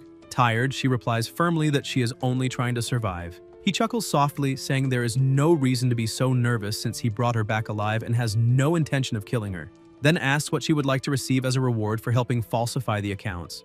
Wilvina replies that what she wants is something he cannot give. At that moment, Rain understands the true meaning behind her words, the desire to reunite with her missing father. Surprised, Wilvina stares at him in silence, wondering how he could know something she had never mentioned, and for a brief moment she wonders if he can read minds, the thought making her uneasy. With a calm smile, Rain explains that human emotions are easy to read and that, in her case, it is simple to understand what she feels since she cannot hide her reactions. She looks at him hesitantly and asks if he really could rescue her father. He crosses his arms and says he could do it, but it would require something in return. Silence settles heavily between them. Wilvina hesitates, torn between distrust and hope, questioning whether using the reward that way would be too much, and asking what else he wants. Rain snaps his fingers and says there is a way for her to get what she desires, asking her to continue handling the accounts and also become his subordinate. She stares at him, shocked, and asks if he is joking. He keeps a serious gaze, stating that this is the only way he can guarantee helping her. Still confused, she looks away, knowing that accepting means binding herself to him even more, while refusing could cost her the only chance to see her father again. Sensing the weight of the decision, Rain tries to ease the atmosphere and advises her to rest when her voice falters as she tries to respond, exhaustion evident in her eyes from sleepless nights and accumulated responsibility. Later, Rain calls Leah to inspect the works, and out in the field where construction advances, he observes the progress as a worker guides him respectfully, asking him to be careful. He studies the structure attentively and notices that the work is flowing better than expected, feeling a faint pride at the result, though he also notices the harshness of the supervisors toward the prisoners laboring there. Upon learning of one man's tragic past, he understands the origin of that hostility, realizing they were criminals who had taken lives. The guide promises to speak with the supervisor and ask him to be more lenient, fearing delays, but Rain tells him to wait and asks why they should feel compassion for those men, reminding him that when they invaded Iceland, they showed no restraint at all. The guide is confused, but Ryan simply orders him to ensure that no one dies before the area is repaired, and the man smiles, saying he understands. Rain then asks how many hours they work and how many meals they receive, and the guide answers that they work 8 hours a day and get 3 meals. Rain reflects that, with autumn approaching, this seems too easy, and orders the workday increased by 2 hours. Later, at the elf's residence, he brings all the accounts for her to review, and she examines the numbers carefully until noticing something odd and asking if there is no mistake. Rain assures her that he checked everything and would never allow her money to be wasted. Still suspicious but convinced, she says she hopes not to be disappointed and orders a chest to be brought, which, when opened, reveals a trove of gold coins. She explains that there are 150,000 gold coins inside, exactly the agreed amount, and adds that she expects the service area to be completed as soon as possible. Rain holds one of the coins and, with a confident smile, promises that she will soon see a prosperous commercial center rise from the ground. Her Majesty remarks that she has heard rumors of friction between him and the Orvis Empire and asks whether that could lead to a new war and harm their cooperation. With a faint smile, Ryan replies that there is no reason to worry, extending his hand and saying he has prepared a splendid spectacle for the Orvis Empire, and that when the time comes, everyone will benefit. Meanwhile, in the Orvis Empire, tension grips the castle, and in the throne room, voices echo through the corridors as the Emperor announces the death of Grand Duke Castile during his return journey. Shock spreads among those present, and a counselor, incredulous, asks how such a thing could happen, suggesting that the city of Iceland might be behind the crime. With a severe gaze, the Emperor raises a blood-stained letter and says that a spy risked his life to deliver it, then coldly orders his aide to read it aloud. The man's voice trembles as he reveals the contents. The letter accusing Ryan Edgar and Miss Wilvina of treason, claiming they ambushed the Grand Duke in the forest and massacred his guards, ending with a clear demand that the Empire avenge the noble's death. The Emperor slams the arm of the throne in fury, calling Wilvina's betrayal despicable, as the nobles erupt, clamoring for Iceland to pay in blood. Turning to Craven, the Emperor looks at him with contempt, reminding him that he was the one who suggested the peace treaty, and now, with the Grand Duke dead and the Empire humiliated, demands an explanation for his failure. In silence, the blonde man curses the old emperor, convinced that the crown-wearing demon had planned everything to justify an invasion. Yet before everyone, he kneels and takes the blame, saying he was deceived by the traitor Wilvina. The emperor rises from the throne and approaches slowly, dark aura looming, asking how he intends to atone for this guilt. Under pressure, Craven asks permission to personally lead the military offensive, promising to wash the Empire's honor with the blood of Rain and Wilvina. Satisfied with his submission, the Emperor grants approval and issues the order for legions, knights, and mages to assemble and destroy Iceland, while the nobles shout in unison, demanding vengeance and annihilation. Seated upon his throne, the Emperor smiles coldly, thinking that Ryan provided the perfect excuse for war and that he cannot be blamed for being merciless. Far away, Rain gazes out the window, completely unaware of the conspiracy taking shape, his mind focused on transforming Iceland, which is finally moving in the desired direction, as the first refugees from Orvis begin to arrive. He knows the war will push more and more people toward Iceland, solving the labor shortage. And more than that, he plans that after victory he will expand his dominion into the lands he desires most. Leah approaches and reports that the first group has already been settled and that the logistics department is distributing food and clothing. And when Rain asks how many arrived, she answers that there are about 3,000 refugees, including 800 men fit for labor and 1,400 women. Satisfied, he concludes that at this pace, Iceland will no longer face a worker shortage and orders extra food for the newcomers, noting that the elves' money is still abundant and has notices spread along the borders promising tax exemption and free housing, since the elves paid dearly and he intends to make use of every coin.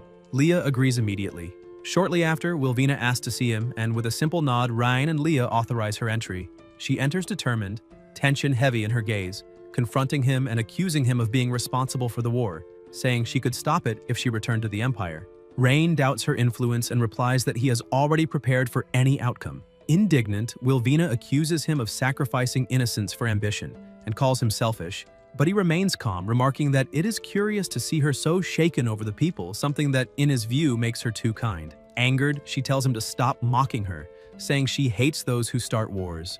And Rain smiles and calmly replies that they have something in common, because he also hates wars. Confused by the answer, Wilvina asks what he means, and Rain stands up slowly, gaze firm, stating that the worst people in the world are those who start wars, and that is precisely why he must fight. The words sound like a paradox, and Wilvina stares at him, incredulous, thinking it all absurd. Rain then explains that if everyone fears and hates him, no one will dare start a war while he exists, because it is not reason that prevents conflict, but strength. His cold, rational tone leaves Wilvina speechless as he mocks the idiots of the Empire, saying it would be boring to face them directly. His plan being to let them sink on their own, trapped in swamps and scarcity, until they lose supplies and the faith of their own people. Stepping closer, Rain places a hand on her shoulder and tells her to rest well in the coming days, promising with a gentle smile that she will soon see her father again. And for a moment, Wilvina remains motionless, unable to react, realizing that this was something she never would have expected to hear from him. Elsewhere, Rosalind asks whether those pipelines should not be dug outside the moat and says that if they dig from the inside now, they will not be able to do it. The young master replies that there is no need to block them, because he only wants them to come in. Holker asks what he means, and the protagonist replies that she should remember that the Castellan claimed he had destroyed an army of 100,000 men with a forbidden spell. Rosalind says yes and asks whether that has anything to do with the oil barrel. Rain replies that that barrel of oil is the forbidden spell he was talking about. Holker is surprised and asks whether, as long as he has that barrel, he can cause forbidden-level magical damage, even without being a mage. The young master says that from 80-year-old grandfathers to 8-year-old children, as soon as someone lights a bonfire, that thing will explode. He adds that when the Imperial army comes to attack, she will not be able to win. Rosalind asks why they will not be able to win and says that this is a once-in-a-lifetime opportunity. If they can inflict heavy damage on the Imperial army at the border, they can consolidate their defenses.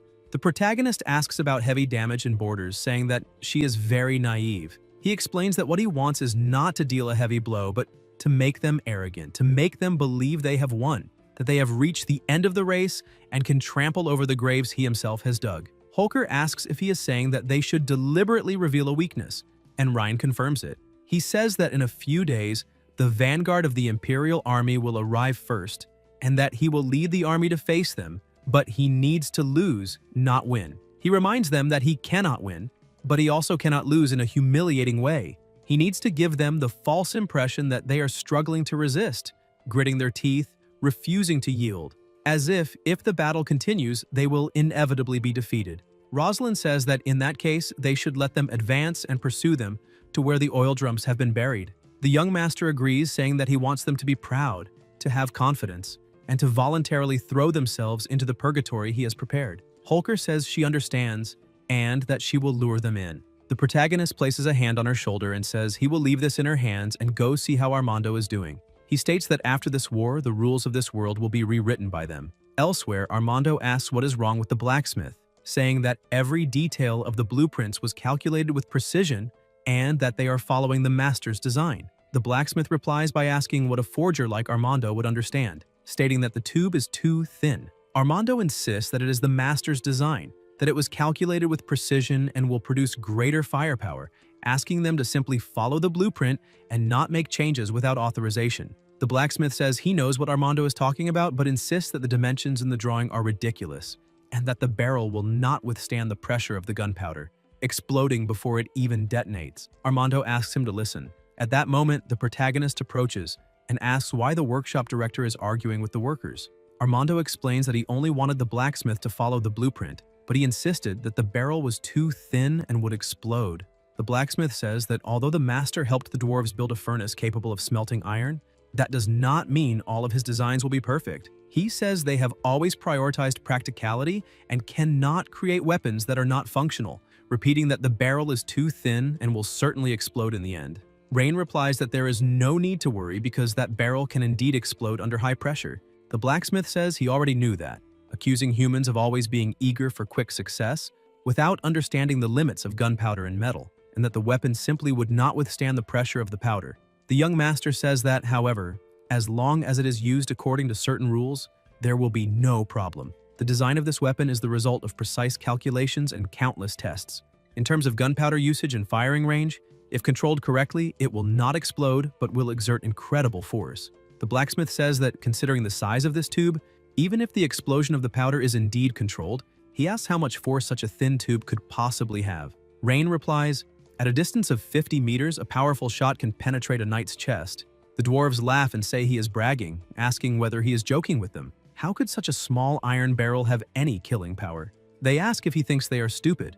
The young master replies that in that case, they can make one according to the drawing and see whether it can do what he said. The blacksmith says he will try to see whether these drawings can really work and thinks that he wants to see whether the design can break common sense. He orders everyone to begin the work. Later, a weapon is completed. The protagonist picks it up and says that it is as expected of a dwarven craftsman. The weapon was made perfectly, and both the feel and the structure are strange. The blacksmith tells him to stop stalling and hurry up and show the power he was talking about, so as not to keep him waiting. Rain says to test it outside. Armando asks whether it is really safe, and what he thinks about doing it himself so as not to get hurt. The young master tells him not to worry. They go outside and the protagonist aims the weapon, thinking that everything is within the calculations, and believing that this will only be the beginning. The two watch closely. Rain pulls the trigger and the shot pierces the hanging armor. They are shocked that it actually pierced the armor and made a huge impact. The dwarves beside them, also shocked, ask whether it really broke through and how such a thin tube could have so much destructive power. The blacksmith thinks that this thing could truly pierce even the best knight's breastplate and wonders where this boy got all these ideas. He thinks that the appearance of this weapon is enough to change the entire war landscape of the continent and could even completely end the era of traditional knightly rule. The young master asks what he thinks of the power of this long, thin barrel, and the blacksmith replies that the dwarves will be forever loyal to him. His wisdom far surpasses theirs. They are willing to become his blacksmiths and forge the strongest weapons for him. The dwarves ask what the chief is doing, and when they ever said they would swear loyalty. The blacksmith tells them to shut up and asks whether they even know what they have just created, questioning whether they really think flesh and blood can withstand that. The dwarves are shocked, kneel down and say that they, the dwarves, are willing to swear loyalty and that he should not doubt himself in the future. The protagonist tells them not to be so nervous because he never needed them to swear loyalty. The blacksmith asks what he means by that, and Ryan replies that in this world, what is truly reliable is never promises, but benefits. The blacksmith says that the dwarves guarantee the blueprints will never be leaked and that they will never betray him. The young master replies that they can talk about that later. For now, he needs him to lead the dwarven craftsmen to produce as many firearms as possible to prepare for the approaching war. The blacksmith replies that he understands. Elsewhere, a voice orders the entire army to set up camp there and not to act rashly that night. A knight approaches and says that they are at the city gates, asking why they are stopping there and why they are not simply invading and taking that small city in one go. He says that the city of Iceland is just a remote and desolate place without even a decent order of knights, and asks why they should be so cautious. Craven thinks they are idiots and asks whether they have forgotten how Grand Duke Castellan failed. He says the Duke sent a message before his demise stating that Rhine used a spell during the war. They should know that among all humans, a consensus regarding empires was reached long ago on the continent. It is forbidden to use forbidden spells in war. He asks what it would mean if there truly were a forbidden level mage among men. The knight asks about a forbidden mage and whether he really believes the words of Grand Duke Castellan. He says that a poor place like Iceland does not even have a decent magic academy. So where would a forbidden level mage come from? In his opinion, this is clearly a lie fabricated by the Duke to cover up his defeat. Craven thinks that the information provided by Grand Duke Castellan before his demise could not have been fabricated and wonders whether there really is a forbidden level mage in Iceland City. He tells them to stop talking nonsense. Tomorrow morning, they will have the soldiers set up camp and rest, and he will personally take the people from the Mages Guild to visit Rhine in Iceland. The knight asks about a visit and wonders whether he is thinking of making peace, and Craven replies that first, he wants to see Rhine to confirm whether there truly is a forbidden-level mage by his side, and that if that is the case, they must handle the situation with caution, otherwise no one knows how this battle will unfold. Second, they came here to suppress a rebellion, not to invade, and they need a legitimate reason to do so.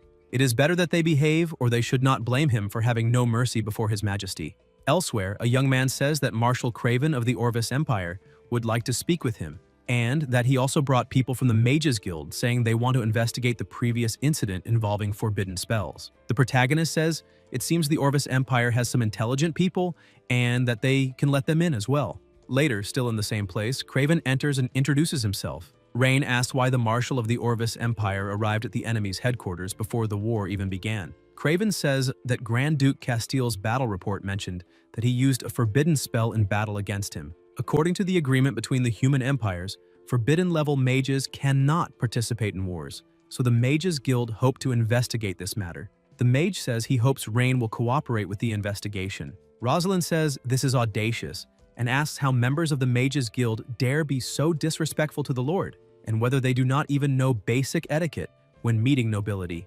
The mage replies that the rules of the Mages Guild are not bound by the elaborate formalities of human nobility, and says that if they want him to bow to Lord Rhine, then unless Rain can prove he is more intelligent than them, they will skip that requirement. Holker asks how the Lord is supposed to prove he is more intelligent than him, and the mage replies that it is very simple. He has a small toy he made on the spot. As long as anyone can place the white wooden pieces into the frame, he will immediately bow and admit that Rain's wisdom surpasses his. The young master wonders if that is not a children's educational toy, and thinks that at most it is for 4-year-olds. Is this really the level of intelligence a mage has? Selena asks if that is a test to advance to high-level mage, the legendary Tangram puzzle. The protagonist asks if she knows what that is, and the mage replies that it is a question from the advanced mage examination. There are countless possible arrangements, but only in very rare cases can the puzzle be perfectly reassembled into the frame. It tests a person's extraordinary spatial imagination and logical reasoning. The mage says that, indeed, even a typical high-level mage would take a considerable amount of time to solve the puzzle. He himself took an entire month to finally unravel the mystery. If Rain is truly as intelligent as the rumors say, then he should solve this mystery on his own. If he succeeds, the mage will immediately bow before him and acknowledge that his wisdom far surpasses his own. Rain remains silent for a moment, wondering whether it really took him a month to figure out a 4-year-old's educational game. Still in the same place, Selena says she will try and that she has already solved a similar Tangram puzzle. She starts putting the pieces together and moving them to see if she can fit them, but she fails and says she is incompetent and that one piece is still missing. The mage asks whether, with her level of comprehension, she thinks she can advance further on the path of a mage and states that it really seems there are no forbidden mages in Iceland City since everyone there is an idiot. The guards say he is audacious and ask how he dares show such contempt for the Lord. The mage asks what is wrong with despising a mere backwater noble and says that since none of them can solve the puzzle, there is no need for him to stay any longer. The young master tells them to stop and asks who said that no one in Iceland can solve a Tangram puzzle. The mage asks if he has other candidates in mind, and the protagonist replies that he does not need anyone else and can do it himself. The mage starts laughing and asks, "Him?" saying that when he was young, Rain was just a spoiled child who could not even pass the junior mage examination, so how could he possibly solve a problem meant for high-level mages? Rain replies that that was because the questions were too stupid and not worth his time. The mage says that is enough nonsense and tells him to stop trying to save face. If he is really capable, then he should solve it right now. The young master says they should make a bet, otherwise it will be very boring, and the mage asks what he wants to wager. The protagonist replies that if he can solve the Tangram within 30 seconds, the mage must immediately kneel and apologize to her. Selena calls out to him and Rain tells her not to worry since she is his subordinate and no one but himself is allowed to intimidate her and asks the mage what he thinks. The mage replies that it is fine. If Rain fails to assemble it correctly, he must immediately kneel in front of him and apologize to the entire Mages Guild. The young master says he understands. Then the protagonist begins moving the pieces and quickly completes the puzzle. The mage is extremely shocked and wonders if it really only took 30 seconds, thinking it is impossible since he himself took an entire month to solve that Tangram puzzle, and wonders how Rain managed it. The young master asks whether he should not fulfill the bet, and the mage says it was just luck. Even if he solved it, it means nothing, just a lucky guess by a local noble. Rain replies that whether it was luck or skill is irrelevant. The point is that it is already assembled, and now the mage has two choices: obediently kneel and apologize to his mage, or he will have Rosalind cut off his head. Someone strikes a sword against the ground and it is Holker. The protagonist asks what he will choose. Craven says that he made a public bet, and if he breaks his word, would that not damage the reputation of the Empire and the Mages Guild? The mage says he never expected anyone to actually solve that puzzle, and Craven asks whether he will honor the bet now, or intends to make Craven return and report his shameful behavior to the Mages Guild. The mage says he understands, then kneels and apologizes to the young lady, thinking that today's humiliation will be repaid 100-fold someday. Craven thinks that this lord is no ordinary young man and that he must be extremely careful with him. Rain approaches the mage and says that now that he has honored the bet, they should get to the point. The mage thanks him for the guidance and says that on behalf of the Mages Guild, he will investigate what was mentioned in the battle report left by Grand Duke Castellan before his demise, and check all mages registered in the Iceland Guild. If necessary, he will not refrain from finding the apprentice, and asks if that is acceptable. The young master says it is not acceptable, and the mage asks if he is implying that he intends to oppose the Mages Guild. The protagonist clearly states that he never used a forbidden mage, and the mage replies that in that case, he should not be afraid of him thoroughly investigating the guild's mages.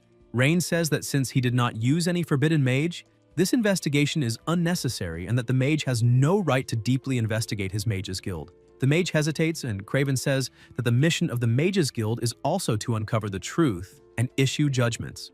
After all, if forbidden mages participate in wars between humans, it will cause massive casualties.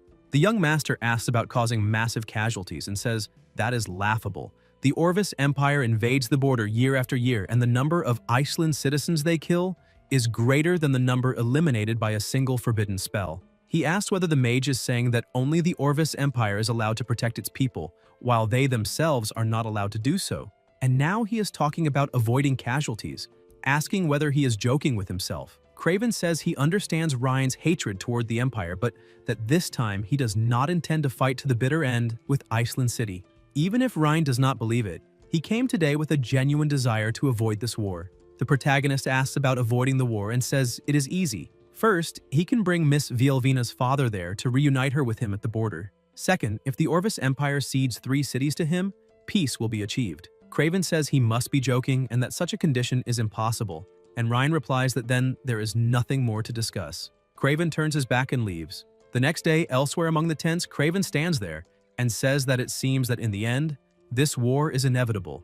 The knight says that if he allows it, they will launch a full-scale attack tomorrow and should not let Iceland City defeat them first. They need to figure out how to deal with that moat, because if it remains as it is, the army will not be able to advance, and asks what its weak points are. Craven replies that they should not underestimate the enemy. The Grand Duke led an army of 100,000 and still failed to capture the city, so they must be careful in everything they do. The knights say that he knows absolutely nothing about warfare and that if they had come back then, Iceland would already have become part of the Orvis Empire. Craven thinks they are idiots, and that even if Castellan was incredibly foolish, he still had an army of 100,000. If they do not even know how he eliminated those 100,000, sending another million would be suicide. A voice asks if he seems troubled about how to capture Iceland, and Craven asks what brings him here. The mage replies that the guild suffered such a humiliating disgrace that if they do not retaliate, they will not be able to remain in the Empire, and Craven asks what he intends to do. The mage replies that he can make the magical barrier around the city disappear for a while, and if during that period the Orvis Empire were to attack Iceland by chance. The knight says that is brilliant because without the barrier, the defenses would be vulnerable, and as expected, they still need the guild to intervene. Craven wonders if even their reason has begun to be consumed by anger and greed, then says it is fine. Since he has decided, he will cooperate with the plan. The mage says he is wise, and Craven thinks that in this game, no one will emerge unscathed. If they steal the magic crystal from the city's circle, the barrier will disappear. The mage leaves smiling, saying he will begin tomorrow, and that the Lord will pay for the humiliation. A guild mage always comes at a price. Later, elsewhere, the protagonist is sitting and looking at Elia lying down and says it is time to sleep, that children should not stay up late, when he receives a system message saying that her loyalty is at 74. Rain thinks that by feeding her cookies, cakes, and all kinds of delicious sweets, he finally raised her affection from 50 to 74 and wonders why she does not say a word, whether she is mute, and comments that he seems very bad at putting children to sleep. He asks how about a story and begins saying that once there was a princess named Snow White, until he suddenly startles and asks what happened, immediately going to the window. The protagonist keeps staring out the window until Leah and Selena arrive, calling for the young master, saying that the magic circle in Iceland has gone out of control and that the entire magical barrier of the city is unstable. He asks when it happened, and Selena explains that the soldiers guarding the circle reported being attacked by a powerful mage dressed in a black cloak that hid his face, and they speculated it might be the dark mage who killed the bandits in the dungeon a few days earlier. Rain thinks for a moment and realizes it has nothing to do with any dark mage, even wondering if it was that idiot mage instead, while Leah, deeply worried, says that his safety is the most important thing right now and asks him not to leave that place. Selena offers to go to the center of the magic circle to see if she can fix it, but the protagonist tells her to stop talking nonsense and emphasizes that he is not one of those nobles who hide in palaces, nor a useless person who needs women to fight for him. The two girls are shocked to hear that, and without hesitation, he opens the drawer, grabs the point 3-8 along with his coat, and leaves, saying he is going to see who is causing trouble. A short time later, at the site where chaos has taken hold, people try to help one another until the protagonist arrives. One of the knights goes to him, kneels, and apologizes for failing to protect the formation.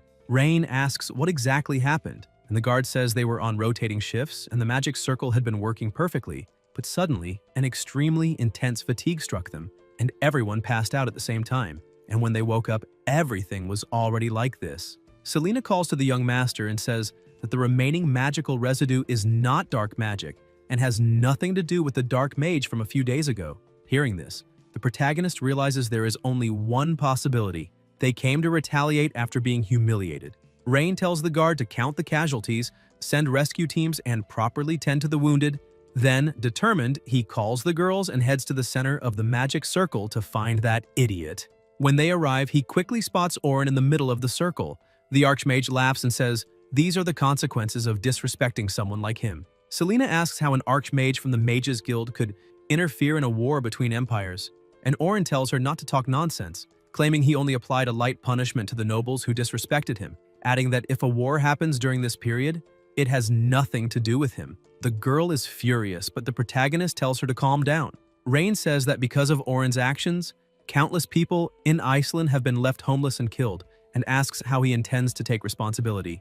But Orin does not care at all about useless trash with no magical power, and starts laughing, saying that when the Imperial army arrives the next day, that ruined city will be reduced to ashes. Mockingly, he says he forgot that the protagonist is originally a useless person with no magical power.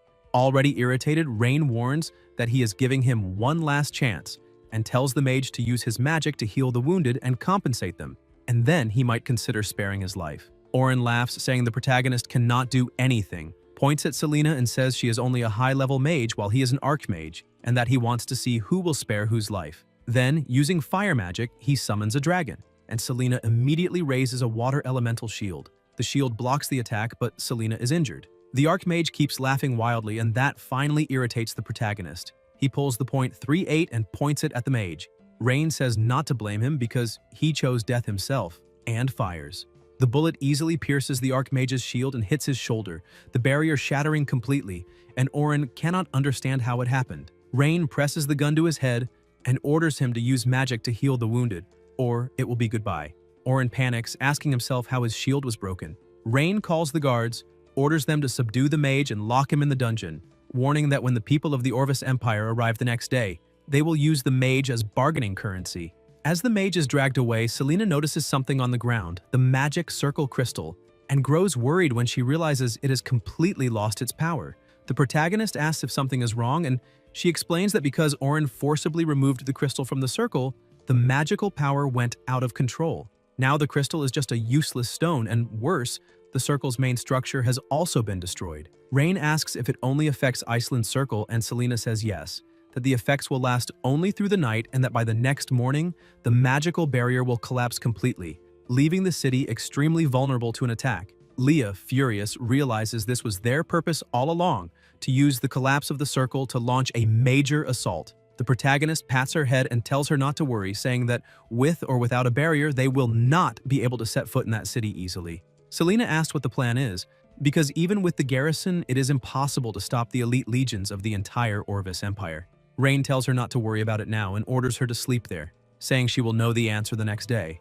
Back in Orvis, Craven studies the map with total focus when one of the knights calls him and says, Orin still has not returned. Hearing that, the Lord wonders what happened. Another knight asks why they are waiting so long, saying that small city can be destroyed in the blink of an eye, while another agrees, saying 20,000 vanguard troops would be enough to crush Iceland and earn glory in a single battle. Craven explains that Orin went to destroy the city's magic circle the night before and still has not returned, so he fears something happened. The bearded man adds that the Mages Guild is not truly on their side and those people are just parasites. The man with the mustache agrees and says that once they capture Iceland, even if Orin dies, the guild will not be able to do anything. Understanding the situation, Craven orders them to lead 20,000 vanguard troops to investigate, but warns them not to rush in recklessly. Meanwhile, in the protagonist's city, Selena spots the troops and warns the young master that they are coming. Rain tells Rosalind to go to battle and not to forget what he said, that she is only allowed to lose, not win. The knight in front asks if he's Rain and says he has advice, telling him to surrender now if he wants his life spared. The protagonist replies that he would like to say the same, and says that if he does not want his soldiers to die in vain, he should retreat now. Hearing that, the knight orders the attack and everyone charges toward Rain's group. Rain tells Rosalind to proceed according to plan. She mounts her horse and advances with a small unit. Before long, she closes in, and the mustached knight swings his axe, but the blow is easily blocked. Rosalind is surprised by how weak he is and even wonders if he's holding back while he mocks her, saying that even though she is a woman, she managed to withstand his strength, proving she has some skill. Even the horse seems shocked, because if that was all, she would have more trouble pretending to lose than actually winning. She thinks for a moment and realizes there is only one way. When the man attacks again, Rosalind leaps off her horse, makes them both evade the strike, and counters by hitting the enemy's horse. After taking away his mobility, she returns to her own horse and retreats back to the field. The knight laughs, saying that is the elite of Iceland, since they could not even last a single clash, and orders all troops to advance. The protagonist watches and comments that those who get irritated easily deserve to be used as bait, while 20,000 knights surge toward Rain and his group. Selena grows tense and asks what they should do. Rain says they are starting and that it is time to send it. Rosalind, still returning, stops and turns to face the knights. The mustached man asks why, and asks whether the protagonist really thinks he can fight them to the death, relying only on the city's women. Rain starts mocking them, asking if only 20,000 people came, saying it is a pity because he originally wanted to annihilate everyone at once. Then he tells Selena to begin the attack. The girl starts conjuring fire magic and forms an enormous fireball above her hand. But what no one expected was that multiple gunpowder barrels were buried under the ground where the battle was taking place. With a single spell, all the barrels ignite one after another, and a nuclear-level explosion erupts across the battlefield. The knights burst into flames and thrash around, screaming for help. The mustached man thinks it is impossible and even wonders if Rain used forbidden magic. Seeing the explosion and the fire trying to swallow 20,000 people at once, Rosalind is stunned, unsure if that really counts as forbidden magic. And as she looks at her lord, she reflects that it was exactly what she should have expected from him. She realizes that with a leader like this, they will have the strongest empire on the continent. The protagonist warns that it is not over yet and tells everyone to wait for the next wave of attacks. Meanwhile, in the Orvis Empire, Craven can feel the explosion even from far away. He asks what that sound was, and one of the knights says Rain used a forbidden spell. Craven cannot believe it and feels terrified. The knight on the right asks if he really dared to use forbidden magic, and another asks what forbidden mage would dare break the continent's rules. The marshal grabs the frightened soldier and demands to know what exactly he saw. The man explains that he saw a massive fireball bursting up from the depths of this valley like an infernal rift tearing open. Craven summons all the mages and orders them to follow him, and as he leaves the camp, he sees that massive explosion reaching the clouds. He commands the mages to immediately use water magic to extinguish the fire and save as many people as possible, and all the mages rush forward, casting water magic and causing a torrential rain in an attempt to put out the flames. The marshal grows pensive and recalls that the protagonist swore emphatically that he had never used forbidden magic. Yet looking at the scene before him, he desperately hopes that the protagonist lied, because if he did not, then it means he possesses a weapon of mass destruction comparable to a forbidden spell. It would be acceptable if such a weapon were only used for defense, but if it could be employed in sieges, the Orvis Empire would be destroyed in a very short time. Soon after, a soldier returns and reports that the fire has finally been extinguished, and Craven, already discouraged, prays that it is not too late and that there are still survivors. At that moment, several figures appear before him, but they are not his soldiers, rather the protagonist and his allies. Rain greets Craven, saying that they have met again. and the Marshal raises his hands and asks whether the war can end there, explaining that he will return to the Empire and make a ceasefire happen. The protagonist refuses, saying that one cannot simply start a battle and stop whenever one wishes, and that now it is already too late. The protagonist's soldiers raise their weapons and aim at Kraven's mages, who sneer and mock them, saying that without forbidden mages they are nothing, and even asking what those iron tubes could possibly do. Rain, having lost his patience, orders them all killed. The soldiers fire and the mages hastily conjure shields. But just as before, the bullets pierce through the shields as if they were nothing and strike every mage. The Marshal is utterly horrified because this is neither forbidden magic nor magic at all, which makes him question what it truly is. Rain calls out to Kraven and tells him to inform his emperor that he will come looking for him. Later, back in the Empire, Kraven kneels before his majesty and reports that the attack failed and that the 20,000 vanguard soldiers were annihilated by Lord Rhine Edgar.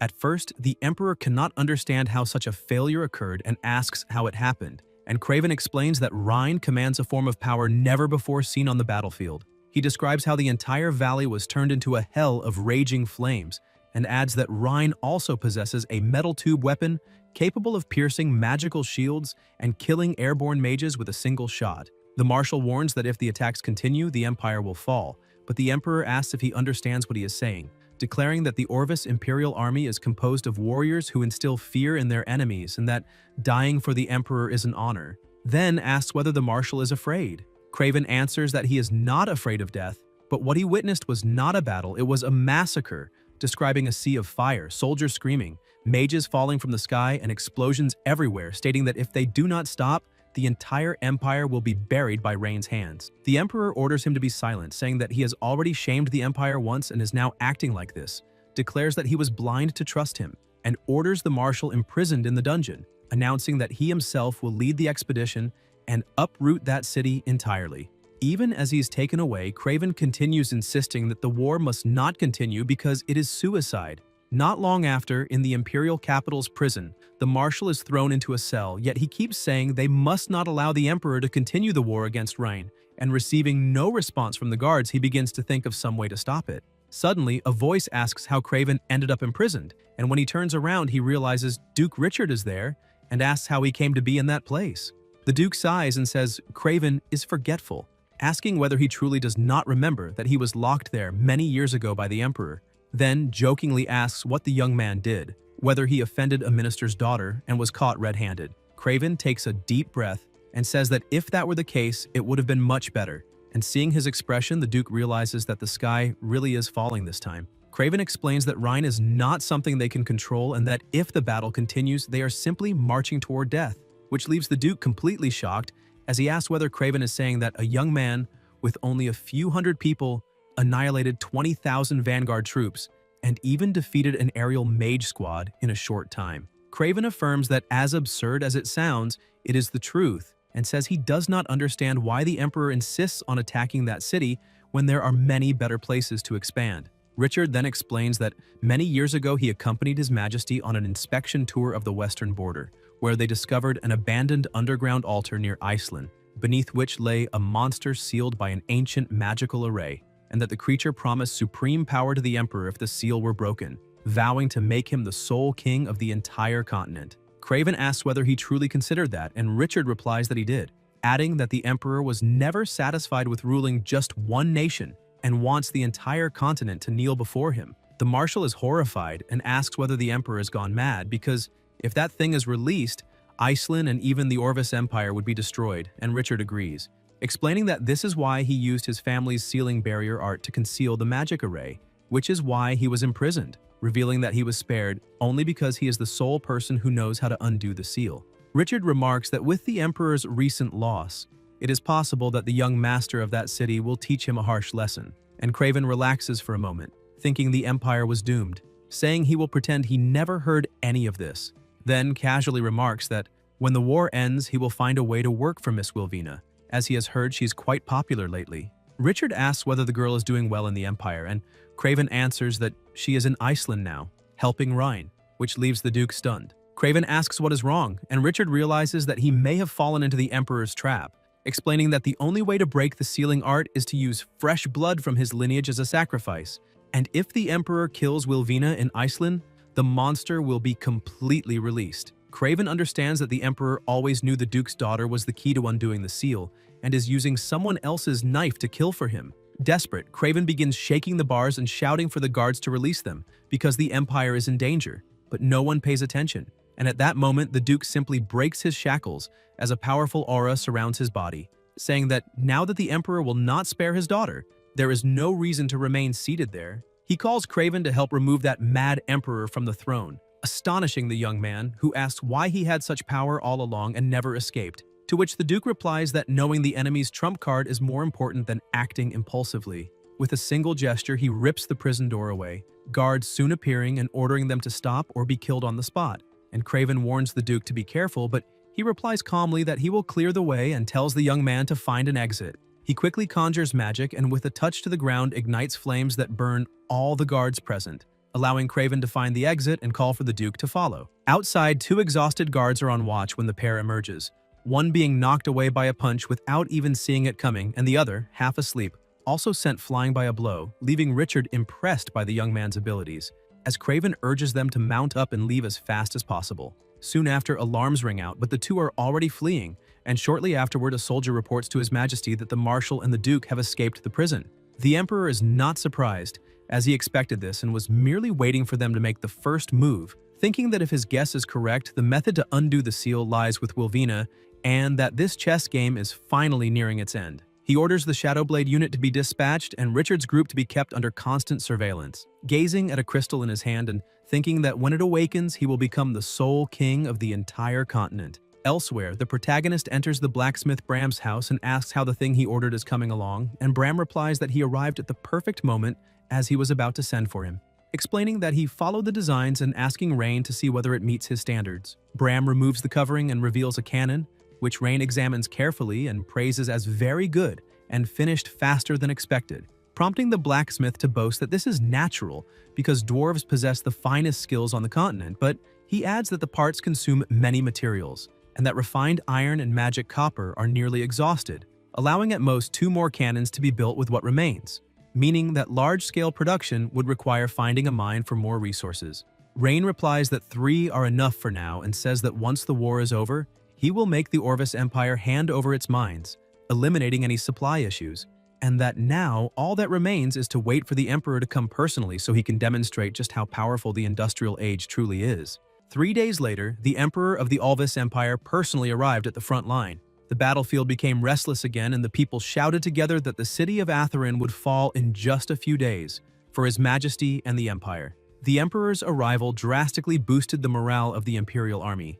To protect the troops, Ryan also led his forces in retreat to the city of Atherin and ordered the gates to be closed. A knight states with certainty that he has no options left and can only cower inside the city. In this confrontation, everyone will see how he intends to stop an Imperial army of 100,000 men because they will not even need to attack the city. They only need to wait until they run out of supplies and surrender. The protagonist observes everything in silence. At night, Rosalind asks if she can go out and fight them the next day, saying that staying locked inside every day will affect morale. Selena agrees and says it is not as if they cannot defeat them now. Rain replies that war does not require victory in every battle, but one decisive victory, and that meaningless battles are never fought, while meaningful battles must be won at the lowest possible cost.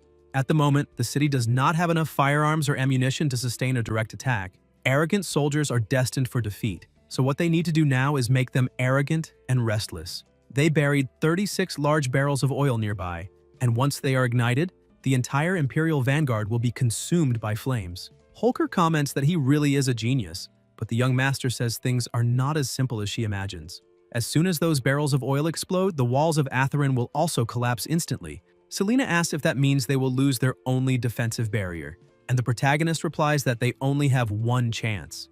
At that moment, a guard calls him and says they have captured 2 enemy scouts who claim to have important matters to report. Rain wonders about Imperial scouts, orders them to be brought inside, and says he wants to see them personally. The 2 enter escorted by the guards. The young master is surprised to see that one of them is Craven and asks what he is doing there. Craven replies that the man beside him is Duke Richard, a former Imperial minister and Wilvina's father. The protagonist asks if he came to surrender, as he had ordered, and if his emperor knows about it. Craven replies that he did not come to surrender, but to ask him to stop the Emperor. Rain asks what he means, and Craven asks the Duke to explain the details. Richard says he knows Rhine is suspicious, but asks him to listen because buried directly beneath the city they are in is an ancient, magical sealing array. Years ago, the Emperor and he accidentally discovered some ruins nearby, where a primordial monster was sealed. The Emperor of the Ulvis Empire wants to corrupt the seal with plasma, releasing the monster for his own use.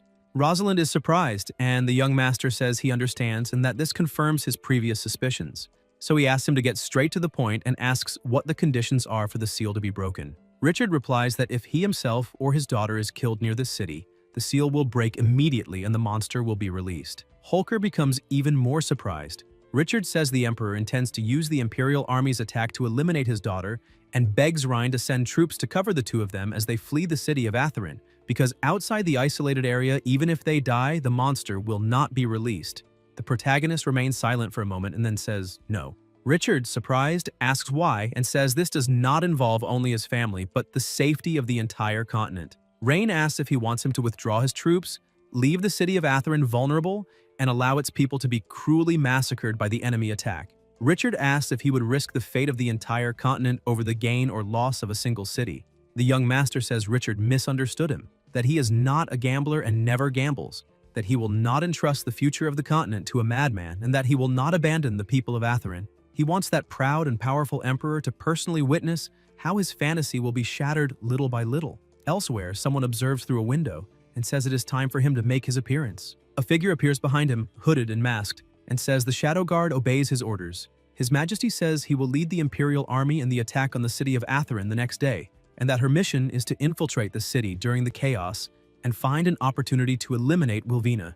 The Shadow Guard disappears, and His Majesty thinks that once the seal is broken, all the gods will bow at his feet and all nations will submit to him. He says that on the day he ascends the throne, the entire world will kneel before him. The next day, the protagonist and Richard observe together, and Richard points out that this is the elite heavy cavalry regiment of the Ulvis Empire, the foundation of the empire, capable of annihilating even the most solid defense with a single charge. Rain replies that they are nothing more than a bunch of rusty iron cans that can barely move. Richard says he has never faced the true Imperial heavy cavalry and does not know how terrifying they are. The young master tells them not to worry and says mere heavy cavalry can be destroyed with a snap of his fingers. Richard thinks the boy does not know the true terror of that force and has become arrogant after winning a battle. When he panics and flees later, perhaps then he will agree to send troops to escort father and daughter out of the city. Rosalind approaches and reports that the heavy cavalry of the Ulvis Empire seems to be preparing to attack, asking if she should lead her men to confront them. The protagonist tells her to take the men and contain them,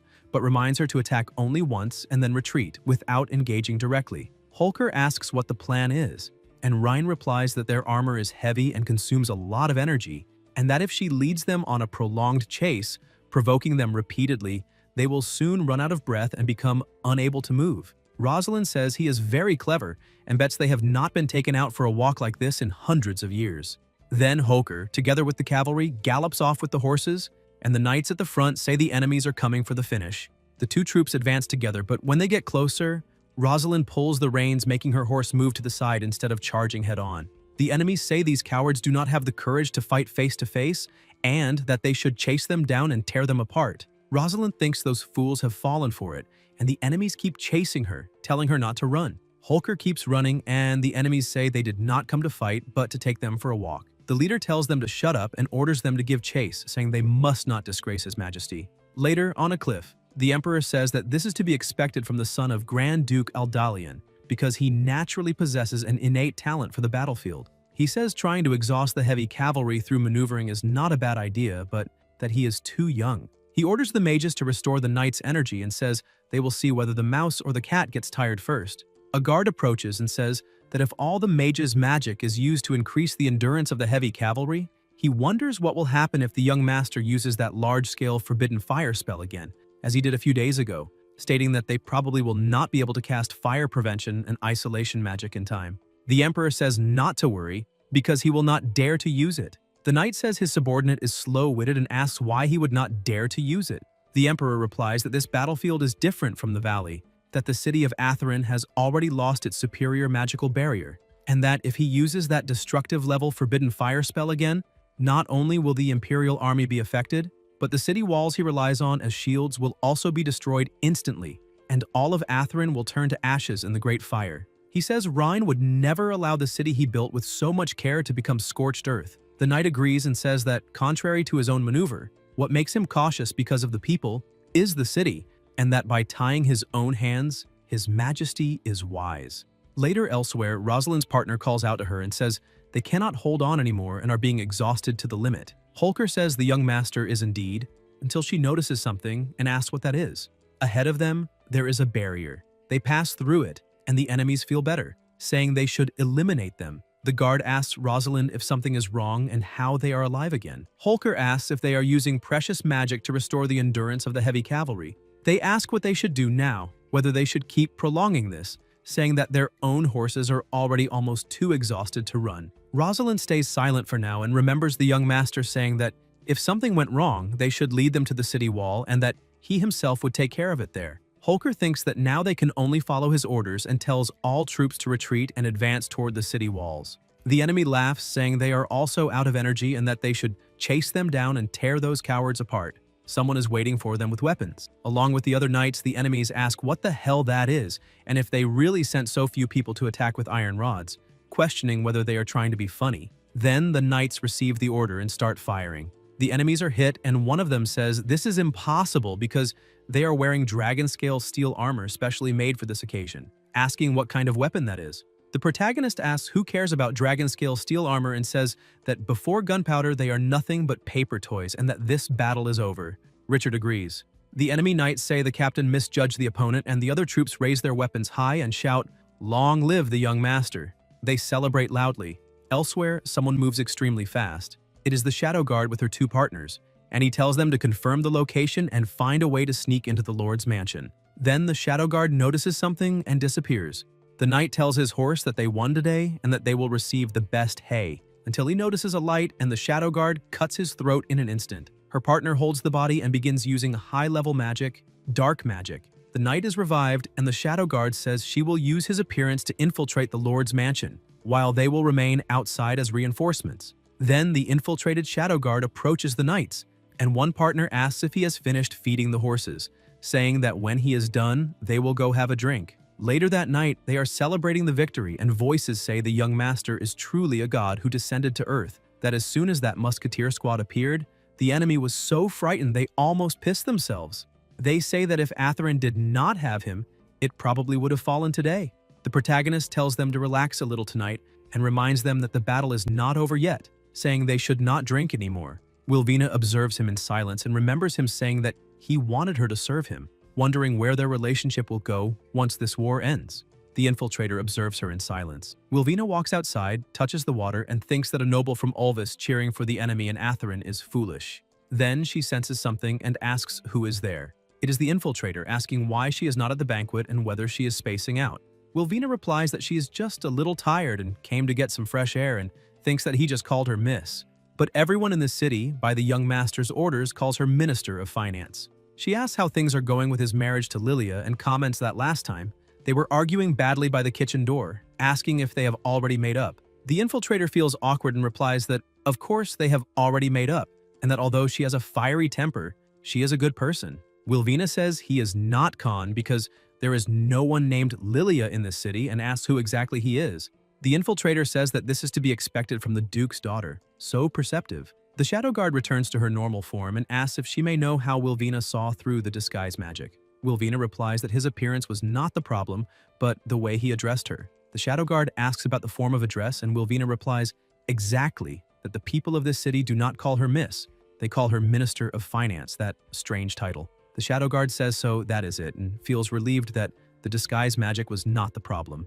Wilvina asks if he infiltrated this place to eliminate the young master. The Shadow Guard replies that she did not because His Majesty wants to deal with that young man personally. He himself is here because of Wilvina. He says that once Wilvina's plasma is injected into the relic altar, that monster will burst out of the earth. Wilvina asks if she is insane because once that monster is released, the entire continent will turn into a slaughterhouse, questioning whether he thinks only the enemies will lose their lives, and says that people, children, possibly even their own parents and siblings will die, asking if he still has even a shred of humanity. The Shadow Guard says he serves only His Majesty, the Emperor. Whoever he orders her to eliminate, he eliminates. Wilvina says someone like him is worse than a dog. The Shadow Guard says he will show how a dog bites this noble to the very end, and advances with her sword, but the attack is blocked with a fork. Wilvina is surprised to see that it is Elia. The Shadow Guard asks if she really blocked her attack with a fork, and Elia tells him not to hurt Wilvina because Brother Ryan would be sad. Wilvina is surprised and asks if this kid really can speak. The Shadow Guard, smiling, asks if Elia thinks she can stop him with only a fork. They remain silent for a moment, and the Shadow Guard, still smiling, advances again. Magic moves through the area, the smoke disperses, and inside the castle, Richard says that musket really pierced the armor of the Imperial Heavy Cavalry of Orvis. The protagonist says not to worry because the destructive power of that musket is still far from enough. He says that after this war ends, he will have the dwarves research even more powerful firearms, and by then, no matter what kind of monster it is, it will be directly suppressed by firepower. Richard says he felt a magical fluctuation, and it seems there is a fight nearby. Rain asks about Miss Wilvina and where she is, and the maid replies that a few minutes ago she saw her leave through the side door of the banquet hall and it looked like she was heading toward the garden. The cup falls to the floor, Richard becomes desperate, and the young master tells them to hurry out and find her. They move quickly. Later, outside, the protagonist is holding a pistol and asks if that is really what happened. The Shadow Guard is lying on the ground, and Elia says he came to eliminate Sister Wilvina. Rain is surprised and asks if she really blocked the assassin's attack using only a fork. And Ferrano replies that it was because he said he did not want to see loved ones lose their lives in front of him. The young master says she did very well. The Shadow Guard is on the ground, coughing up plasma, and the protagonist says he is in a good mood today, so he will give her a chance to live. The Shadow Guard replies that she does not need it because she only serves the Emperor. Magic begins to spread across the ground toward Wilvina and her father, and 2 more Shadow Guards appear. The smoke disperses and one of the Shadow Guards advances toward Wilvina, getting closer and closer, but is hit by a bullet and falls to the ground. The protagonist approaches with the pistol in his hand and says that at a distance greater than 7 steps, the gun is fast, and at a distance shorter than 7 steps, the gun is fast and accurate. Richard says that scared the hell out of him. Another Shadow Guard approaches and strikes him with a sword, cutting him, and Richard, wounded, says he is asking to be finished off. Richard punches him and the Shadow Guard gets up and runs away. Wilvina approaches her father and says she will treat his wound, but Richard tells her not to worry and to go after him now, because they cannot let that assassin escape no matter what. He stole his blood. Wilvina asks what he means, and Richard replies that it is exactly that once he escapes, the seal of the ruins will be broken, and that monster will be released. The protagonist tells him not to worry about that now and to let her bandage him first, and tells them to capture the remaining assassin, thinking that this will be a great way to test the power of the newly built cannons. Later, elsewhere, Rain thanks Elia for saving Wilvina and asks if he can ask a few questions. Ferrano keeps eating without saying anything, and the young man wonders why this child is not speaking again and questions why she never talks. Elia replies that it is because she does not want to be sold again. The protagonist asks what that means, and Ferrano replies that she was an orphan since childhood and was adopted by a couple. They said she was too strong, that she could not do anything properly, that she broke bowls, hurt the cattle, and in the end, they sold her. She says that later, in other places, they also said she was disobedient, and that as long as she spoke, she would be sold, and that she does not want to leave this place. Rain tells her not to worry because no one here would dare to sell anyone. The young master kneels and says she used her strength to save Wilvina, asking if she is willing to use that strength to protect more people. Elia asks if she will not be kicked out for breaking things and if she will not be sold for saying the wrong thing. The protagonist replies that she can stay here forever, for as long as she wants, and that no one can take her away. Ferrano cries hard and hugs him, and Rain says she's been busy all night and can go back and rest now. Elia asks if she can become his subordinate like the older sister, and fight for him, saying she is very strong. The young master replies that this is great and that tomorrow he will ask Rosalind to come see if she has what it takes, and that for today she should go to sleep. The system congratulates the host for successfully recruiting the 4th main subordinate, and the protagonist realizes that only one more talent is missing. Ferrano goes to lie down, and the young master thinks that it is time to talk to Wilvina.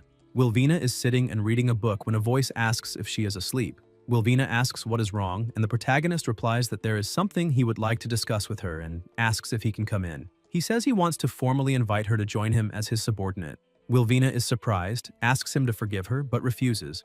The young master asks if he may know the reason, and Wilvina replies that there is no complicated reason. She simply does not believe she has the ability to be his subordinate. Rosalind and the others are different from her in terms of status. They are subjects, while she is a noble from a country hostile to them. Besides, she does not possess the powerful martial arts skills of the young lady and the others. At most, she can manipulate accounting books a little.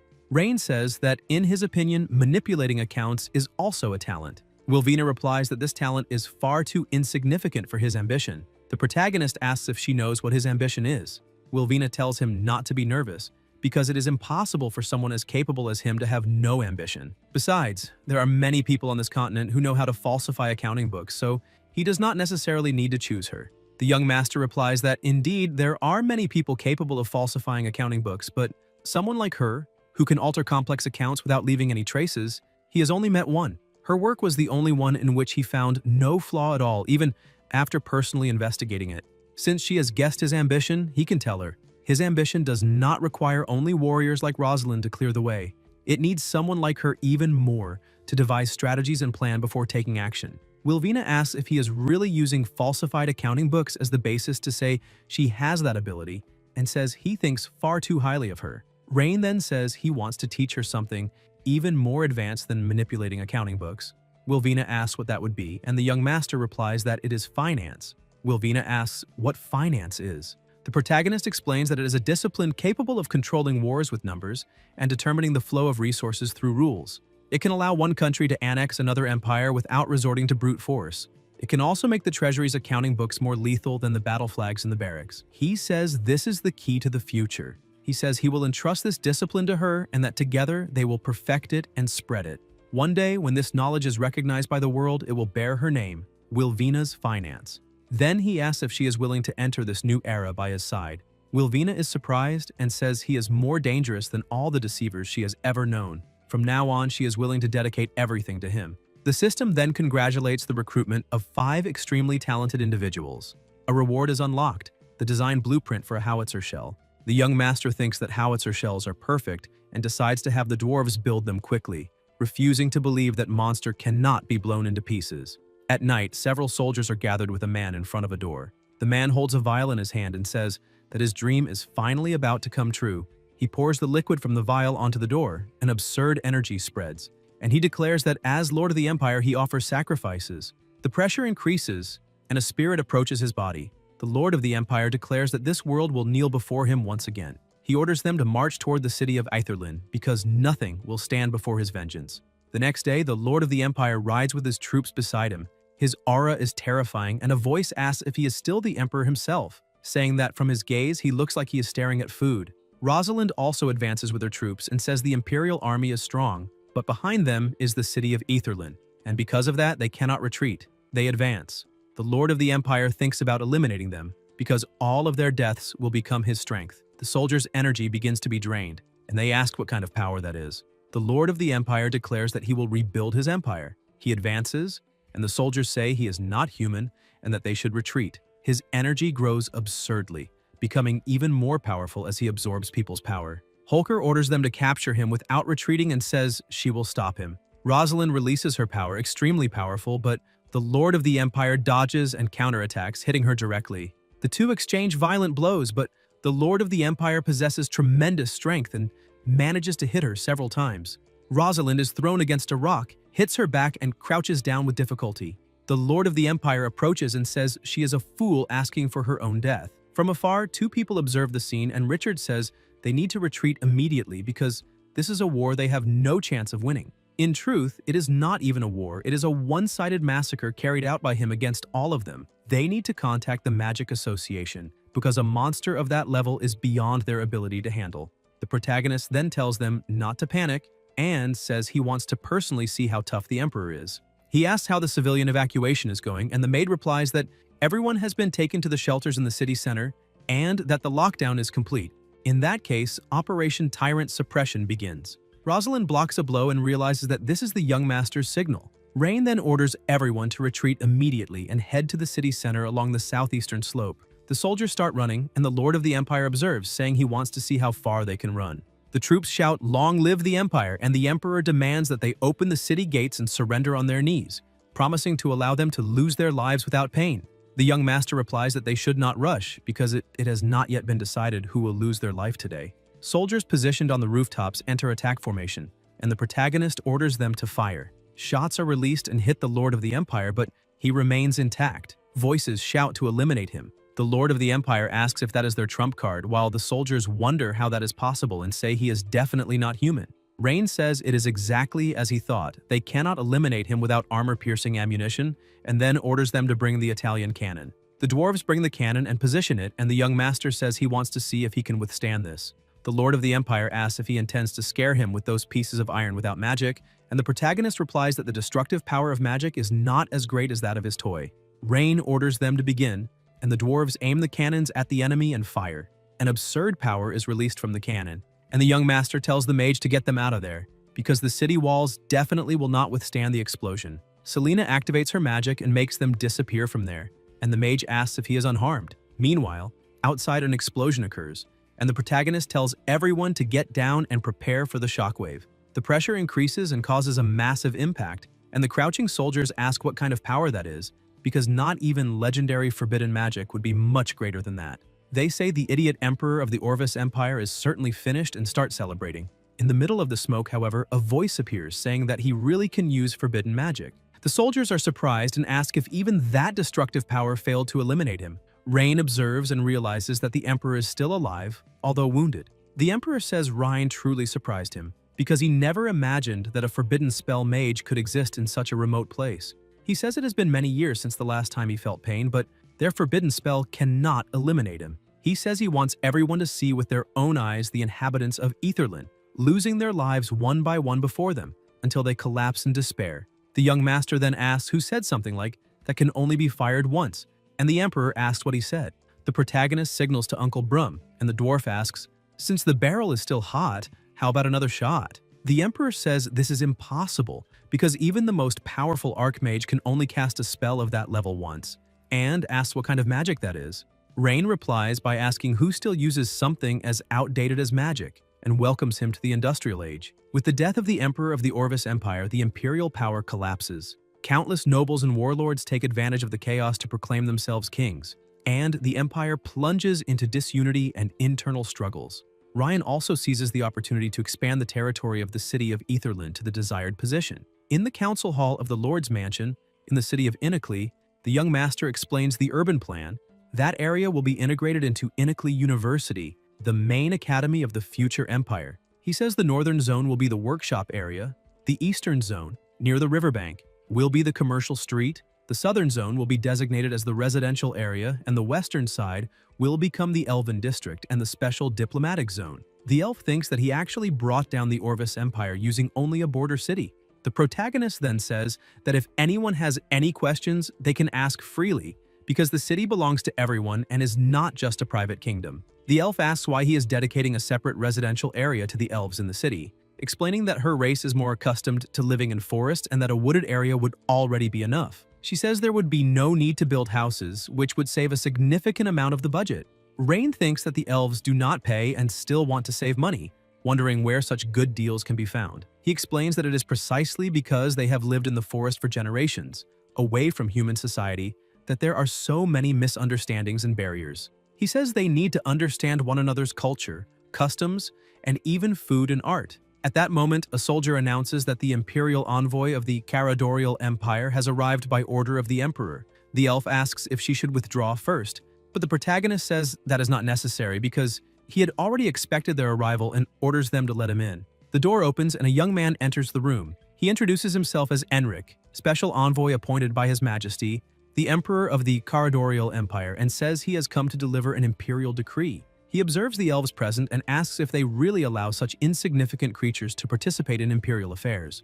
The elf becomes irritated and prepares to respond, but Ryan stops her and says Enric's name, suggesting that he apologized to the Elven Queen immediately, otherwise there will be one more corpse in that room. Enric replies that he is a special envoy of His Majesty and asks if he dares to touch him. The young master then orders Rosalind to teach him how to speak to people, and Holker replies that she understands. Rosalind moves her sword in front of him, and Enric asks how she dares, saying that if she wounds him, she will be making an enemy of the entire Caradorial Empire. Rosalind advances to attack him.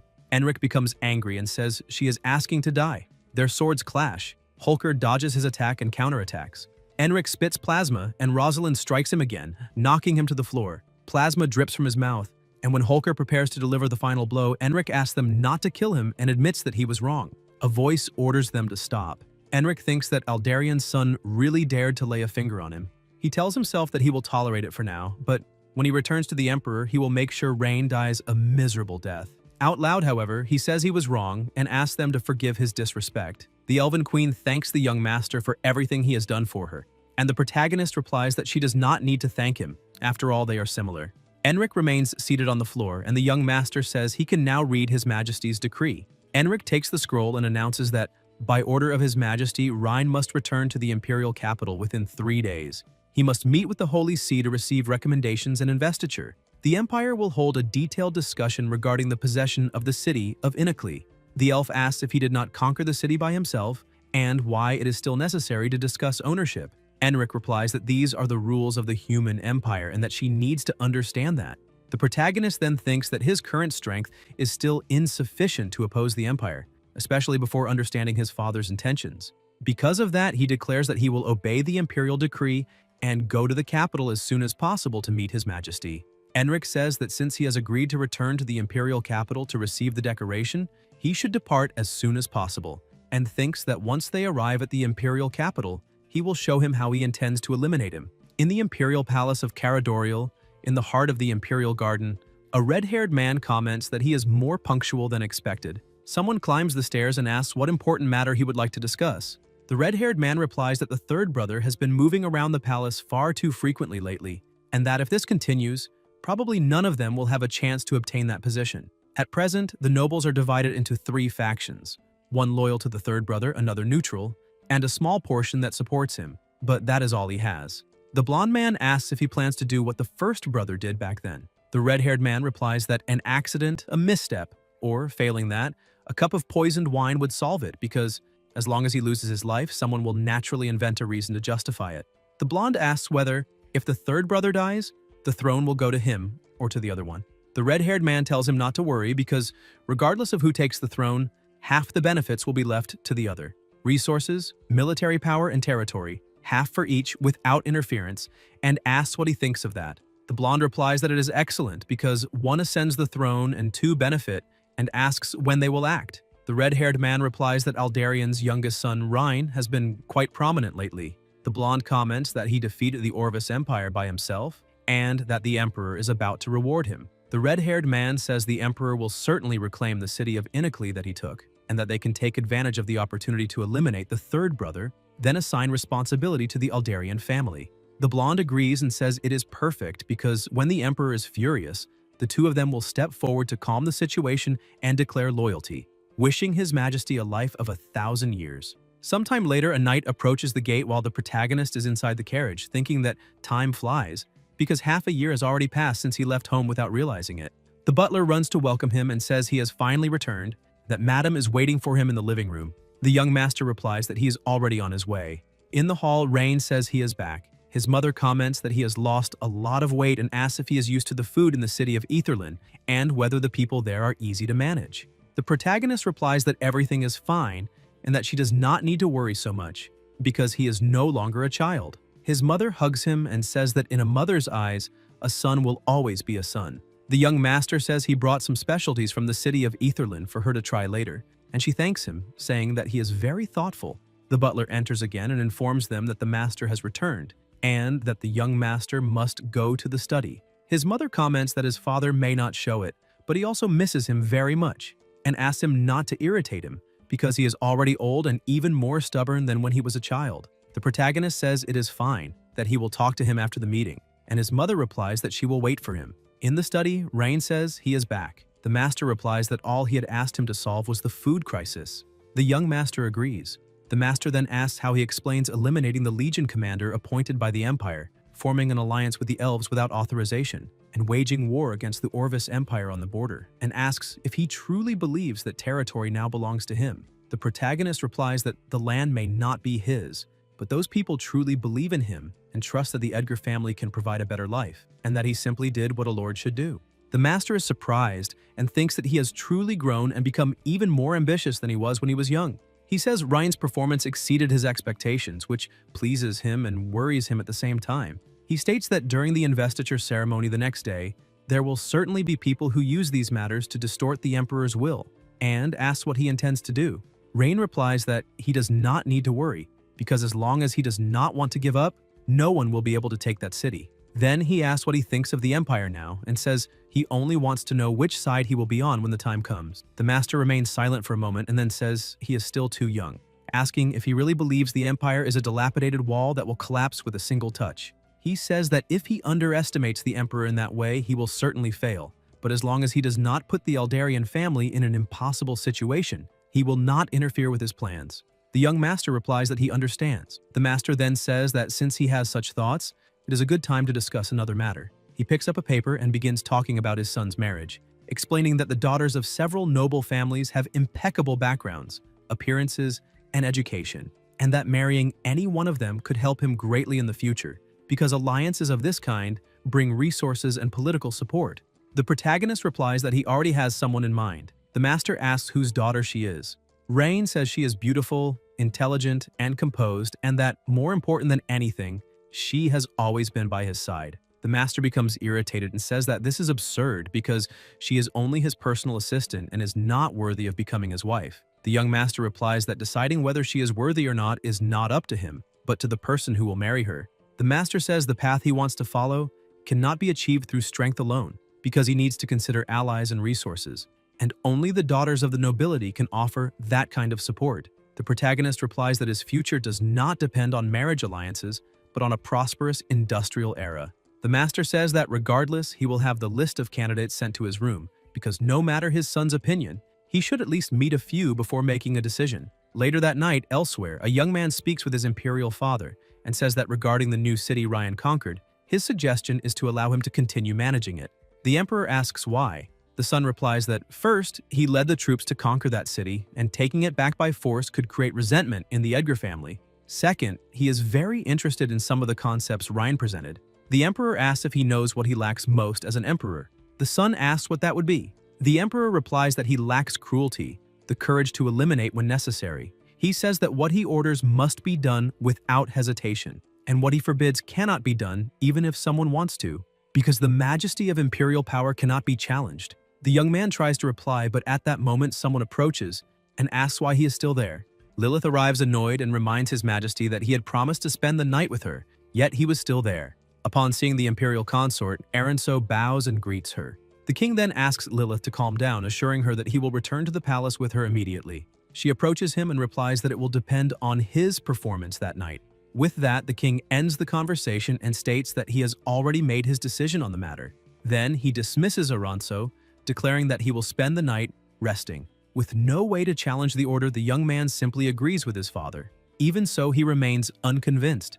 To Aranso, the king no longer cares about the nation and only thinks about maintaining the balance of power between the crown and the nobles. If that corrupt government continues that way, he himself may end up being forced to destroy everything with his own hands. As everyone watches the ceremony, the emperor praises Ryan Edgar's performance in Iceland City and says he is extremely satisfied with his results. With that, he announces that he intends to reward him generously. Then, the emperor declares that the city of Aniclimax will be added to Ryan's achievements, and the two territories will be united to form a new region, which will be placed under his administration as a count. Upon hearing the announcement, the nobles are surprised to see someone so young being appointed as a count and comment that the boy's future seems limitless. Meanwhile, Rain realizes that everything is happening exactly as his father predicted, but he also remembers the warning about what would come next. Then, one of the nobles speaks up and says that the decision is inappropriate. Seeing that happen exactly as expected, Rain understands that his father was right. He recalls the advice he had received earlier.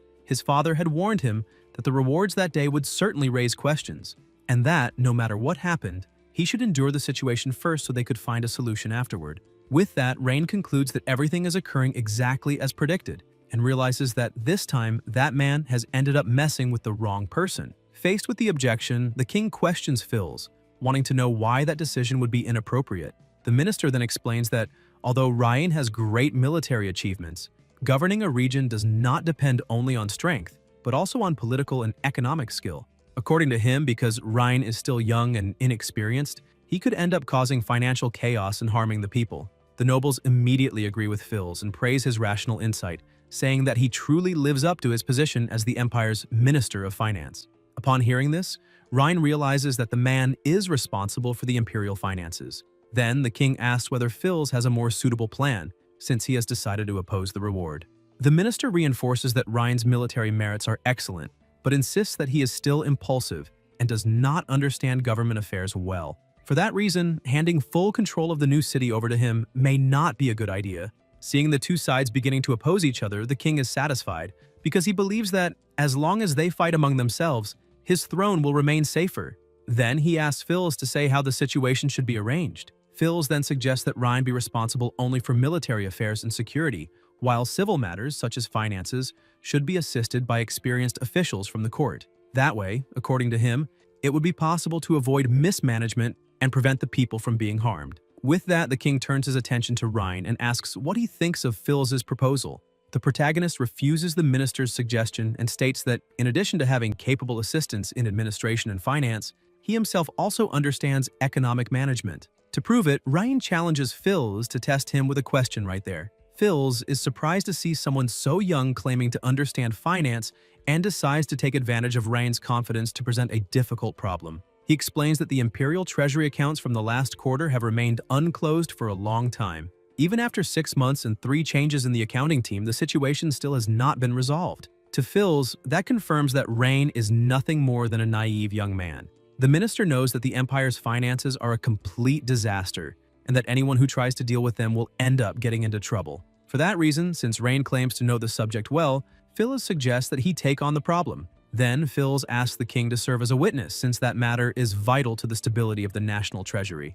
If Rain can resolve 2 months' worth of accumulated accounts within 1 month, the minister will agree to acknowledge his talent. But if he fails, Rain will have to hand over the financial authority of the city of Inachel to the court officials, thus ensuring the safety and peace of the people. The king accepts the proposal and asks whether Rain is willing to take on that challenge. With that, the protagonist accepts the challenge before the king. Aldarian sees his son's decision as impulsive, since financial affairs are a bottomless pit of problems, something even the most experienced politicians avoid whenever they can. Even so, he believes that letting Ryan suffer a little now and learn his lesson may be better than seeing him be swallowed by something even greater in the future. Later, the king asks Phils whether everything has already been prepared. The minister confirms that it has and reveals that he deliberately mixed the records of dozens of regions. In addition, he also organized and temporarily sealed the original books from the 5 most important economic zones. Phyllis states that even for the most experienced accountants of the Ministry of Finance, investigating all of that would take at least 2 or 3 months. For that reason, he believes Ryan has ended up stepping into a true quagmire, and that even if he tries to get out, he will not be able to escape this time. Meanwhile, elsewhere, Rain analyzes the account books alongside Selena. She asks why he did not bring Wolvina to help, since that would be precisely her specialty. Rain explains that the reconstruction of Iceland City has just begun, and Wolvina is handling the tax system, commercial order, and mine administration on her own, so the city cannot be left without her. As for the problem in front of him, Rain sees it as an unexpectedly good surprise. Selena finds his answer strange and asks whether he really used the right word, since she cannot see anything good about that situation. Then, the protagonist explains that those records represent the true economic lifeline of the Empire. According to Ryan, if he can resolve those accounts, he will be able to discover the real financial situation of the entire Empire, including whether taxes were paid correctly, whether the government's expenses make sense, how much the nobles have embezzled, and how many resources the Empire still has left to extract. To him, those accounting books will reveal all those secrets. Then, Rain hands the accounting books to Leah and Selena, instructing the two of them to separate everything by type of tax, administrative district, and period. After that, he himself will take care of the calculations. Worried about the amount of work, Leah suggests going to the guild to hire some people to help, but Rain tells her not to worry, saying that a few books like those are no challenge for him. Besides, if he is right, anyone in the capital who understands taxes will avoid getting involved in that mess. Unable to understand, Leah asks why, since guild members should work for anyone who pays them. Rain explains that this is a test from the Emperor to force him to hand over power, so no one in the capital would dare go against His Majesty by helping him. While organizing the books as requested, Selena notices something strange and calls the others' attention to it. Leah asks what happened, and Selena explains that some records do not match because several volumes from certain regions are missing. Confused, Leah asks whether they simply forgot to deliver the books, but Rain clarifies that it was not an oversight. They left those records out on purpose, precisely to make it impossible to settle the accounts. Selena then suggests that they inform the Emperor about the missing books, since they were the ones who failed to hand everything over. Rain, however, tells her not to worry, explaining that he already expected this.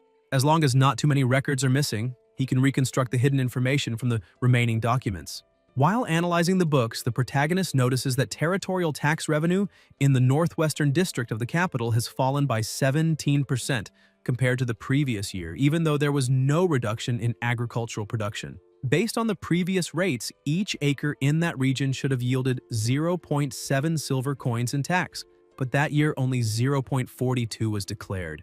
With that, Ryan concludes that the registered area was falsified or that hidden exemptions were diverted by someone. Upon checking more carefully, he confirms that the land registry data was not updated and that the transfer details are also missing. Rain identifies the first problem as a classic manipulation of off-record land, in which unregistered areas were used to evade taxes, and then false data was created to close the reports.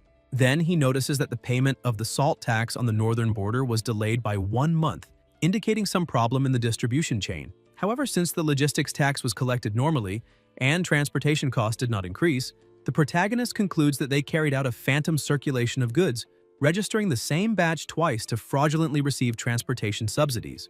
Rain continues analyzing the books and finds merged tax accounts, loopholes in tax adjustments, duplicate land records, empty invoices, and concealed transactions between related parties. With that, he admits that the corruption in the Empire's financial system is truly impressive, and it is no wonder no one managed to understand it before. Surprised by the speed of his calculations, Selena asks what kind of magic the young master used to discover all of that. Rain replies that it is not magic, but a modern tax system, using cross-auditing, balance analysis, reverse tracking of tax rates, and other methods to find the fraud. Later, after half a month, the king asks whether there is any news from Ryan's side. Phils asks His Majesty to rest assured and reveals that the books he prepared are not only missing several important volumes, but also contain false accounts created by his own men in 1/3 of the records.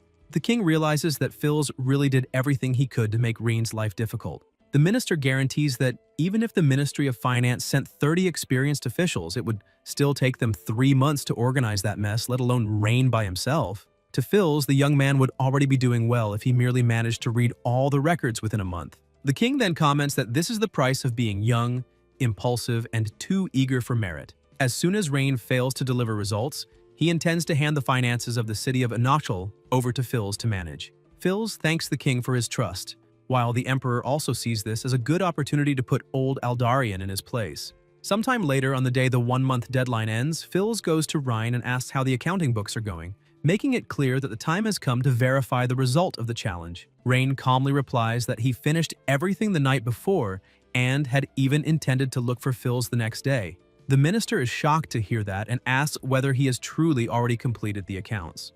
Noticing his reaction, Reen comments that, judging by Phil's tone, it almost seems as if those books were never meant to be solved from the beginning. The minister immediately tries to disguise it, saying that Ryan misunderstood and that he was merely impressed by his speed. Then Phil's asked to check the calculations and confirm whether they are really correct.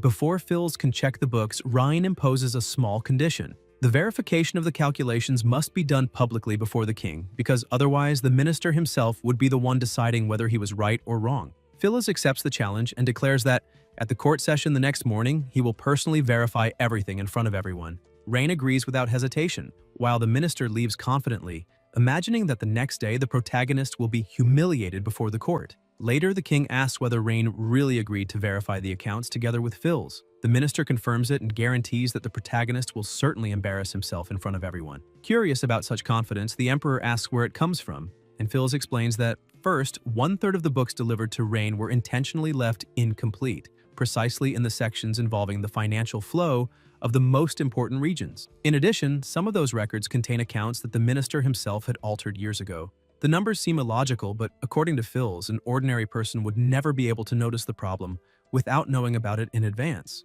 Phil's also adds the most important point. Even if all the records were true, a single person would never be able to complete that tax audit in just 1 month. With that, the king decides to turn the situation into a spectacle for the entire court and orders the 3 princes to be notified to attend the audience the next morning. The next day, before everyone, the king announces that Ryan will begin the verification of the accounts. Upon seeing him appear carrying only a single book, the nobles begin whispering, questioning whether he had made mistakes and simply given up. Others find the size of the material strange, thinking it looked more like a draft than a complete audit. Phil's receives Rain, saying that he has finally arrived and states that the Ministry of Finance also spent the last month working on the records, barely managing to organize everything. For that reason, on that day, they would verify the accounts publicly before the king and all the ministers. The minister also adds that since this is Ryan's first time dealing with national fiscal affairs, His Majesty has granted him special tolerance. If his results are not too far off, they will consider that he has passed the test. Ryan, however, interrupts the explanation and asks what his reward will be if the ones who are wrong are actually them. The nobles are shocked by the protagonist's confidence, saying that facing the entire Ministry of Finance alone is pure delusion. One of the officials then questions Ryan directly, asking whether he is implying that dozens of ministry specialists together cannot compare to him alone. Ryan confirms without hesitation that this is exactly what he meant, making it clear that he does not consider the Ministry of Finance to be on his level. The officials become furious at the provocation and accuse the protagonist of looking down on all of them. Before the discussion can continue, Phyllis intervenes and asks them to stop arguing before His Majesty, reminding them that they are all there to verify the accounts, not to exchange accusations. According to the minister, once the verification is over, the truth will speak for itself. With that, the king begins the verification and orders Rain and Phils to present their results. Phils begins by presenting the numbers from the Ministry of Finance, stating that the empire's total tax revenue for that quarter was 14,803,000 gold coins.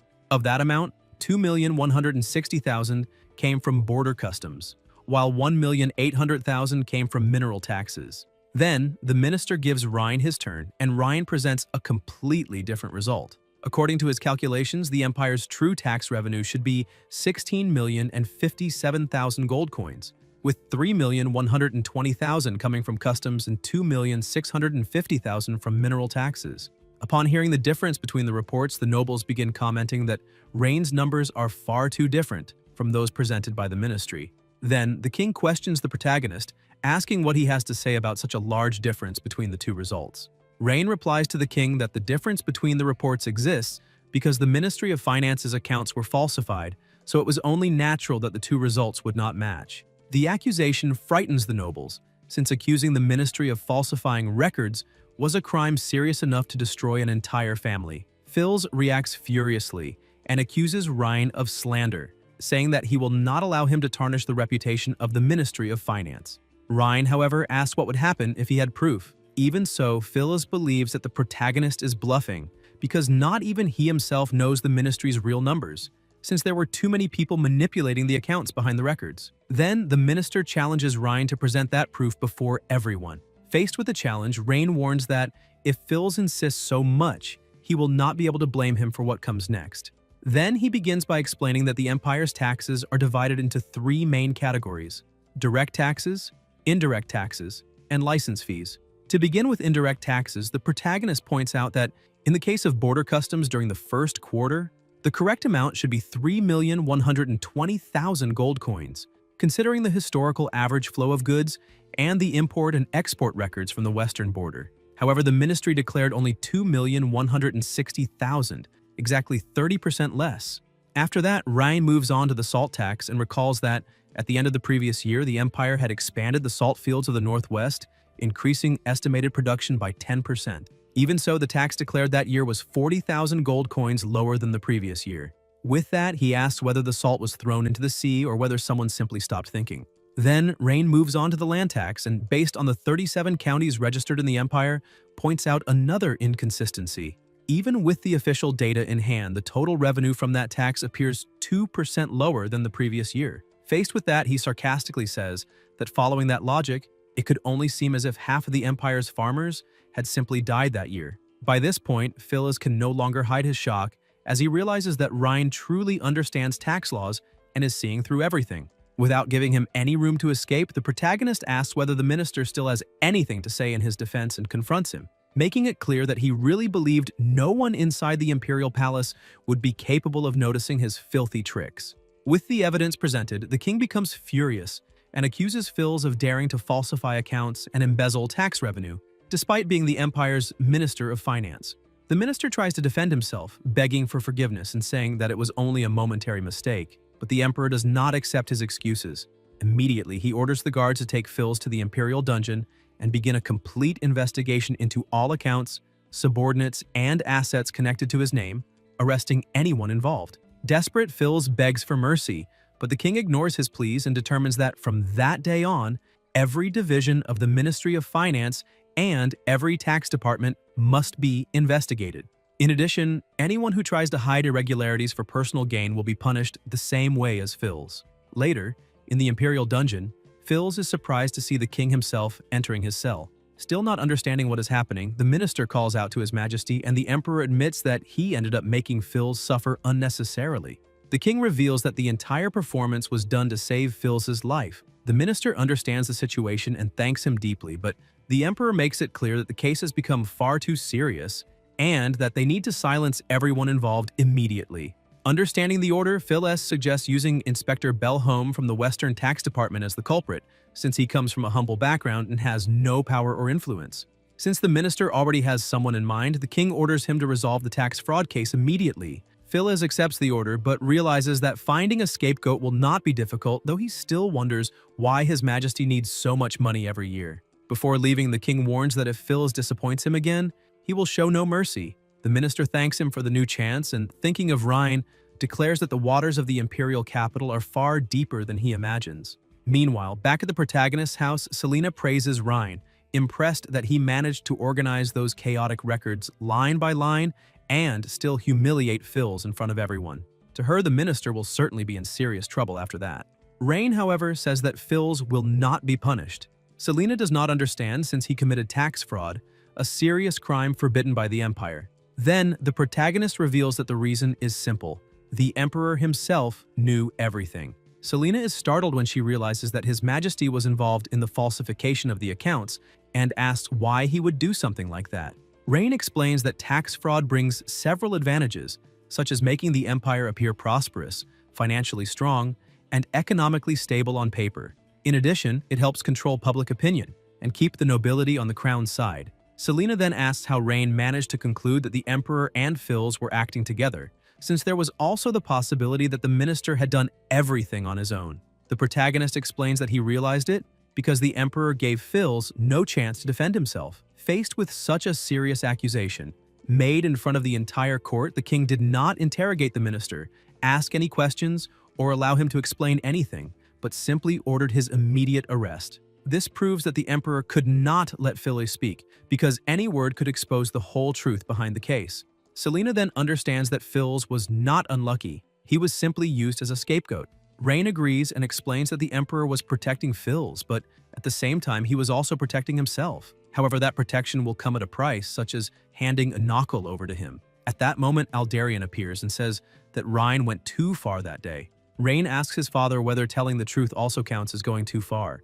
Aldarian replies that it was not merely telling the truth, but publicly humiliating the entire Ministry of Finance.